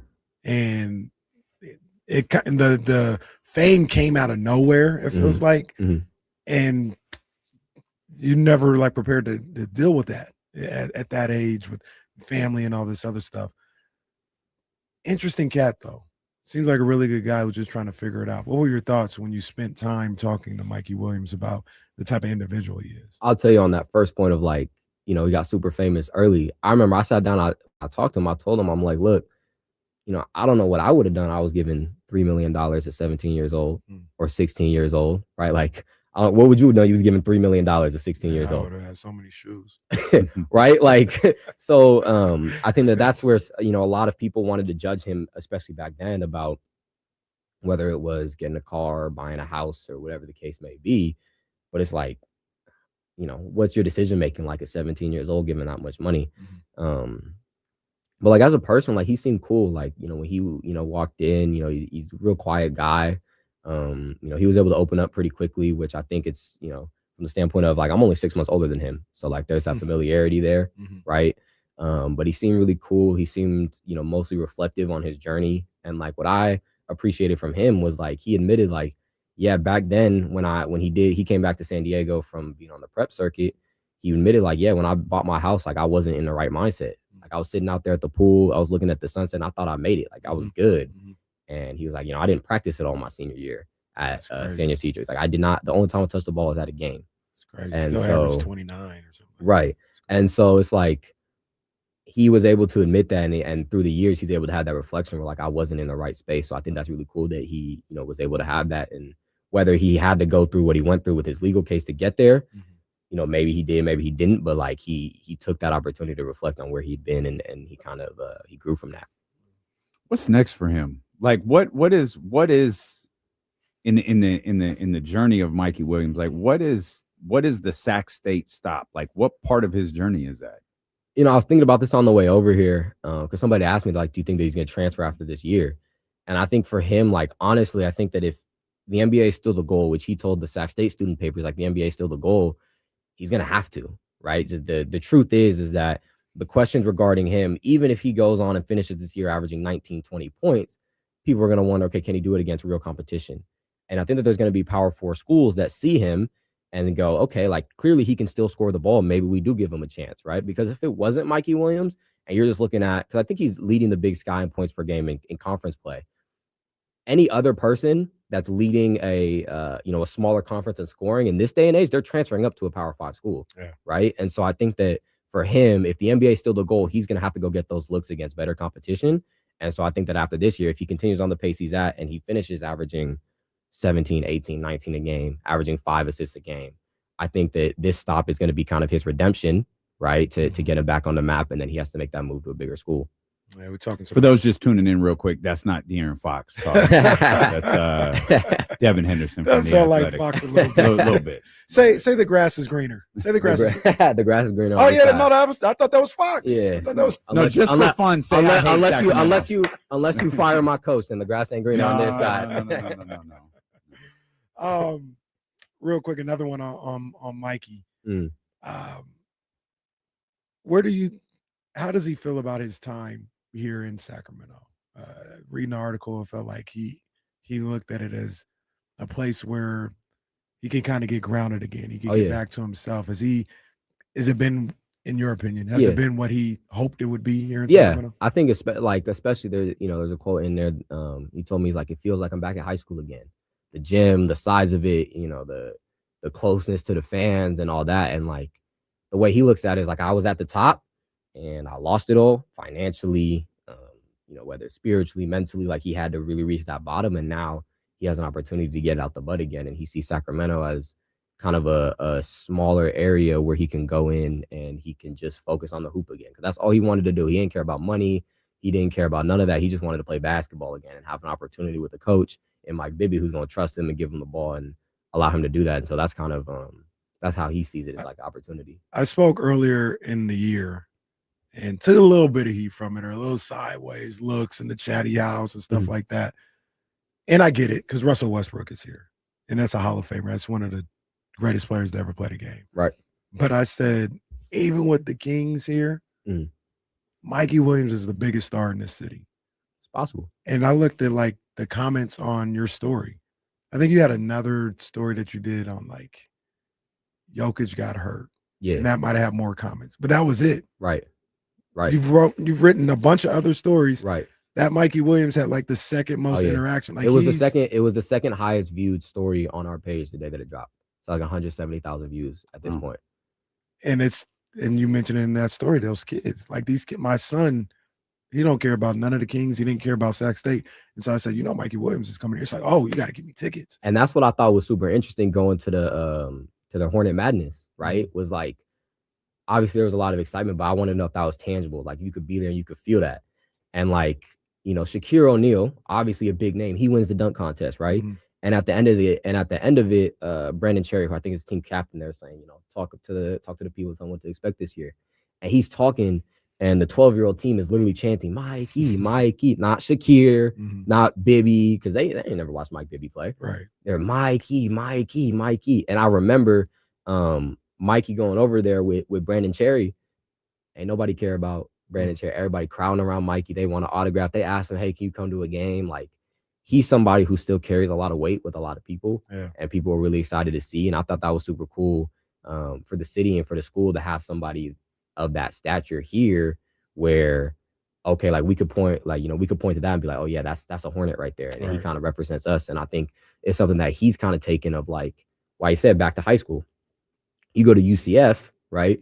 And he was the biggest name at UCF too, but like you're playing against Kansas and you're playing against all of these Big 12 schools. He's not necessarily, it's not the same as high school where he was the center of attention and all that kind of pressure and eyes was on him, where now he's here and he's back to being that guy that's kind of selling out those away arenas and you just hoop. That child star thing is pretty on point with the description of Mikey Williams. Like we've known who Mikey Williams is forever, and he's 14 years old running with Bronny. Like I can't imagine when you're Bronny, though, you have the you have the built-in structure of the James family. Like LeBron understands it. He's been with Savannah forever. Savannah understands it. Grandma understands it. Everybody understands it at this point. With Mikey, you probably don't have that same infrastructure to deal with that type of response to a picture you post or a story you post, or every move that you make is getting viewed by not just, the Reeses and the kids in the basketball world, but the shoe execs, the general managers, the, athletic directors at colleges and so on and so forth. And that is a stunning amount of pressure for a kid who hasn't gone through puberty yet. Right. And like what was crazy about it was, again, with Bronny, where this was always going to be his reality. So he grew up in that. Mikey is in 7th grade, and he had started to get a little bit of noise on the AAU circuit, but nothing crazy. And what's funny, which was, and it ended up not making it into the story only a little bit, was like when they were scheduling their tournaments, their AAU tournaments, they went looking for Bronny. Like him and his dad, they made the Malcolm Thomas All-Stars, which was like a kind of a subsidiary of Compton Magic. And they built this team and they go to Charlotte, and his dad called up the tournament organizers and said, hey, put us opposite the bracket to Bronny's team, the Blue Chips. Put us opposite the bracket because we want to play them in the knockout round, because they wanted that matchup. So Mikey goes, gets that matchup. He drops like 31, 32 points. They win the game. Now next summer, they hit him up and they're like, yo, come play with us. And then, from there, it's kind of history because people will show up. And because, again, at that point, at 7th grade, or I guess it was 8th grade when he started running with Bronny wasn't, he was Bronny, but he wasn't as good as he ended up becoming, or as good as you think he is. Like, Mikey Williams was the best player on that team. And so people, you have Instagram videographers and overtimes going there, Ball is Life, whoever, going looking for Bronny. And here's this kid who's showing up and showing out. And he said that his fame kind of really grew from there. He'd wake up every day, his 50,000 new followers. And he was like, and the crazy thing was people would make fun of how he posts and how often he posts, or the music that he posts. And he's like, bro, I was doing this a month ago, but just nobody followed me. I'm not gonna change now that I got more followers. Like he's like, maybe I posted more because it was fun. Because again, 14-year-old kid, you got 50,000 new followers. Like, yeah, I want to post more. I want to get more engagement. But he's like, I didn't change. I was posting the same thing. Is he the first social media basketball star? That's what I was thinking. So I feel in the like Instagram, like, yeah, I mean, because like people will be like, oh, well, what about Austin Rivers? Austin Rivers didn't have no social media. Like, Ball is Life posted a video of him that went viral. But like, when you think of like, and that was what really drew me to this story is like, when you think of like social media star from having their own social media, like, yeah.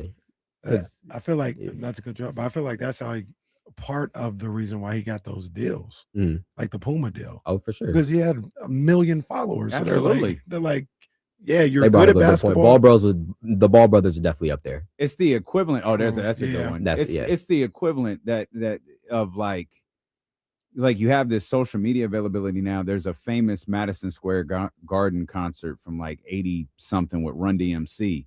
They had already written the track My Adidas. They had already written that song, and they say, yo, if you got them Adidas, put them in the air. And like 3/4 of the crowd takes their shoe off and puts an Adidas in the air, and the Adidas execs are there, right? And they're like, oh, these dudes have influence. Yeah, for sure. Yeah. That's what social media has created now, where For you sure. have a guy like Mikey Williams with 1 million followers or whatever it was at the time he signs the Puma deal, and it's like, yo, this kid, very literal kid, has influence. Oh yeah, and something that is his who was his agent at the time told me was like, he said of all of that, like when they signed him, it was over the summer and that was right after NIL was legalized. It's like of all the players going into the draft and free agency, NBA players, Mikey Williams would have the most marketability by whatever metric it was, followers, hits on Instagram, whatever it was. He was the most marketable player that was still available necessarily of players going into the draft and free agents, which was crazy. But like, that's real. Like even now you look at it, he has like 3 million followers on Instagram. NBA players don't have that. I doubt Keegan Murray got 3 million followers on Instagram. Right. There's no way there's 3 million people interested in anything that Keegan Murray is doing. Like, you know what I mean? So like, and so I think it's crazy that like, that there was a market for those kids superstars. I think the reason was that there's so many kids, and I'm one, like I'm gonna be first to admit, like I watched the Overtime show that he had. And like, there's so many kids that wanted to live that superstar lifestyle vicariously through him. And he created that, and he came up in that social media era that a lot of people latched onto. I think I'm checking this out right now. We do some pretty damn good numbers on the ESPN Instagram with our reels and stuff like that. And the only holdup is when Fox got traded, we did some, it's not even close. Like when Fox got traded, we put a reel up there that did like, it's got like 10,000 views or 10,000.2 views. Mikey Williams' debut game at Hornet Pavilion is 229,000. Yeah. Like it's by far. It's funny when I was talking to the Sac State SID before I started, and I asked him about that. I was like, how many posts, how many pictures are we putting up of Mikey this year? And he's like, I try to keep it a little balanced, but I know if I put Mikey in that first picture, like it's gonna do so many more numbers than anything else we do. Yeah. I'm looking at one, and it's a half. It's a video with us and Trista talking about there's no reason that the Kings should be this bad this year. That's 96,000. Yeah. It's still a fraction of what Mikey's first game did. That is, of course, and that's not even counting all the people that stole that video. Right. Yeah. Right. They took it for their own. They took it as if they were there filming it. They took Leezy's content and posted it at their own. Which is crazy that there's CBS did that. Oh, bitches. Which is crazy that like so many people have followed his journey. And then when I'm able to sit with him it was probably like an hour and a half, I was sitting with him, and like there was so much stuff about his story that like I didn't know, that so many people didn't know, whether it had to do with his case, what happened after, the growing up part, like and one thing I wanted to get into, but in the story that we ended up not having space for, was like when that show came out, everybody like, oh, he acting ghetto, like he act like there's no ghetto thing. He got this big house, and like there's stuff about like his dad's past and his family and the area that he grew up in that people just didn't know about. And I thought that was super interesting. It was like that idea that like we could have so many followers, people don't really know what's going on with him or his journey. I learned this kind of the same way through like people who know him a little closer now. I don't know what neighborhood he lived in growing up or whatever, but he is not from It wasn't the house that was in the Overtime Show wasn't the house that he grew up in. He is not from privilege. His circle is not that of privilege. And that adds another layer to his whole story, because to a certain degree, I'm not saying everybody, but there's probably a lot of people who he's really close to, who he really trusts and love, who looked at him as the ticket. Like he was, he was the one that was going to save the family, right, and take care of the whole family. And that's a before we even get into social media, that's a whole nother pressure that athletes like the Stephon Marbury's and guys going like back to Bronny, that's the response. That's something Bronny never had. We spent a whole season talking about Arch. Right. Arch does not have to deal with that. There's no pressure for Arch to go to the NFL draft. He doesn't have to. Right. Yeah, it's a whole nother dynamic to it, man. And I wish him the best. And like the thing about it was that people don't understand his story and didn't know as much as they did, but because he grew up in an era with social media, people felt like they knew him, and people feel like they know his story and know what he's been through, or people feel like, oh, he took a plea deal that's an admission of guilt, and they don't know the story behind it. They don't know that he was willing to go to trial, but Penny Hardaway at Memphis was like, take a plea, let's get it behind you, come play basketball. And then the Memphis athletic director, after he took his plea deal, was like, oh, you got to wait a year. And they kind of rug pulled him in ways. And there's so much stuff about his story that people don't know. And so that was kind of why I want to do the story. Is like people feel like they know his story and they don't really. And like none of us do. And that's kind of like a representation of like these people that we follow on Instagram, even who have these behind the scenes shows, we don't really know them. We don't know everything. And so that's kind of wanted to kind of bring, his story to light. Did a good job, man. Yeah, really good job. Did really a great job. You've been doing a good job with all your work, man. I got my athletic subscription. I appreciate that. Man. You're doing a fantastic job. When is your piece on the Kings coming out and how dreadful they are? Sam Amick, he got that cup. Or who Anthony Slater, he just had his piece on ESPN. Was it? I think it was yesterday. Yeah, I didn't read it yet. I meant to. Ant's gonna be with us in the 3:00 hour. Yeah, he's gonna be with us at 3:20 to talk about all that. You're a Kings fan though, right? Like, so how are you feeling about the state of this franchise? Obviously, the team stinks. Oh my God, I remember earlier in the year, it was like first when Zach LaVine went out, and it was like it was when they had the starting lineup graphics, and it looked like Russell Westbrook was playing power forward, and it was like Dennis Schroeder, it was Schroeder, DeMar, Russ. Man, that might be. I forgot who they had. It wasn't even Ray Nodis, and it might have been. It might be Eubanks area because Keegan was out. Like it was just looking at. It was just like the most frustrating part was like from the outside looking in. I don't cover the team. From the outside looking in, it's like it didn't have to be this way. Like it didn't have to end up this way, and that's the most frustrating part. Like you had a flash in the pan, and it's like, you know what, blow it all up, get rid of all of it. And so that's kind of the frustrating part. It's like it was that little flash, that little bit of hope for Kings fans and for Sacramento fans, and obviously they still showing up, but like now we just back to where we've been for my entire life, which is just how old are you? Irrelevant. 22. Oh yeah, you got 1 year, pal. That's all you got 1 year. Yeah, like I was born like the beam. I was born in 04, so it was right. It was right after. It was right. I didn't even get 02. Yeah. Nah. So it's like what that Ori shot means nothing to him. So it was like, man, like we had that little flash in the pan, and now we're here. It's like how we get all the way back here in a year and a half. Started with the beam, now we're here. Damn shame. Are you a 49er fan? Yeah. What do you think about this weekend? I'm hopeful. Okay. The problem is like here's the thing that I'll say about this, just in general. The part that I'll be telling people that I think people forget, we ain't supposed to be here. Like if you like take the expectations off. If you just look at the roster that we have left, we suck. Wow. We got third stringers on. We have no linebackers. We have me playing wide receiver. Like there's no reason why the Niners should be here. The fact that we're here is a success to begin with because we ain't got nobody left, right? I think with the Eagles, I think the biggest thing is can Robert Saleh's defense get enough stops, and like at any point, if Brock Purdy can play like he did for the 5 weeks before that game against Seattle, I got us a chance against anybody.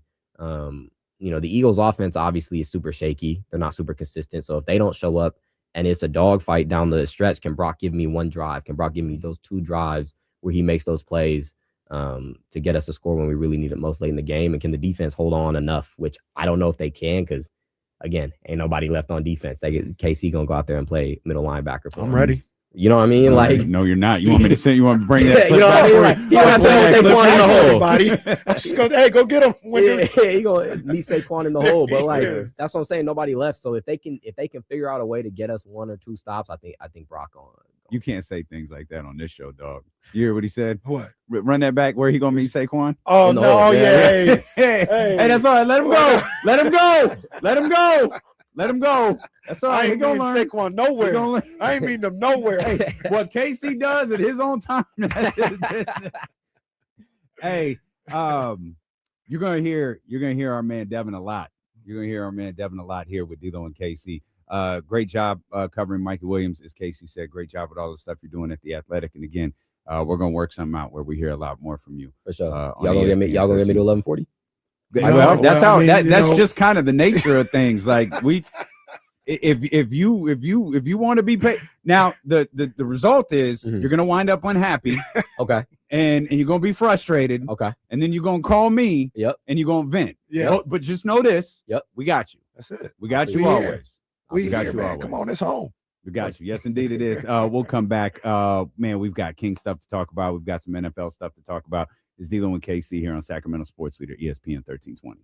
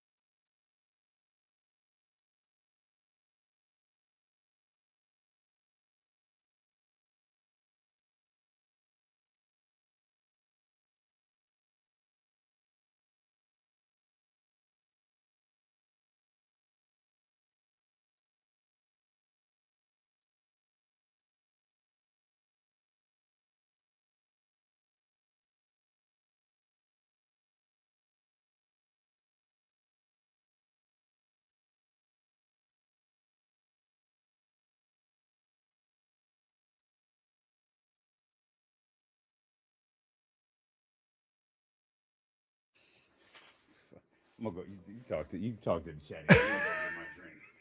Fucking. I don't ever question who the fuck we are.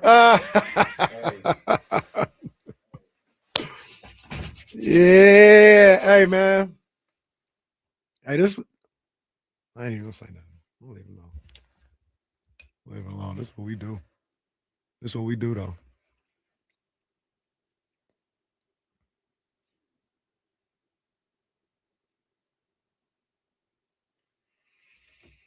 No,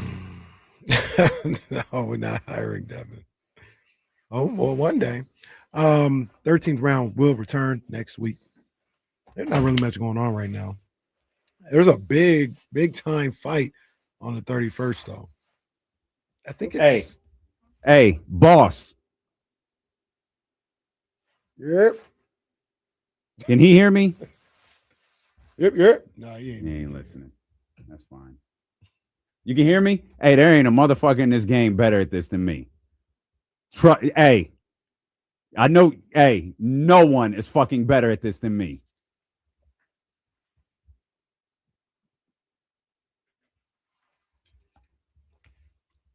Absolutely. I know y'all heard that too. Y'all watching. Y'all waiting for a response. I see y'all. Cheers. Oh, and if your private school buddy is listening, I only got this because of you. I hope this is good. I've never had this. Is that protein? Yeah, he used to drink the powder form a lot. I've never had one before. For all those years I saw him have one of these, I never had one.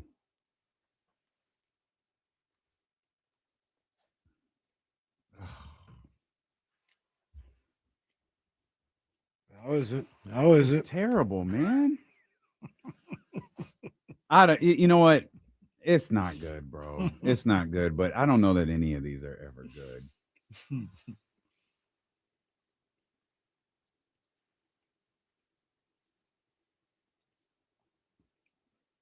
But I have to drink it. Oh, shoot. How much time do we have? Not much. All right, that's fine. Bruh. I ain't even gonna you ain't gonna see me brag or boast about that because that was against my boy. That was just my boy. That was against my guy, but this team nasty, bro. How are the girls doing? That's Jackie's team, right? Mm-hmm. I'm assuming they're doing good again. I haven't really checked in on them. I just assume they'll be towards the top again, but bruh. You can check them out this Saturday, Monterey Trail, Battle at the Trail.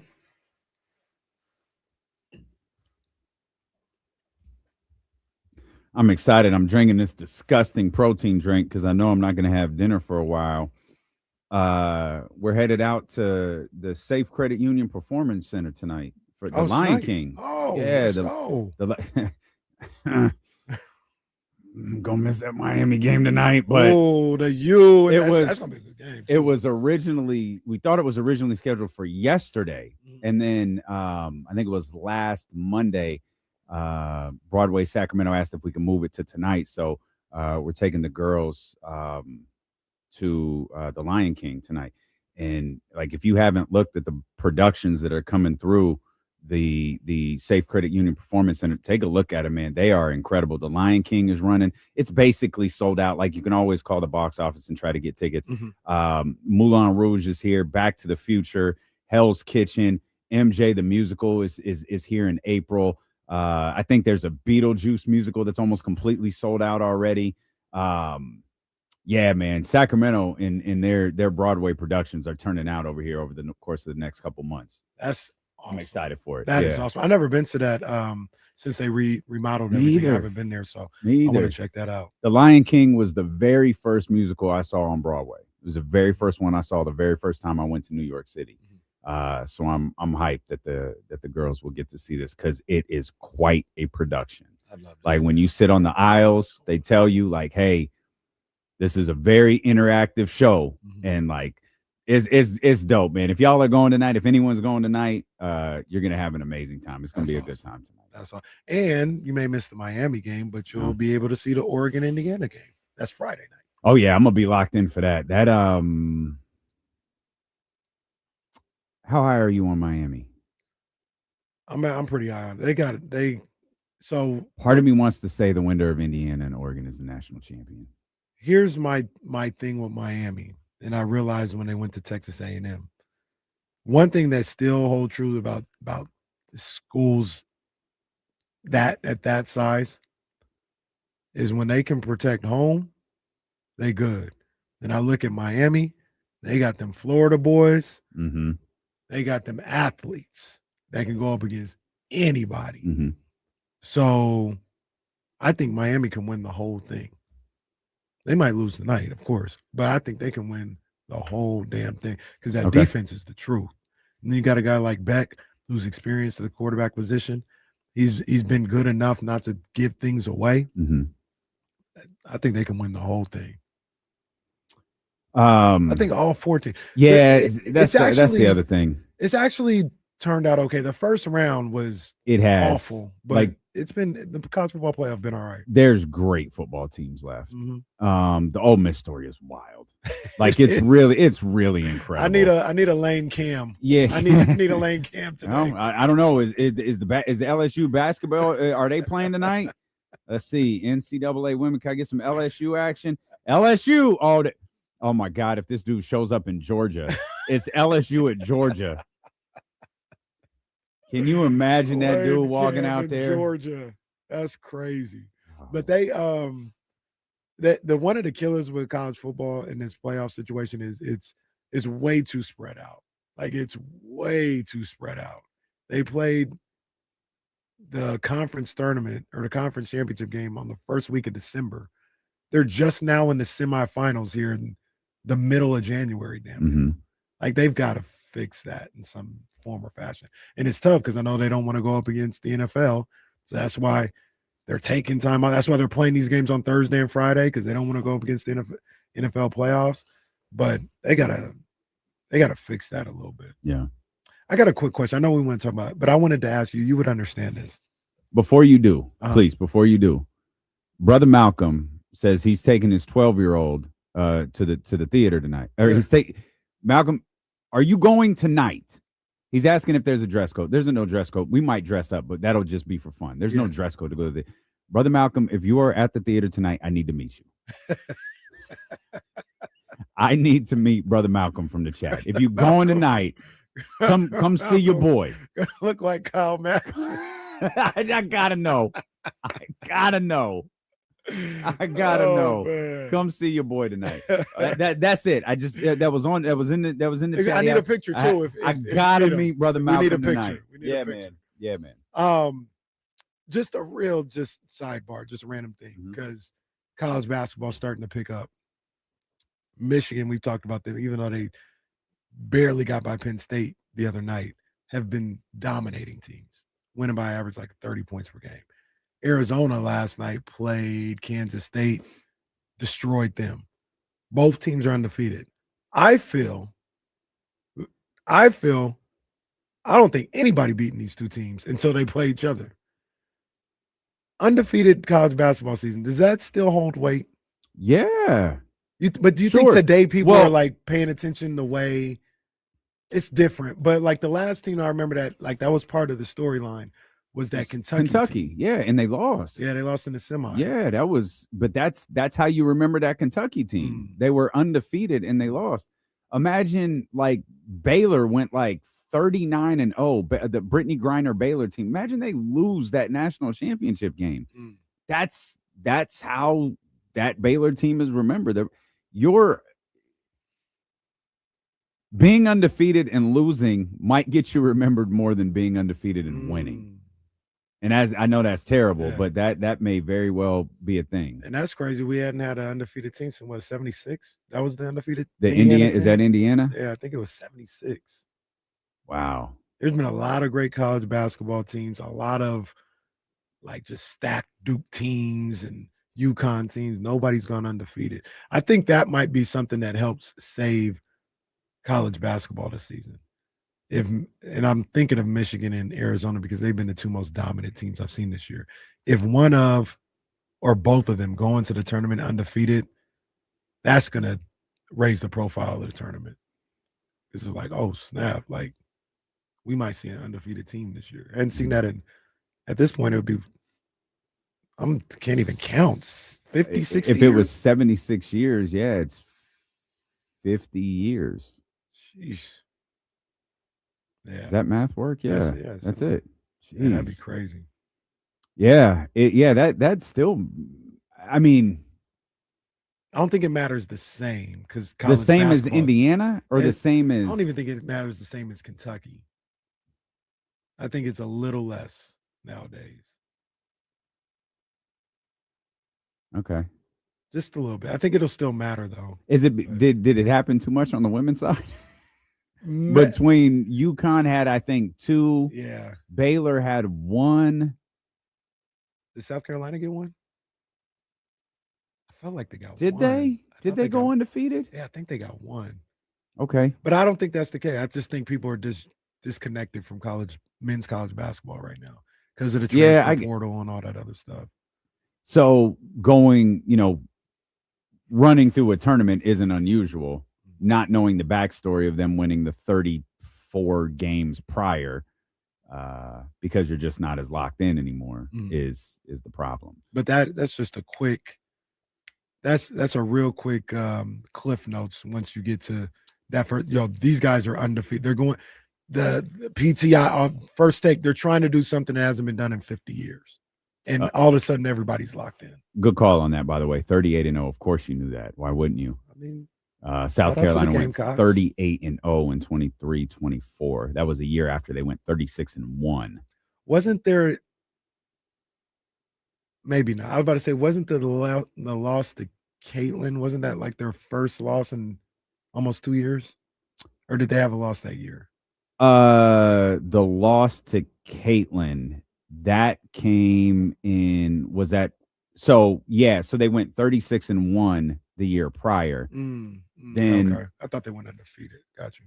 And then they went 38-0 Gotcha. the next year. And then so the year they lost to Caitlin was I mean it wouldn't have been 2 years, but it would have been a large chunk of games. I definitely didn't think they were losing that game. Dawn's won a lot of basketball games, man. Shout out Dawn. She's got a South Carolina win percentage of 815. Look, the crazy thing is, Hey, that's a little lower than I thought. 15. Damn, man. Is she going 8, 31-5 at 15. least every year? I thought it might have been higher. Yeah, I mean, pretty much. That's what she is. I mean, her first year there, they were. Well, yeah. I mean, okay. So this is just the South Carolina number. This isn't her coaching number. 18 losses, 15 losses, 15 losses, 10 losses. Those were her first 4 seasons. Then she got into single digit numbers. She had a 23-10 year. And then something happened. Don't know what it was, but she went 32-1 the year the tournament was canceled because of COVID. Yeah. And she has not lost more than 5 games since. And the 5 games was the next year. 2 losses, 1 loss is 0, 4, and they're sitting at 1 right now. If you're into that sort of thing. Well, the girls they're in the Bay Area this year or this weekend. They are. I was going to try and go. My cousin has season tickets to Stanford, but it's on Sunday. Oh, okay. See, I could probably say, hey, can I get some tickets for the game? Silence. They're for Kenny. And then, yeah. I'll leave him at will call. I'll leave him at will call. Well, we're talking about Dawn. She's obviously one of the great coaches. There's a reference to Duke right there. I know their coach is great. Doug Christie is trying to coach this current Sacramento Kings basketball team. And, I don't know if I genuinely don't know if Doug is a good coach or not. I don't. But Jesse, I thought, asked an interesting question after Doug's remarks following the game against Dallas, which were accompanied by some remarks from DeMar DeRozan about how they were just really disorganized in the fourth quarter. James brought this up earlier. I'm sorry. James brought this up earlier in the week. 50 years of NBA experience on the floor to close that game. You can't be disorganized. It wasn't Neek and Dylan and Max and a bunch of guys who've never had situations like this, clutch games like this. You have NBA players out there. You have Hall of Famers out there. You can't be disorganized in those situations. Given the current state of this basketball team, given in I'll encompass everything, the injuries that they dealt with, guys being in and out of the lineup, the obvious fact that this season is lost, like it is nothing. This season is absolutely nothing from a Sacramento Kings franchise perspective. Is this team coachable? Could we even possibly evaluate Doug Christie as a head coach with this group? My first thought is no. And I say that not as an indictment on these individuals and these players. I'm looking more at the situation, more of the roster building. I don't think he's been put in a fair spot to be evaluated with everything that's gone on. And that's before fair. And that's before we even talk about the injuries. You know what I mean? Like, yeah. So I don't think Keegan and Domas haven't played a single game together. Right. I don't think individually these players are not coachable, but I think as a collective and the way this team has been put together in the situation, Jesse talked about it at the beginning of the year, and he's proven to be spot on. These guys aren't invested at all in what this team does, as this franchise does as a whole. Yeah, they want to win from game to game, but they all are just waiting for what's next in their career. or a lot of them are just waiting for what's next in their career.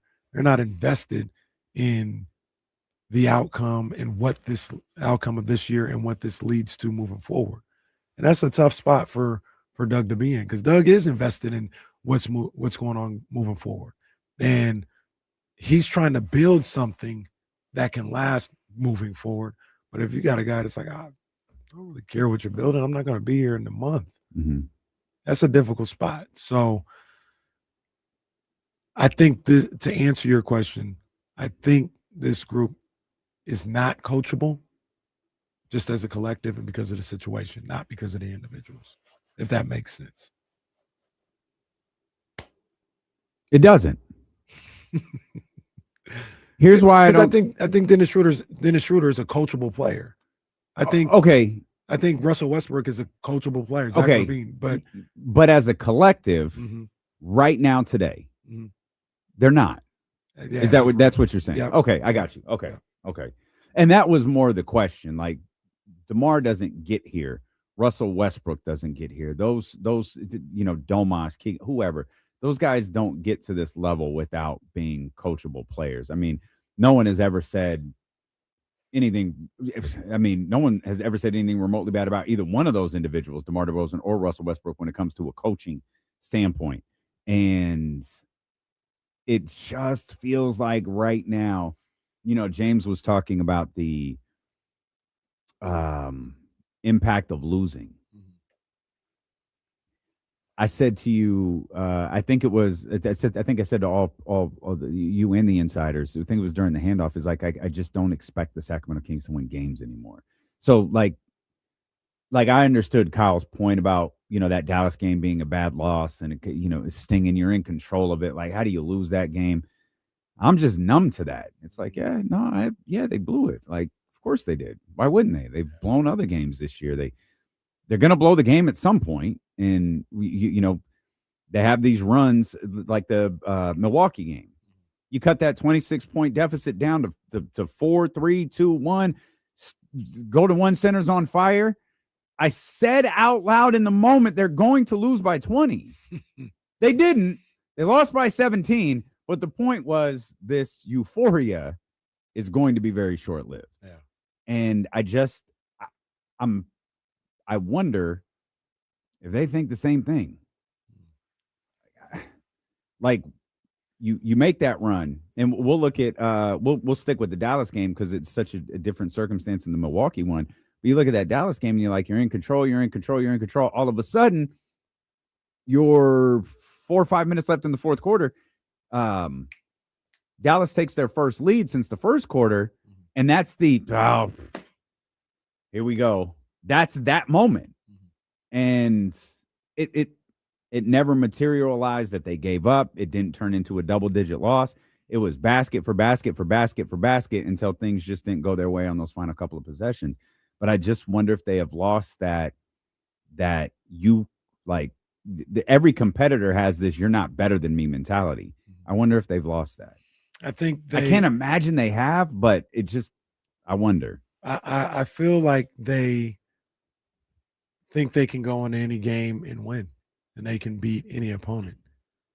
They don't, when they get into those situations, I don't think they have that mindset of, oh no, we're going to pull this out.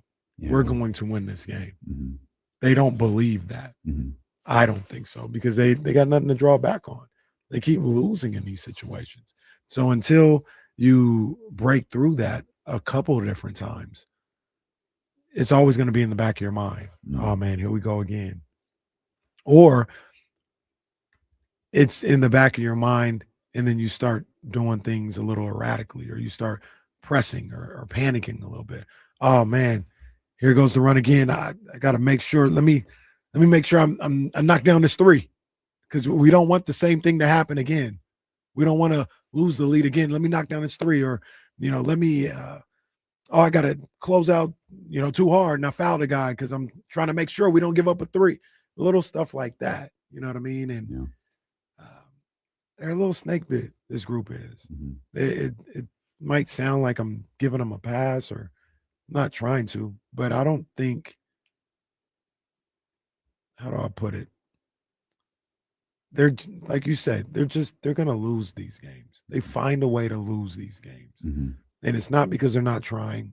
It's not because they're not listening. I think a lot of the times it's not because they're not together.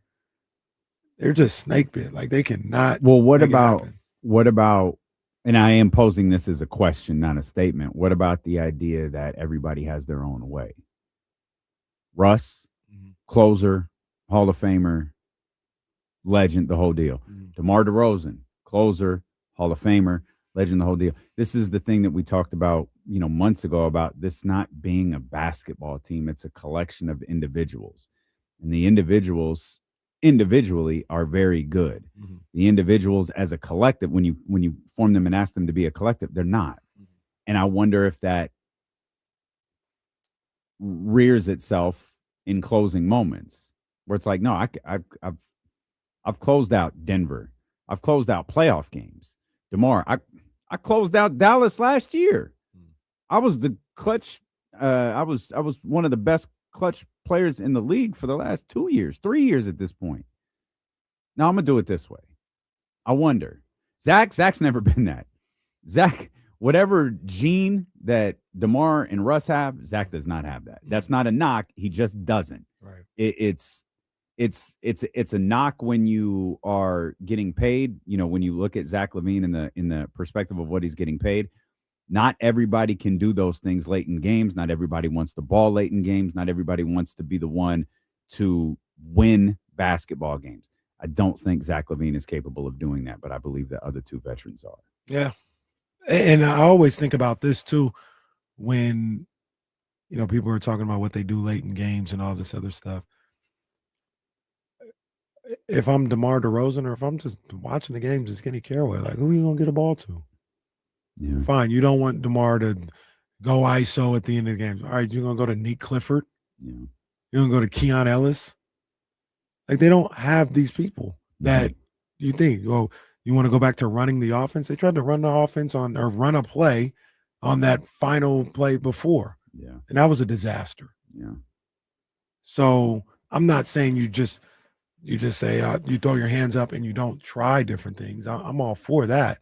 But there's not a lot of options. There's not a lot of places to go in those situations late in games when the defenses start to zero in a little bit more on what you're trying to do offensively and take things away from you and force guys that usually could get wide open shots in the middle of the game for whatever reason. In crunch time, it's a little more difficult for them to get a good look. So you don't want to go to DeMar DeRozan, that's fine too. Where else you want to go? Even when Sabonis is out there, you want to go to him? No. Sabonis don't even want the ball in crunch time. He'd always give it up and tell Fox, you do what you want to do. Mm-hmm. So, yeah, it's an issue with the roster, and then you got guys like Russell Westbrook who isn't scared of the moment, but he's hit or miss sometimes with these shots. Yeah. So, I think we mentioned this to James not that long ago, and with the Trae Young deal happening last night, and I guess steam kind of picking up. You're starting to hear things about Anthony Davis. You're starting to hear a little bit more murmurs around the league about deals that can be done. I'm starting to prepare myself for this roster being exactly the same. Oh yeah. Yeah, I started that about 3 weeks ago. Like there is not happening. Like that. That's not a report. That's just an opinion. Like I don't think that move is coming. And I think some people think, oh, you got to wipe the slate. Can you trade this, trade that, trade that? And I think Scott Perry is attempting to say as much. I'm like, no, we're going to be diligent. We're going to work the phones. But, I think he said this, and I can't remember to who. Some of you guys think it's not easy. Like, it's not easy to just make a trade. You got to have willing participants and willing parties. And seeing what Trae went for, buddy, I don't think Zach LaVine could be traded. Like, unless there is a team that has really convinced themselves they just need him to do a couple of things. Obviously, I'm talking about Milwaukee because I can't think of any other team that could be. You got to have a little bit of desperation to you, and you need something very, very specific. You need someone who can come out here and get buckets for you. Zach LaVine can do that. Don't need you to win games. Don't need you to be the star. Not asking you to be the star. We'll bench you if you attempt to be the star. But we've got enough here to where we think you could be helpful to us. Also, we're a little bit desperate. So we're going to try to make a move. It's the only way I think something can get done with Zach LaVine. So, and here's the other killer to that. When you talk about Scott Perry, it seems like a guy that is hell-bent on getting what he perceives is maximum value for any trade. Like, and I'm not saying that's right or wrong or anything like that, but if you want somebody moved, he's only going to move Zach LaVine for the deal that he thinks it's worth or the market says it's worth. He's not going to do what Atlanta did for Trae Young. Like, no picks, no nothing like that. Yeah. Nah, it's cool. It's cool. You guys can go ahead and do what you want to do. I think we should get a first rounder. Matter of fact, we should get an unprotected first rounder. You giving us a protected one. Nope. I think we should get an unprotected one. I'm not doing the deal. That's what it sounds like his MO is.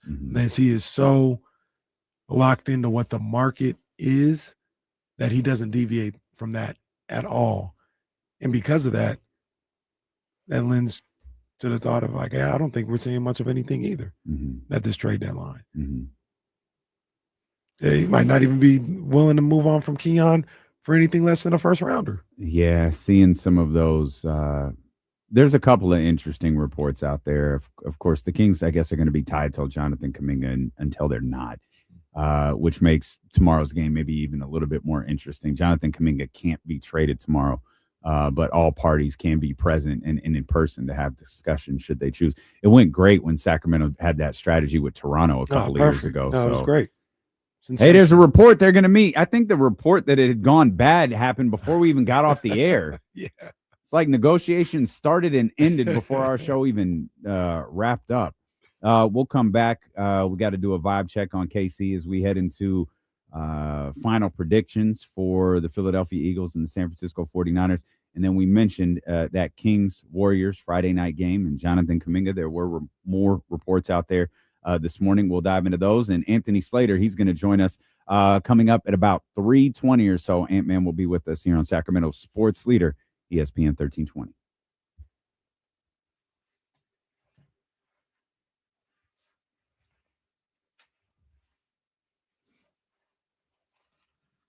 Yeah, I'll get that when we get back. My bad. Mike's? Okay. Yeah.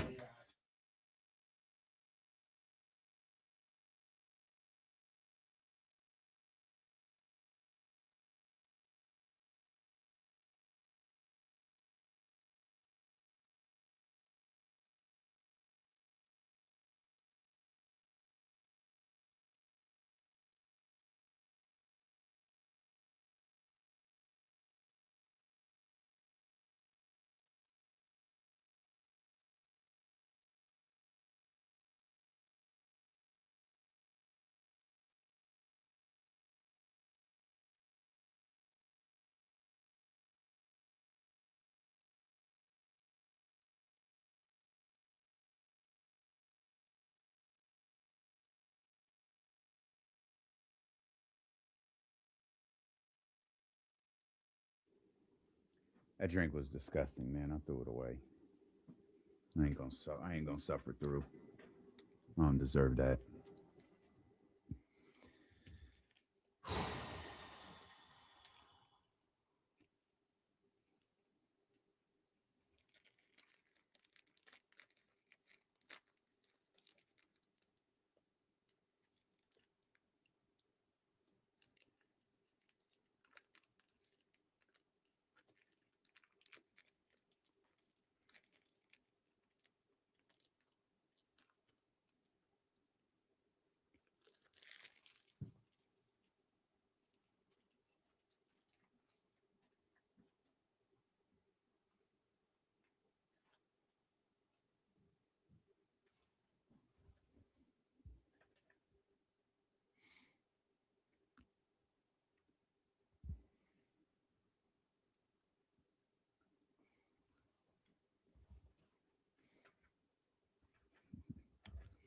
I love y'all, man.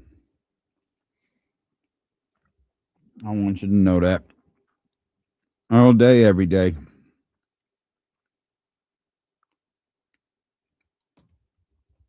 All day, every day.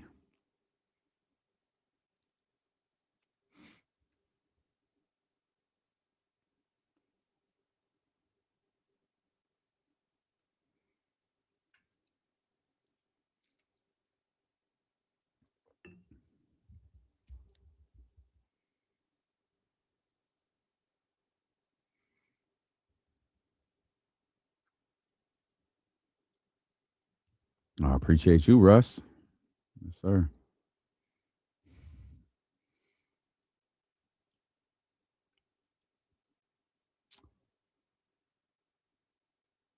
Oh, right on, Jack. Thank you, brother. I appreciate that. That's a kind message, man. Thank you. It's an amazing blessing.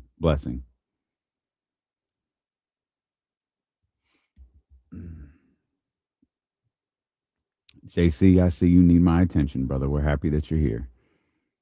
That's the only attention you're gonna get from me, my man. But I'm happy you're here. Yeah, I hope so too, Leezy. I hope so too, brother. They appear to be. I don't know, man. I guess I'll never. Yeah, it's a good venue for them. It's a good venue for them. I guess I'll never understand the Malik Monk thing.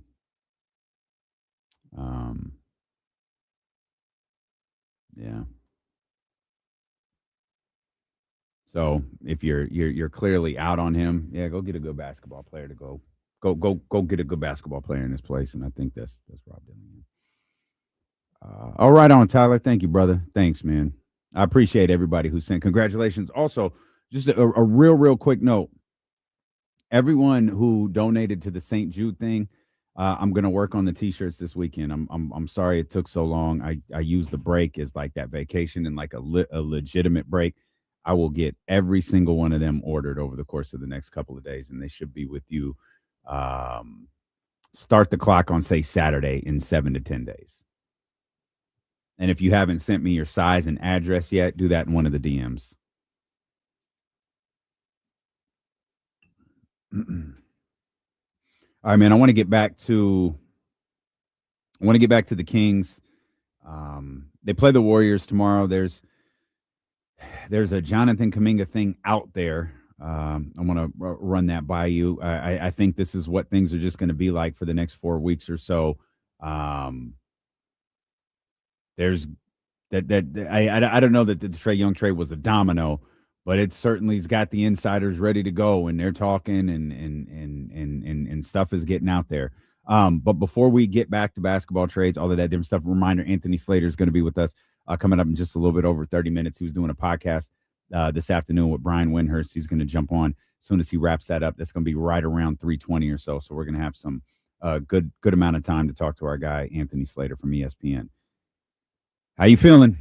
We are just a couple of days away from the 49ers and the Eagles. You started at a 2. Yesterday at this time, you were at a 6. Yeah.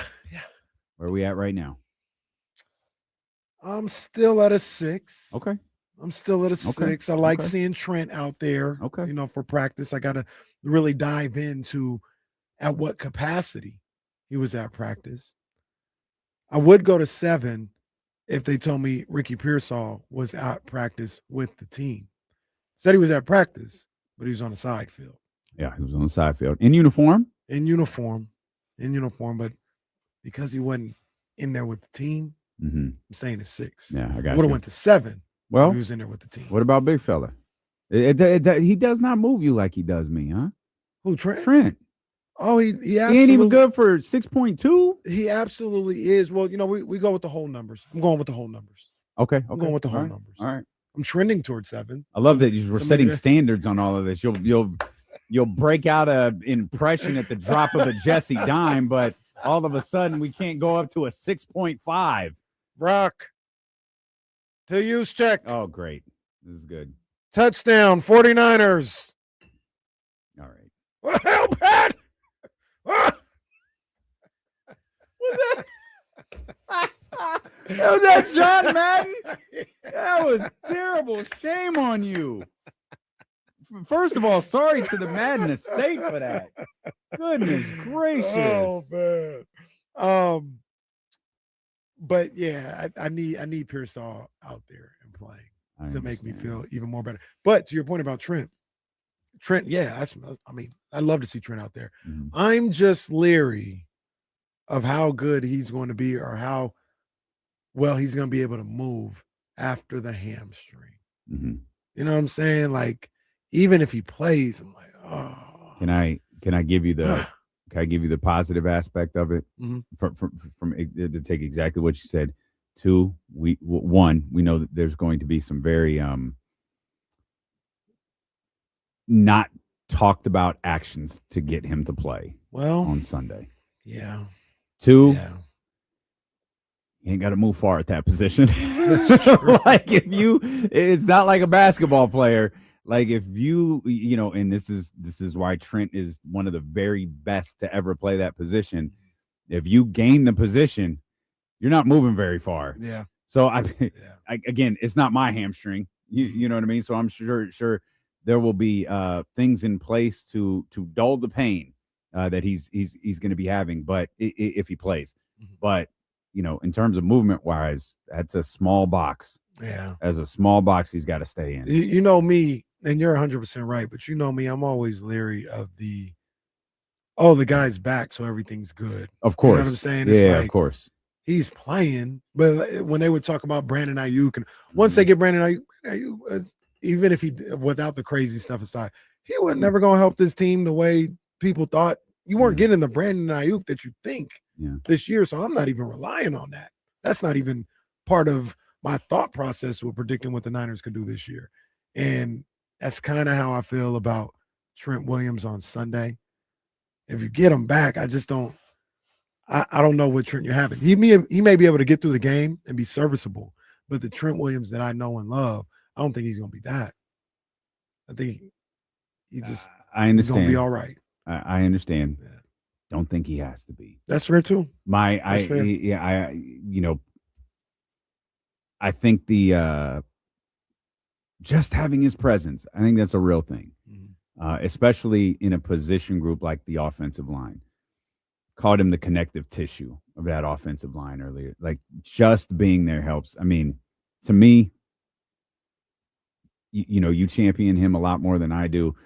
Brody's got 50, 20, 15 triple doubles. James Harden's best game to me was that game he played with a shredded hamstring, played the whole 48 minutes because you couldn't take him out. And every single player on that Brooklyn Nets team said just having them out there mattered. This wasn't Willis Reed limping out there and scoring 2 points or anything like that. This was James Harden playing the entire game because he had no other choice just to try to get them to a game. I think that was a game 6. Game 6, yeah. That he did, yeah.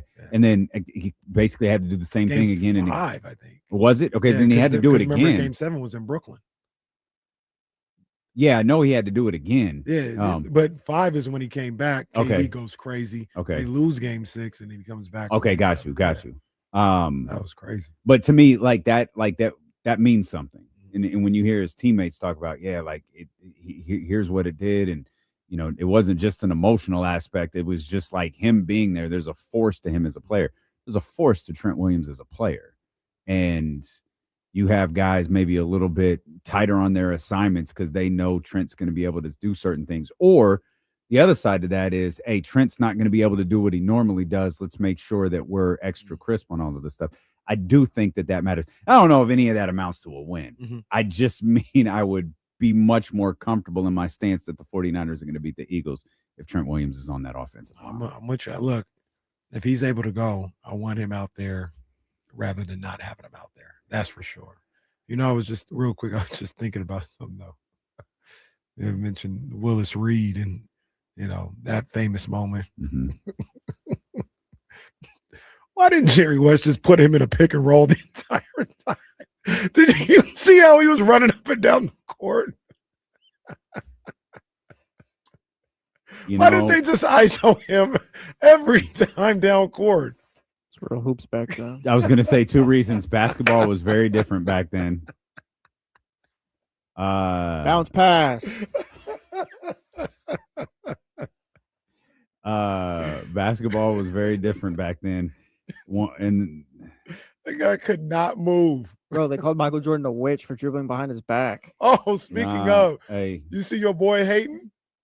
who? Oh, I saw that clip. Yeah. Who? Did he cuss? I'll just pull it up right now. I don't think so. Okay. I don't know. But just It's funny. It'll be funny your reaction. Yeah, when I yeah. pull it You up. know, Oh, this guy. Okay. Yeah. Okay. But what was the other? Why he pulls that up? What was the other reason why Jerry West didn't put him in a pick and roll every? Because Jerry West has the worst nickname in the history of Oh, now see that's. Hey, God. Oh. God rest Mr. his- Clutch, Mr. More like Mr. 1-7 in the Oh finals. no! It's Don't the put that on worst. his name. Like Jerry would have not survived the social media era. Like he just would not have survived. Damn, Mr. Clutch 1-7 in the finals, going up against Brutal. the greatest teams ever. Come on now. Okay, all right. So for those, okay, wait a minute. Okay, so we got okay. I'm starting to put it together. On the screen is DeMarcus Cousins and Isaiah Thomas. I have no idea Isaiah what's Thomas, happening here. Pistons, Isaiah Yeah, I'm Thomas. sorry. I'm sorry. Yes, Kenny's favorite, Isaiah Thomas. He was Our era is considered to be the golden era. This is what I don't understand about your era, right? You guys are playing with arguably the greatest player to ever play. And excuse me when I say this, but y'all treat him like he ain't nothing. And I'm talking Wow. right? Y'all act like, well, y'all instead of pubbing y'all era up, y'all go back and say our era was the greatest. Oh, Michael Jordan was the greatest. Nobody could ever be greater than Michael Jordan, right? Okay. And then you turn around, but in your era, LeBron James sitting there, he holding every single basketball record. I mean, every single one of them. And you're looking at a Kevin Durant and you're looking at a Steph Curry. But then when y'all say who the greatest, y'all talk about the guy that gave you some shoes and, gave you some warm-ups. Fair. On this show, for the record, me Boogie, and Lou will all agree that LeBron's the No, greatest. I'm an MJ person, but Isaiah, I'm 50 years old. That's hate. That's hate, Isaiah. You're not. Why you hating on Mike like that? Was that Beetle? Yeah, Was that Beetle? Yeah, Beetle, Parsons, and Cuz, and Lou Will's on there. Sometimes. I don't know. Beetle looked different to me for some reason. I was just like, I'm sure that was her. Why you hating on Mike? He gave him some shoes. Come on, and a man. You know warm-up. why he ain't. You know why he hating on Mike, man. Come on, man, come on. See. If anyone else had said that except Isaiah Thomas, it would have been fine. But it's like, oh, Isaiah said it. He hates Isaiah's that. like, yeah, my era wasn't even that good. What'd you guys do? See, the problem with what Isaiah just did is he can't ever come back and say, well, I beat Mike, I beat Magic, Yeah, I he beat just Larry. killed his own you argument. Just crapped on your entire era of basketball. Soren says, as a glorified shoe salesman. What? Because he gave you some shoes and warm-ups? Stop. See, that we can't hate on him, bro. We can't hate on Isaiah Thomas for hating on Michael Jordan after Michael Jordan gave that Hall of Fame speech where he called out everybody who's ever That's true. done any perceived wrong to him. That's true. Is there anyone in sports now that you guys can think of that hates anyone as much as Isaiah hates Michael Jordan still? Oh, like good one. any just rival, just that. Does that even exist anywhere else? Like Isaiah's kept this up for decades. This is really obscure. But Oscar De La Hoya and Floyd Mayweather. I don't think that's obscure. Like those are two pretty big names. Well, I was just saying, like the nature of how much how much they hate each other. I don't think people are really tapped into like how much they hate each other, but they hate each other. Okay. And they take shots every opportunity. Soren says Wemby and Chet. Yeah, we don't have we don't have longevity with that. That's on its way. Yeah. But look, and that's not going anywhere. Oh, Paul Pierce and LeBron. Oh, Paul Pierce. That's a good one. Yeah. Paul Pierce and LeBron is a good one. And I don't know if Paul Pierce hates LeBron half as much as LeBron James hates Paul Pierce. Nice. We'll take that. Yeah, he does. He does not like that dude at all. At all. Sent me to Miami.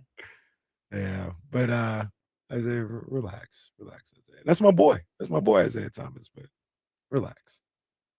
Jordan's the GOAT. Shoe salesman and some warm-ups. That's pretty funny.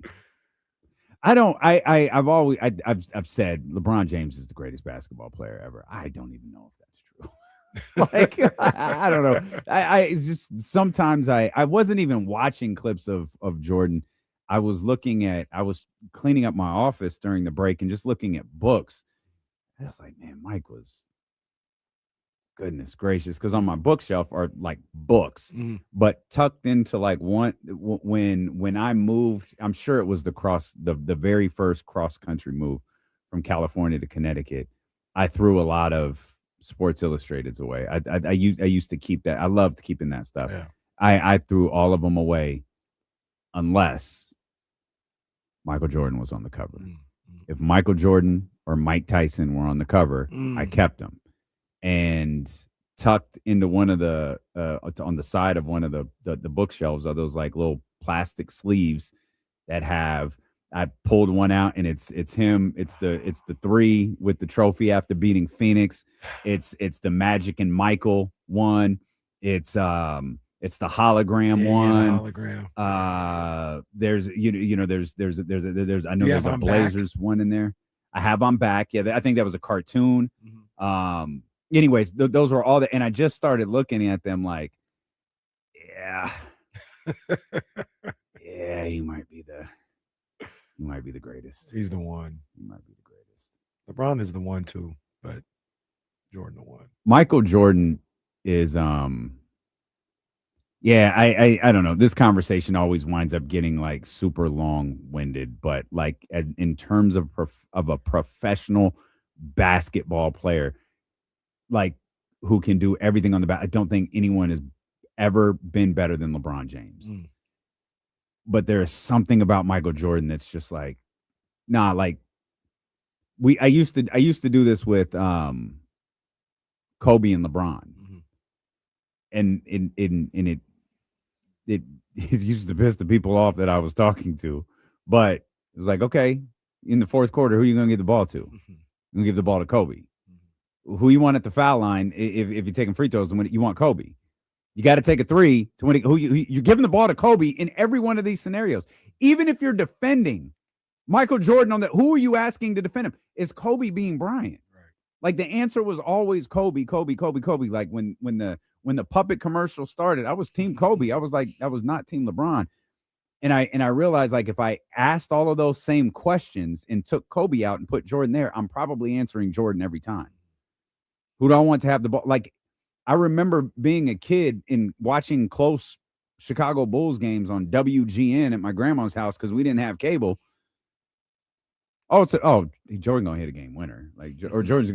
Michael Jordan doesn't lose. Like I thought that as a child. Michael Jordan does not lose. Yeah. He wins. And so, I watched him lose to the Pistons and still like, no, Michael Jordan doesn't lose. That didn't count.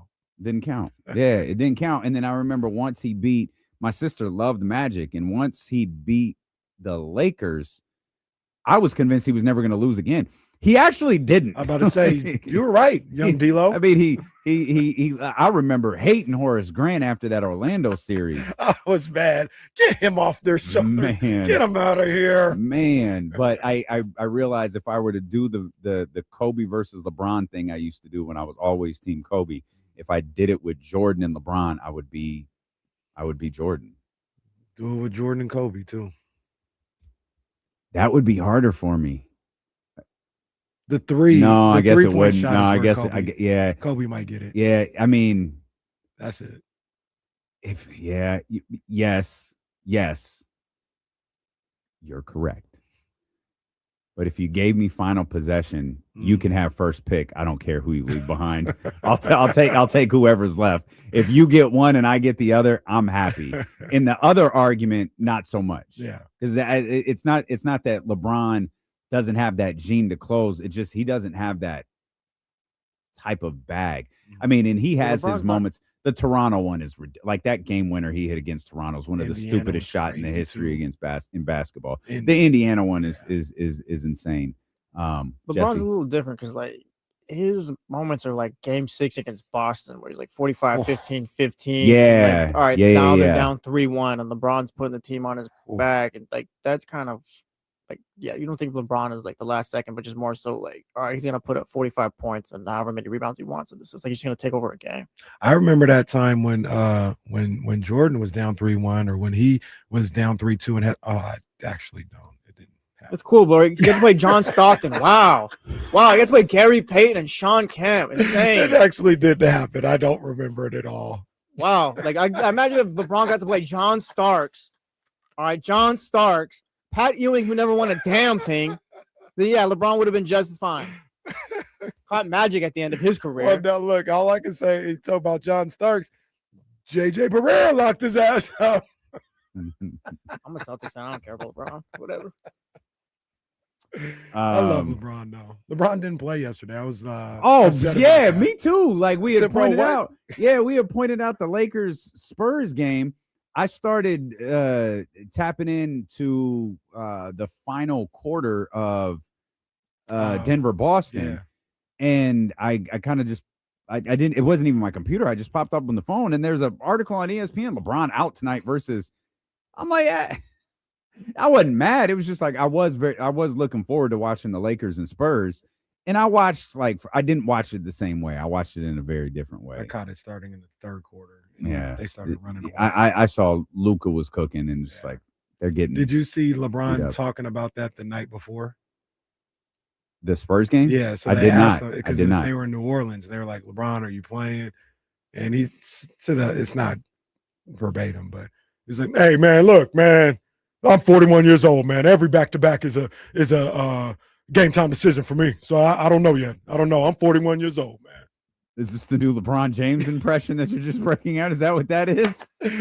What is happening right now? Launching the LeBron. I'm sorry. Son, maybe go play a different sport. Go have your mother pick you up. Did you set all of that up to just break out the LeBron James impression? That's really what he sounded like, because it wasn't. I saw the video. Yeah, and that's what he said.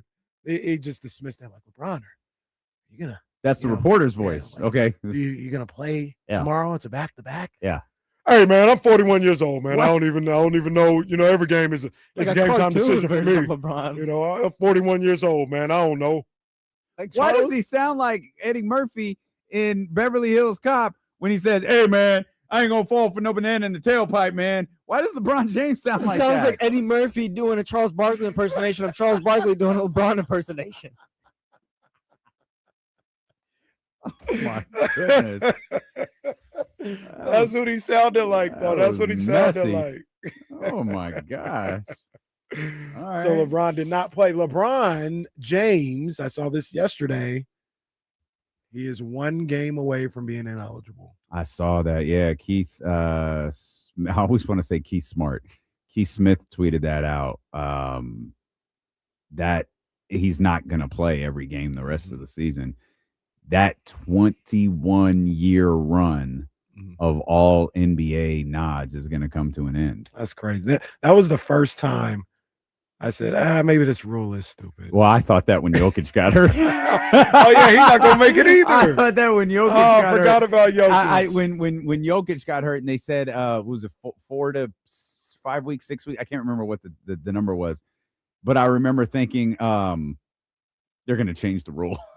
Yeah, they got to do something different. Jokic is gonna have 30, 17, and 10, and he's not going to be able to win the MVP. And the other, Giannis is going to have similar numbers. What do you do there? It's going to be. I need to say. Hold on. Let me say it. He was right. He said it. He said this too. Draymond Green was right. He said this too. Yes, he did. Yes, he did. Wow. Now, if I remember correctly, he said you're going to have scrubs winning awards, and you said, "No, Draymond, you're still not going to win awards." And that is not what's going to happen. Scrubs aren't going to win the award, but it's the guy who should probably be the MVP isn't going to win it. Mm-hmm. I don't know if LeBron's all NBA run would have continued had he been healthy the entire season. He's having a solid season, but like how this all breaks out, like I don't know. J-Dub might already be ineligible. He missed so much time at the beginning of the season. Like, what does all NBA look like? And Luka, stay healthy, man. This might be your award to lose. Right. This is like the way this is shaping out. This is as if like Drake May or Matthew Stafford won the MVP. No, don't do that. Matt Stafford's throwing for almost 50 don't touchdowns. do that. That's a bad take. Bad take. Boo! Someone throw their shoe at him. Lamar got hurt. Josh Allen wasn't there. Mahomes got okay. We'll just give it to Stafford and these guys. Mahomes was there till like the second of last week, and he wasn't doing anything. But like, what do you do though? Can you have someone win the MVP if they only play 50 games? Like you said it, but I think it's Luka. Like no, it's absolutely Luka. This year is Luka. Maybe SGA can get in there again. Yeah, we're talking like SGA season has been bad. Like he's regressed or something. Man, and he isn't played good every anymore. game or something. Yeah. And he averaging 32 or something like that. Yeah, he's playing terrific. But to your point, you they can't play half the season. And no, I understand. Can you like 58? Is that too little? That's works for me, I guess. I don't know. Yeah. It's over. I don't know. I think they man. might have to. But I think there's the whole something. rule. I think that's ultimately what's going to happen.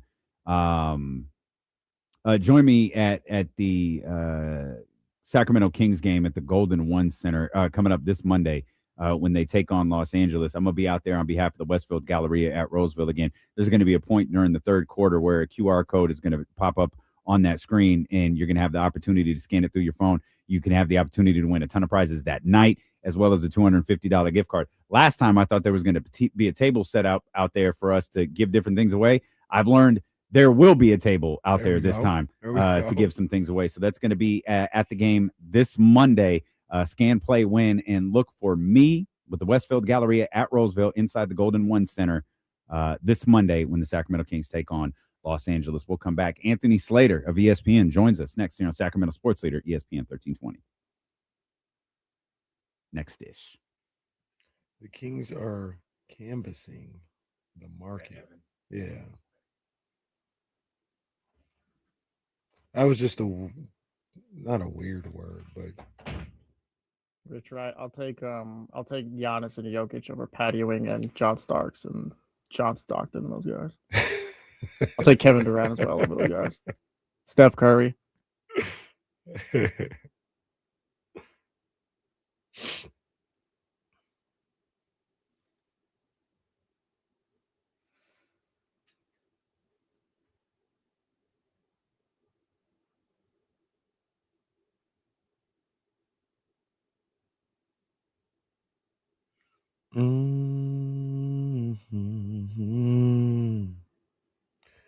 I gotta get you home with me tonight. Uh-oh.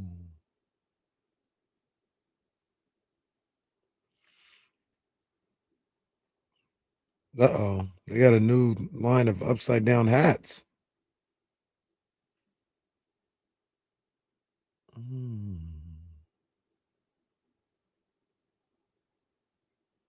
I feel like I just have to get another Giants one.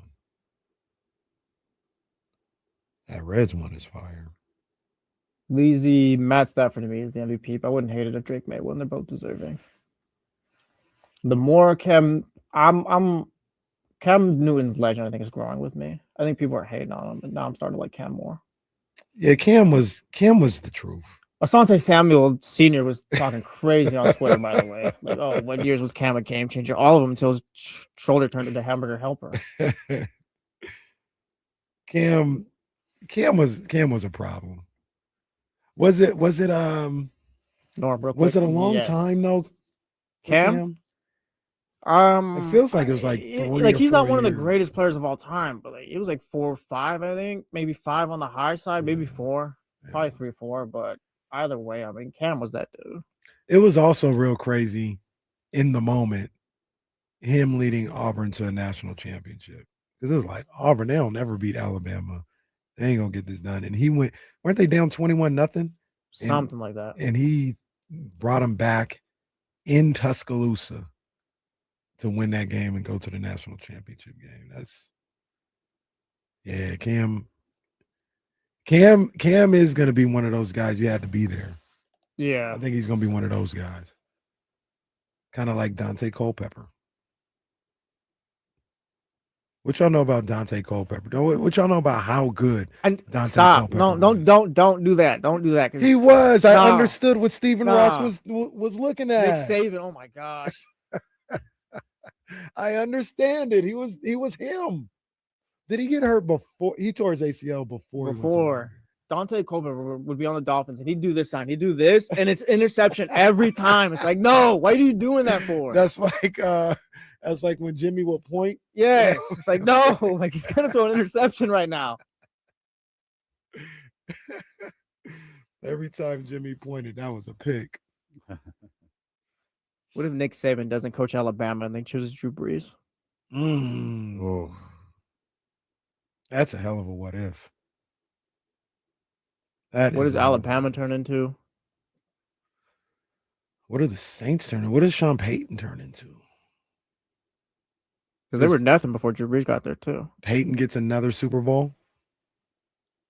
They probably would have won beat whoever they played that year they lost to the Saints. I was about to say Jim Harbaugh doesn't go to the Niners, but he did go to the Niners. Miami didn't want him. Wait, Jim Harbaugh? Mm-hmm. Miami did want him, but Ross just couldn't help himself from how do you call it? What's it called? What am I missing the term? Tampering. We had a coach at the time.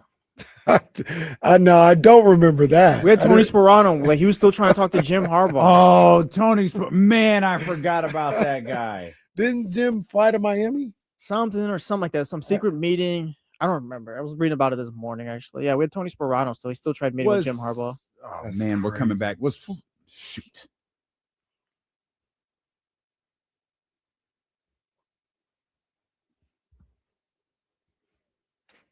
I'm going to ask one question. We'll leave it. We can address this tomorrow. I was Brian Flores a part of the Tom Brady coup that they attempted? I think in they Miami wanted him to be, but he wasn't with it because it wasn't legal. Okay. Yeah, like Brian Flores, like I'm got cool you. off of this. Yep. Okay. Got you. Brian, play Lawrence, Tom Brady. Tom Brady had one of the great answers to a question in recent memory. You guys can go check my Twitter. It's on there. He was on Joel Klatt's show, and Joel Klatt asked him if he was around today, would he like NIL it, transfer portal, all that other stuff. And it's a long 2-minute answer, but it's one of the great answers that you'll see right now about transfer portal, life, going through tough times. It was fantastic. Okay. Shout out Tom Brady. Sorry, I was distracted for a moment. Right. Just got a text from Anthony Slater. He's finishing up with Brian Windhurst, and he's going to join the big boys over here on D-Lo and KC. So once he finishes his little pod, who knows if anybody will hear it. Nah, I'm just kidding. He's finishing up the pod with Brian Windhurst, and then he's going to jump on with us. So Anthony Slater of ESPN will be here in just a few minutes. This will be a conversation with Ant-Man because you just read a tweet out loud to the Chatty House. It's from Evan Sittery. The Kings are canvassing the market to offload Malik Monk in a multi-team framework. I think it means multi-team trade framework. I don't know. With the Warriors for Jonathan Kuminga. The Nets are a team to monitor with Michael Porter Jr. In that scenario, Golden State winds up with Michael Porter. Sacramento winds up with Jonathan Kuminga, and Brooklyn winds up with Malik Monk, some draft capital and some salary filler via the Golden State Warriors. I don't know how Evan got here. I mean, the Kings canvassing the market to offload Malik Monk. There's nothing surprising about that. The Kings trying to grab a third team to work with the Golden State Warriors. There's nothing surprising about that. But I did read something about the Warriors' potential interest in Michael Porter Jr. earlier this morning. And this seems like a way that this has all come together. Now, I don't know if Evan is putting this all together himself or is this is some reporting on his part, because honestly, I'm not exactly sure what Evan does. Evan looks not shade. I genuinely don't know. Not, and this isn't shade the response. Evan hears things from other people and reports it, like not from his sources, but like Brett Siegel just wrote a article saying this and that, and Evan will just talk about what was in the article. Okay. Aggregates it basically.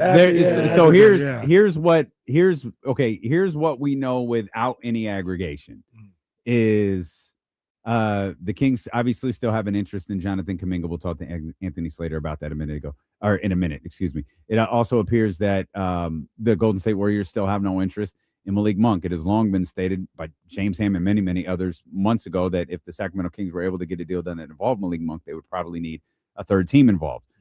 Independently, there seems to have been some interest expressed by the Golden State Warriors and Michael Porter Jr. Putting the Golden State Brooklyn relationship together. And now you have the Jordy Fernandez thing. You have the history with Malik Monk.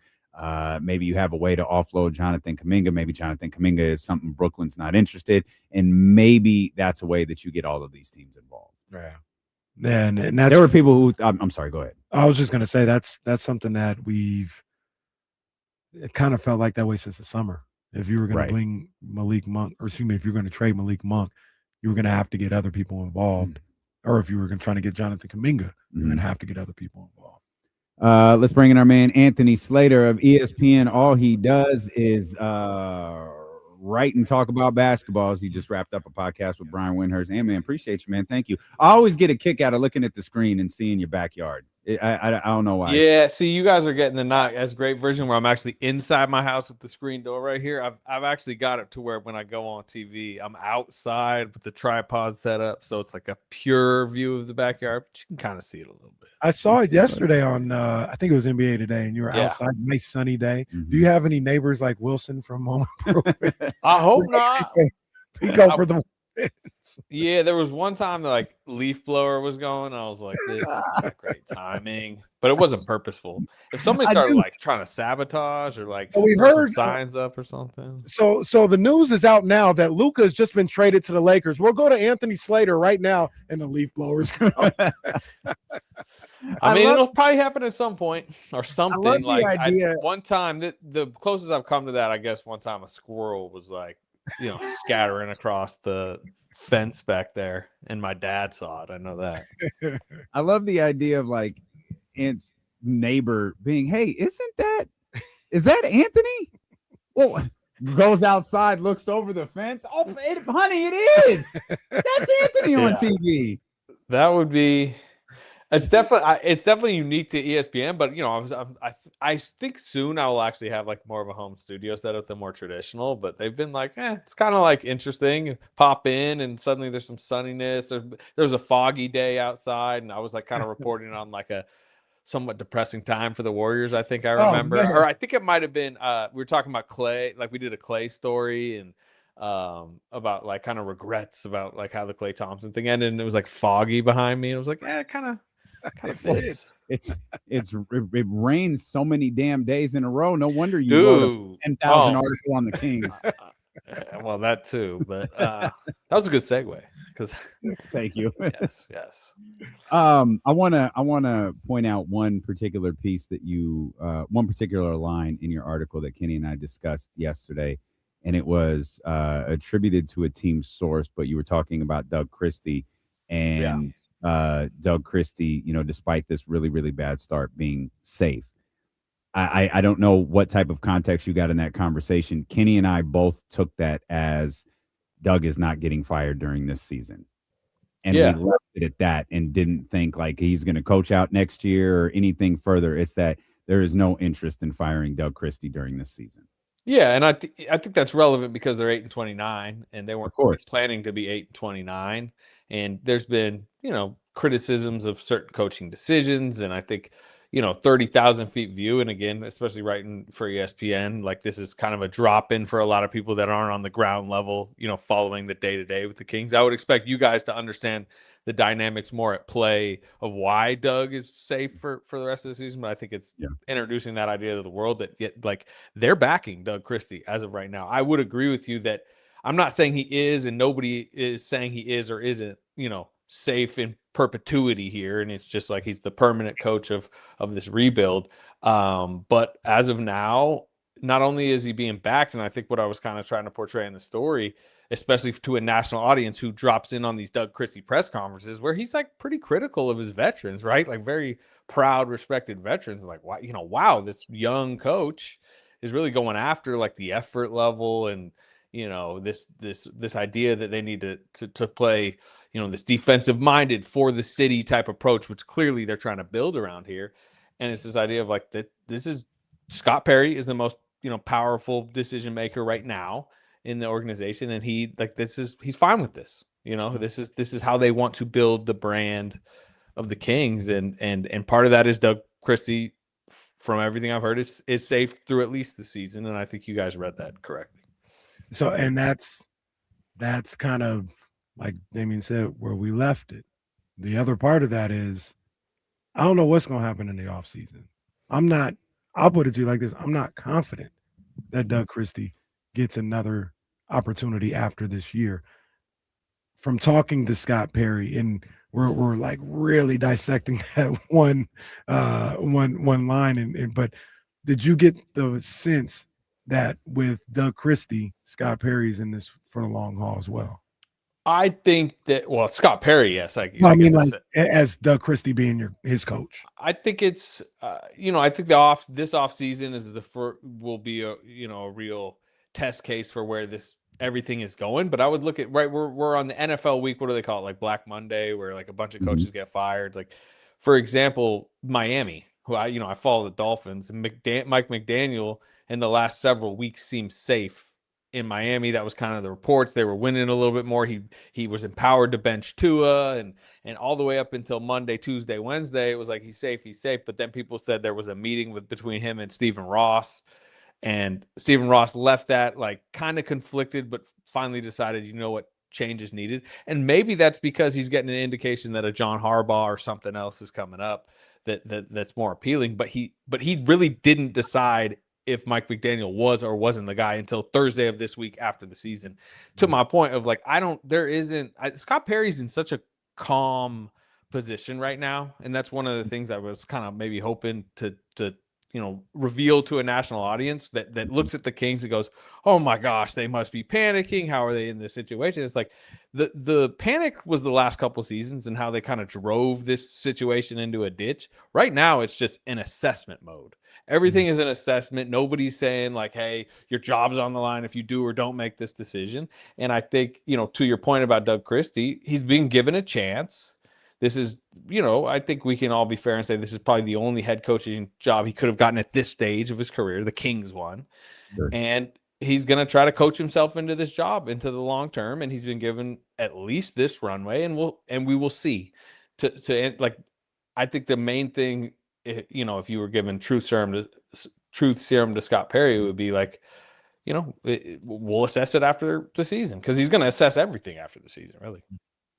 Anthony Slater of ESPN with us here on D-Lo and KC. I'm going to tie this back to Sacramento, I promise. But what did you think of the news yesterday? It had gained steam for a few days. Trae Young.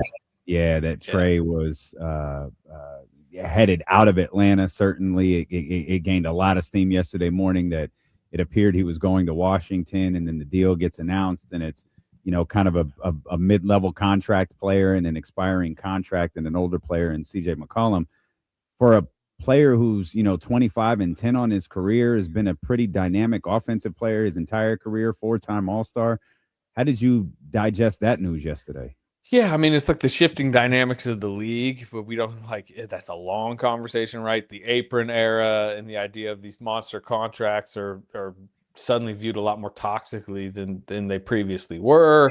I would say scoring guards are losing their value in the league. I think you're seeing that to a much mini degree with Malik Monk, for example, in Sacramento. And I think those are all the dynamics at play where the Hawks just wanted to get out of the contract and found some expirings to do it. The Wizards are probably entering contract rehab situation with Trae Young, maybe get a little bit more excitement there. But it's it was a sobering reminder or an introduction to, I think, people that, the landscape is changing around the league for several reasons. Many of them like CBA type reasons, which can be very convoluted, but it feels like a different era. I mean, honestly, if Anthony Davis, for example, gets traded over the next month, I think that return will probably surprise people. It feels like, not that Trae Young was this perfect player by any means, but he was an all-star level guy. I talked about it earlier. There are guys who make an all-star team, and then there are all-stars. There's a difference to me. Like, you can make an all-star game here or there, but to be an all-star, we're talking multiple years of something like that. And I thought Trae Young, I still do think Trae Young is one of those type of guys. But if he's not looked at as a guy that teams are willing to pay and go to the max for, is there like 7 guys in the league that they are willing to do that with now? Yeah, well, I mean, it's lessening because it's a hindrance to have these huge money deals now, and they're tough to trade, obviously. But also, like, the Trae Young that made 4 All-Star teams, the Trae Young that took the Hawks to the finals was a more impactful player. He was scoring at a more efficient level, and the team was built better around him with like the John Collins and the pick and roll stuff and Herder, right? Like those teams were Trae Young teams. Whereas this team this season, the Hawks traded him because they were 1-9 in games he played. Their defensive rating was like, 15 points worse. And this new Hawks regime that has come in, Anzi Salah, who I know from, he was in the Warriors front office, they want to be rangy, athletic, defensive minded, no weak spots to pick at. And they were winning a lot more when they were able to, Jalen Johnson's a star and it's Dyson Daniels, and they're out there just, playing their brand of basketball. And if we want to wrap it back to the Kings, it's been reported, I reported in the story, like the Kings were not in the Trae Young market. And part of that is, what type of team is Scott Perry trying to build? Rangy, defensive minded, wings, right? He gives Keegan Murray the contract. He's interested in Kuminga, some of these wings coming up in the draft. Like, Trae Young doesn't necessarily fit that, and I think it's fair to criticize it or wonder, like, should the league be shifting this far away from those type of scoring guards? But they are, it seems. Now, bringing all of that back to Sacramento and Scott Perry, seeing what Trae Young got, you just alluded to what a potential Anthony Davis deal might look like. How in the world do you trade Zach LaVine? You need a desperate team. I wouldn't predict it's going to happen.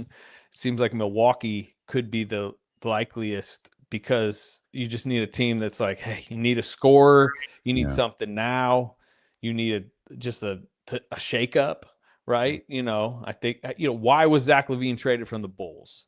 Because they found a desperate team trying to resuscitate their season at a moment where there was a lot of people trying to, just survive the moment.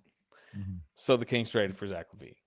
And you could say that's kind of trending towards what's happening in Milwaukee, with them trying to save the Giannis era. Now, I think Giannis cooled temperatures talking to Sam Amick, today, but they need something, right? They're not going where they need to. Clearly, Giannis wants to at least be in the Eastern Conference playoffs. And I'm not saying Zach LaVine is the answer, but they kind of got to be bargain bin shopping with what they're going to be offering, which is, Kuzma, Portis type numbers. So that's a theoretical fit. But if I'm being honest, Zach LaVine would probably be a lot easier to trade as an expiring this summer into next season than he is right now. Which kind of leads to some of the things that we've talked about in the last few weeks. Is there's a lot of angst around here, want new players, want players out of here, want to start the new era. What was it, December 15th, all January 15th, all this other stuff. And I kind of come to the conclusion, man, that I don't think much of anything is going to happen in Sacramento here. Like, I think the contracts are too tough to move. And I think, to your point with LaVine, if anything happens, it's going to be more so in the summer than it is this trade deadline. I think if the league wants the Kings guys, they can come get them. I think that's clear. But also, if the cost of moving off one of these contracts is a future first, why would Scott Perry or anybody making a decision about a deep, patient, multi-year rebuild do that. The most important right now, the most important player for the Sacramento Kings is in college, right? It's the first round. It's whoever they take with their premium 2026 lottery pick coming up. And next season, in high school.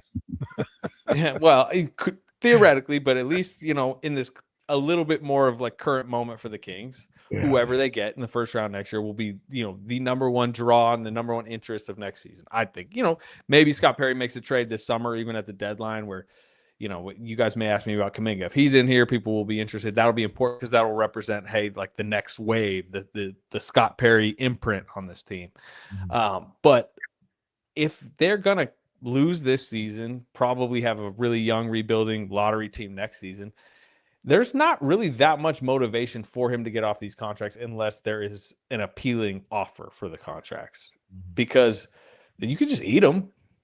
You're not trying to make the playoffs. You're not trying to shift everything. Again, it'll be the depressing days of a rebuild are these type of days, are the nights where March and April this year, especially if they don't do much at the deadline, like Golden One Center is going to feel a little, fog. We were talking about the fog earlier. Like, it's not going to be beautiful to watch, but the Thunder's rebuild, the Pistons rebuild, those days were not fun to watch for the home fans, but they're like, glad we did that. You know what I mean? So that's part of why they might not be aggressive at the deadline, because it's not like they got all these chips to go get picks or anything.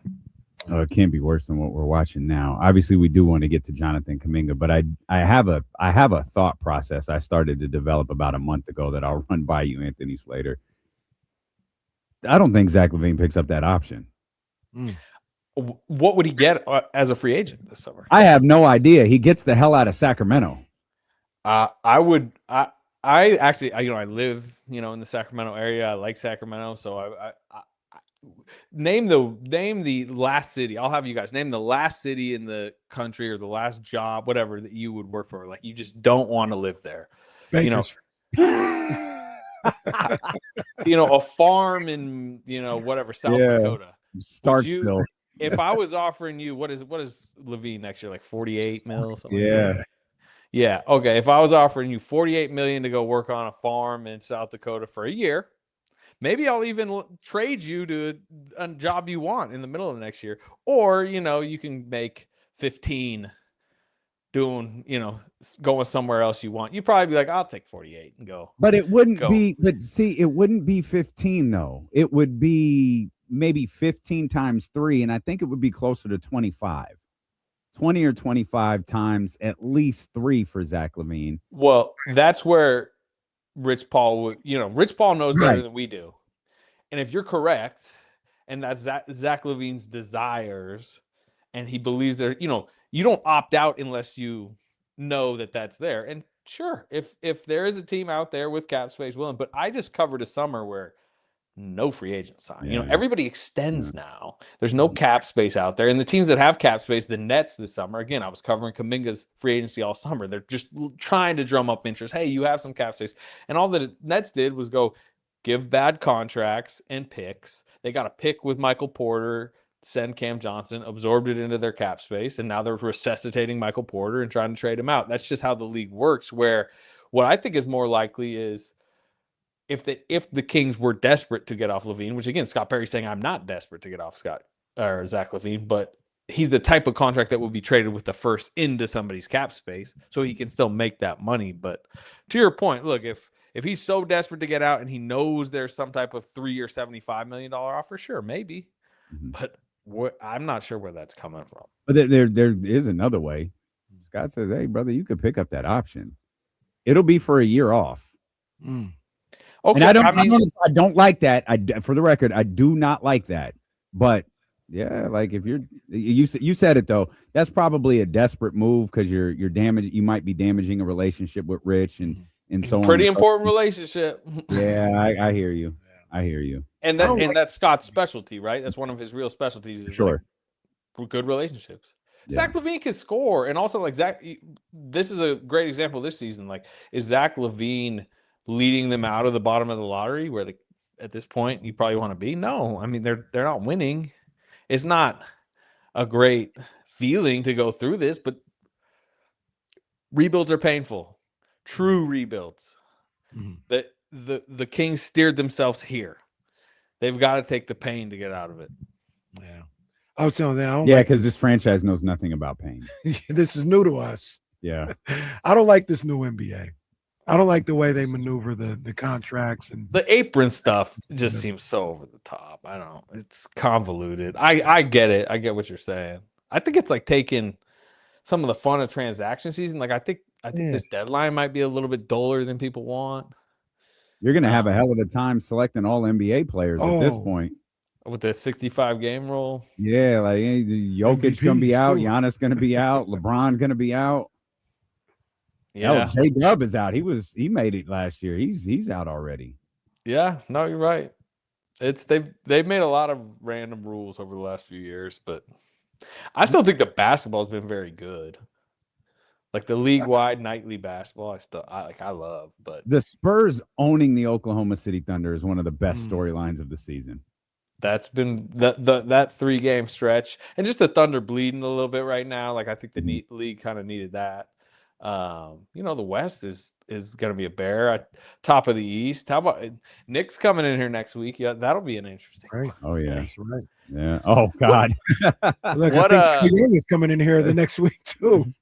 Washington coming. Oh, that's right. That's right. Yeah. What you when they go Knicks head coach Mike Brown next week? Do you think the fans do like the cheering for almost as a representative of like, how did we get here type thing, or how do you think? Oh yeah, no, they'll pop. Rousing ovation. Yeah, the crowd is absolutely going to pop for Mike. We talk about this all of the time. The crowd at the arena is not the same as on social media. It's not the same as God bless everyone listening and watching. Like these are the diehards and all of that. But the people who are at the Golden One Center, they're there for a good time. And they have an appreciation, not that others don't, but they have an appreciation for this franchise and the history of this franchise. And Mike's going to get a lot of love. He's going to get a lot of love next week. Yeah, and again, I think it's also like a little bit of a representation of like, hey, why did we do what we did? Why did we just yank out of that beam era so rapidly? That post-game handshake might be watched a little bit. Might be watched a little bit. I mean, that would require a handshake. You see the like game ends, like the hey. Yeah. Sometimes. Yeah. Will's giving that to Bobby Jackson. Bobby, all right. You've probably talked basketball for the last 4 hours, so we'll let you get out. Is there anything we need to keep our eyes on as far as Jonathan Kuminga? We're nearing the date that he can be traded, which is the 15th of this month, and he stays tied to the Kings. There's like a Brooklyn rumor out there. There's a Michael Porter Jr. thing out there. 3-team deals. Like there's all sorts of different things happening out there on the internet. Yeah, I mean it's posturing season, it's intel season, it's smoke screen season. What remains true is like Scott Perry he's interested in Jonathan Kuminga. He has always wanted to get him on a bargain. And this summer the Warriors said no, right? They weren't gonna sell low on Kuminga, and everything that has happened to this moment in the Warrior season means they were gonna have to sell lower. But the one of the big questions being around the Warriors is like, if they're willing to incentivize the Kuminga contract, attach to first, and go try to get somebody with that number, then they you could shop in some different aisles if it's him and 2 first-round picks. If it's a post Steph Curry era first-round pick, that's gold in this league, right? I want the Warriors 2029 unprotected first. Yeah. So you could go do that, but are they willing to do that? That's a big question. Do they get in the bigger ticket item, the Davis type conversation? We'll see. The one thing the Kings have going for them is they are the most interested in Jonathan Kuminga. There's people in the league are like, that's theoretically an expiring deal. It's a flyer on a young wing. I think the Kings more than other teams are like, no, we really want to like give this guy a runway, and that's done. One thing I know for them is like Jonathan Kuminga is very interested in that idea. I mean, we've reported like Scott Perry went down to Miami this summer, generated a relationship with him. He did a Zoom call with Doug Christie on it. Like, he's very receptive to the idea of being a Sacramento King. But there's roadblocks, and some of those roadblocks is how uninterested the Warriors are in the Kings' offered assets. And Scott Perry's sitting there going, "Hey, that protected first this summer's not even on the table currently," and we'll see, what the Warriors end up doing. But right now, they're not just going to take something to take something. They're saying they're willing. I reported it yesterday, right? They're saying they're willing to take it past the deadline. That clearly isn't the preference. There's so many personal dynamics at play in that organization right now, beyond Kuminga, that's not ideal if he's still sitting there rotting on the bench on February 8th. So we will see, but he's certainly could be a Sacramento King, but we'll see how the next month plays out. Yeah, man, we appreciate you. You wear that jacket better than Shams, by the way. Like that is Shams' look. That little jacket. Yeah, you've got that look, man. That's the Anthony Slater look. You own that now. I'll take that. But Shams a friend and a coworker, so that's a guy. I've never seen Vivek more starstruck than when Shams walked across the court and was it game 1 last year. But I noticed you were wearing he wears that style cut of jacket every TV hit, and it's like, oh, that's his look. That's his look. I'll take it. We appreciate you, my man. Thank you as always. All right, fellas. That's our man, Anthony Slater, right there of ESPN. Again, appreciate him joining us. He just wrapped up a podcast with Brian Windhurst literally seconds before he jumped on with us. So head over to ESPN1320.com and enter to win 2 single-day passes to the Sportsman's Expo at Cal Expo Thursday, January 15th through January 18th. Again, that is over at ESPN1320.com. Anything stand out there from man? I'll tell you from my perspective, it wasn't really about the Kings. It was about the Warriors. The personal dynamics going on. What's going on there? Sometimes when you're talking to these guys who are very well connected with basketball teams, you've got to listen closely because they'll tell you something. They won't tell on themselves, right? But if you're listening, they'll tell you something. And I caught that. Do you want to take a guess on what that is? I have a theory. Might be too surface, but I have a theory. Go ahead. I think everybody wants to move on from him, but one person, and it's the decision maker. Oh, you're talking about 23? No. I think everybody wants to move on from Jonathan Kuminga, but Joe Lacob. Oh, that's not how I took it. No. Okay, I'm sorry. Yes. First of all, yes. That's probably right.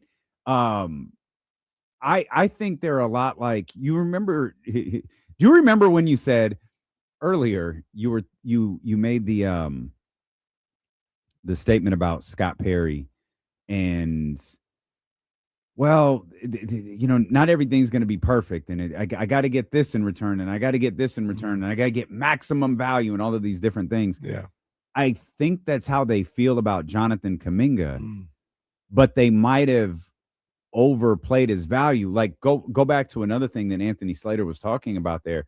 He was talking about how the Warriors could shop in different aisles if they're willing to attach picks. And then he goes back and he says the Sacramento Kings are the team most interested in Jonathan Kuminga, the basketball player. What do we talk about all of the time this year? And last night was a great example of it. It's not always players that are traded. More times than not, it's not players that are traded. Yeah. It's contracts. Yeah. It's money.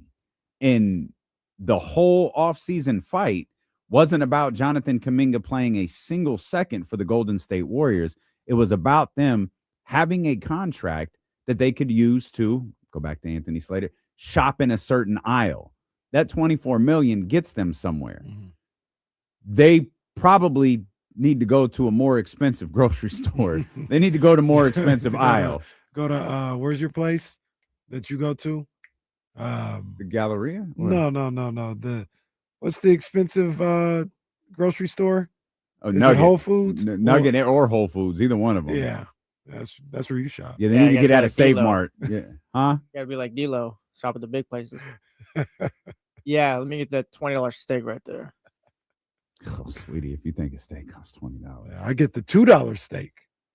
It's tough. Yeah, we do. We get the That's regular one. disgusting. There's no way that We can't help it. That's all they have at Walmart, Dame. Well, you don't have to shop at Walmart. Winco, then. That's all we got. Oh, I might have a steak tonight. Oh no, I told the kids we go to In-N-Out. Oh, there you go. I asked the 17-year-old, well, what do you have for preference? She's preference for the restaurant tonight. She's like, oh, anywhere I can get a burger. Well, like that's her thing. Burger and fries is her thing. Yeah, so that's what we're smart. It's not In-N-Out, but we'll be having burgers Very and fries smart. tonight as well. I thought like I mean at some point this is where I thought you were going, because Jonathan Kuminga might not be the only player that Joe Lacob wants to hold on to, and Joe Lacob is the only one who wants to hold on to him. This Draymond Green thing has to be exhausting.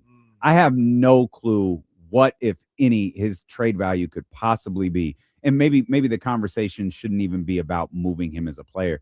But this thing that is going on with him right now, the thing that happened with Steve Kerr a few weeks ago, as much as both of them have tried to minimize that especially at this stage in everyone's career, has to be exhausting. Steve Kerr, by the way, who doesn't have a job next season. As it stands right now, Steve Kerr does not have a job next season. Yeah.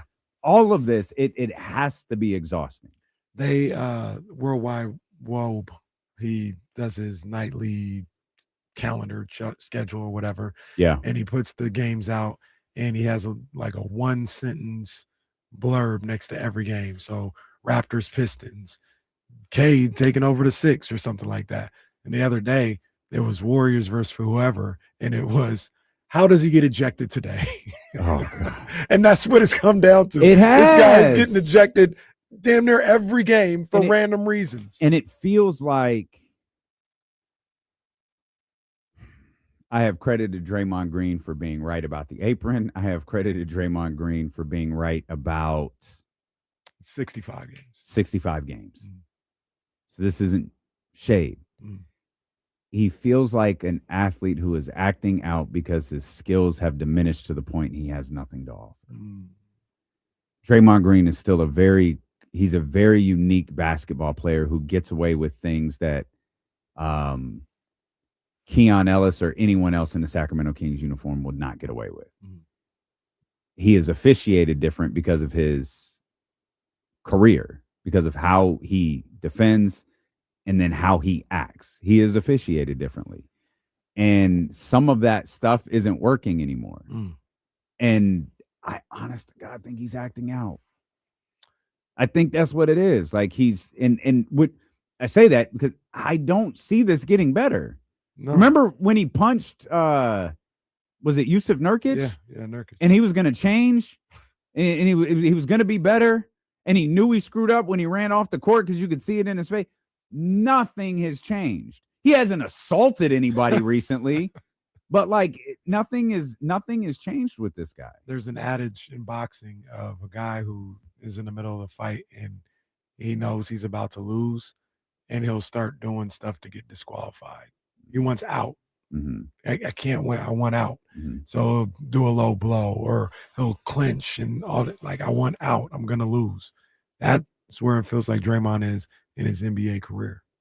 And he doesn't have the team success to lean on anymore, where he could say, it's getting us where we got to go, or different things. Like, they're not. They keep being better when he gets thrown out. Yeah. That's what continues to happen. So, yeah, I mean, I don't think he's going to go anywhere.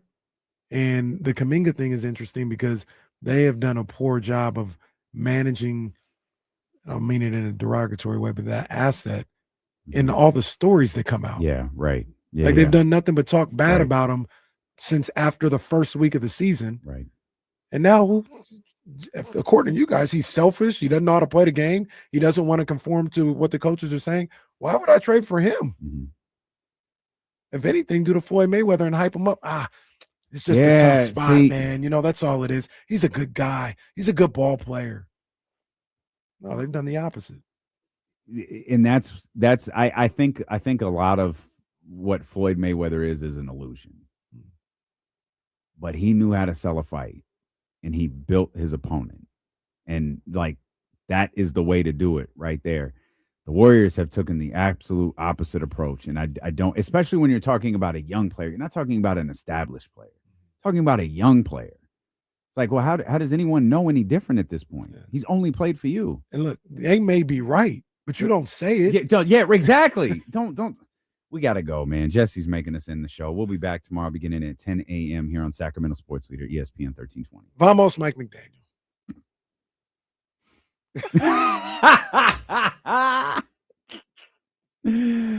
Oh man, he was cheering him on. Let's go. Oh man, what is this? A 5 o'clock start? Hey, there's some people getting a little too comfortable with company emails. Wait, what? Go check it. You check your email. Oh, did you get that too? Yeah, we're all on that. Yes. I didn't open it. Yes. Oh, settle down. Hey.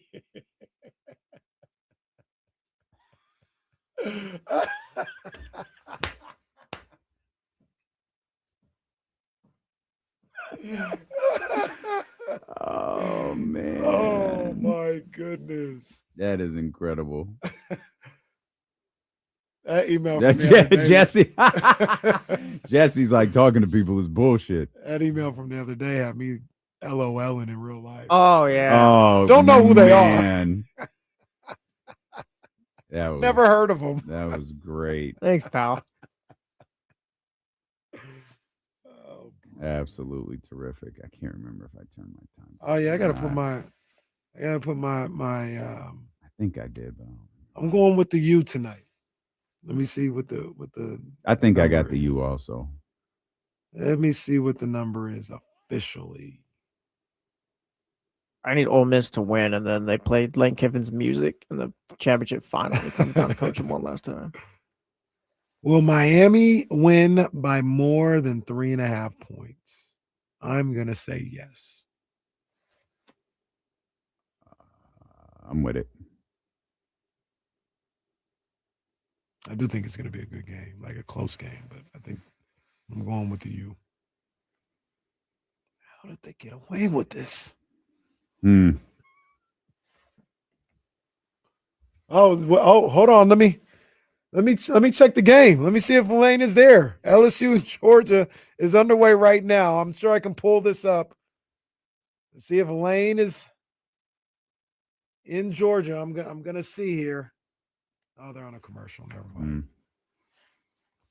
All right, y'all. We're gonna get out of here. Have a great evening. We will see you.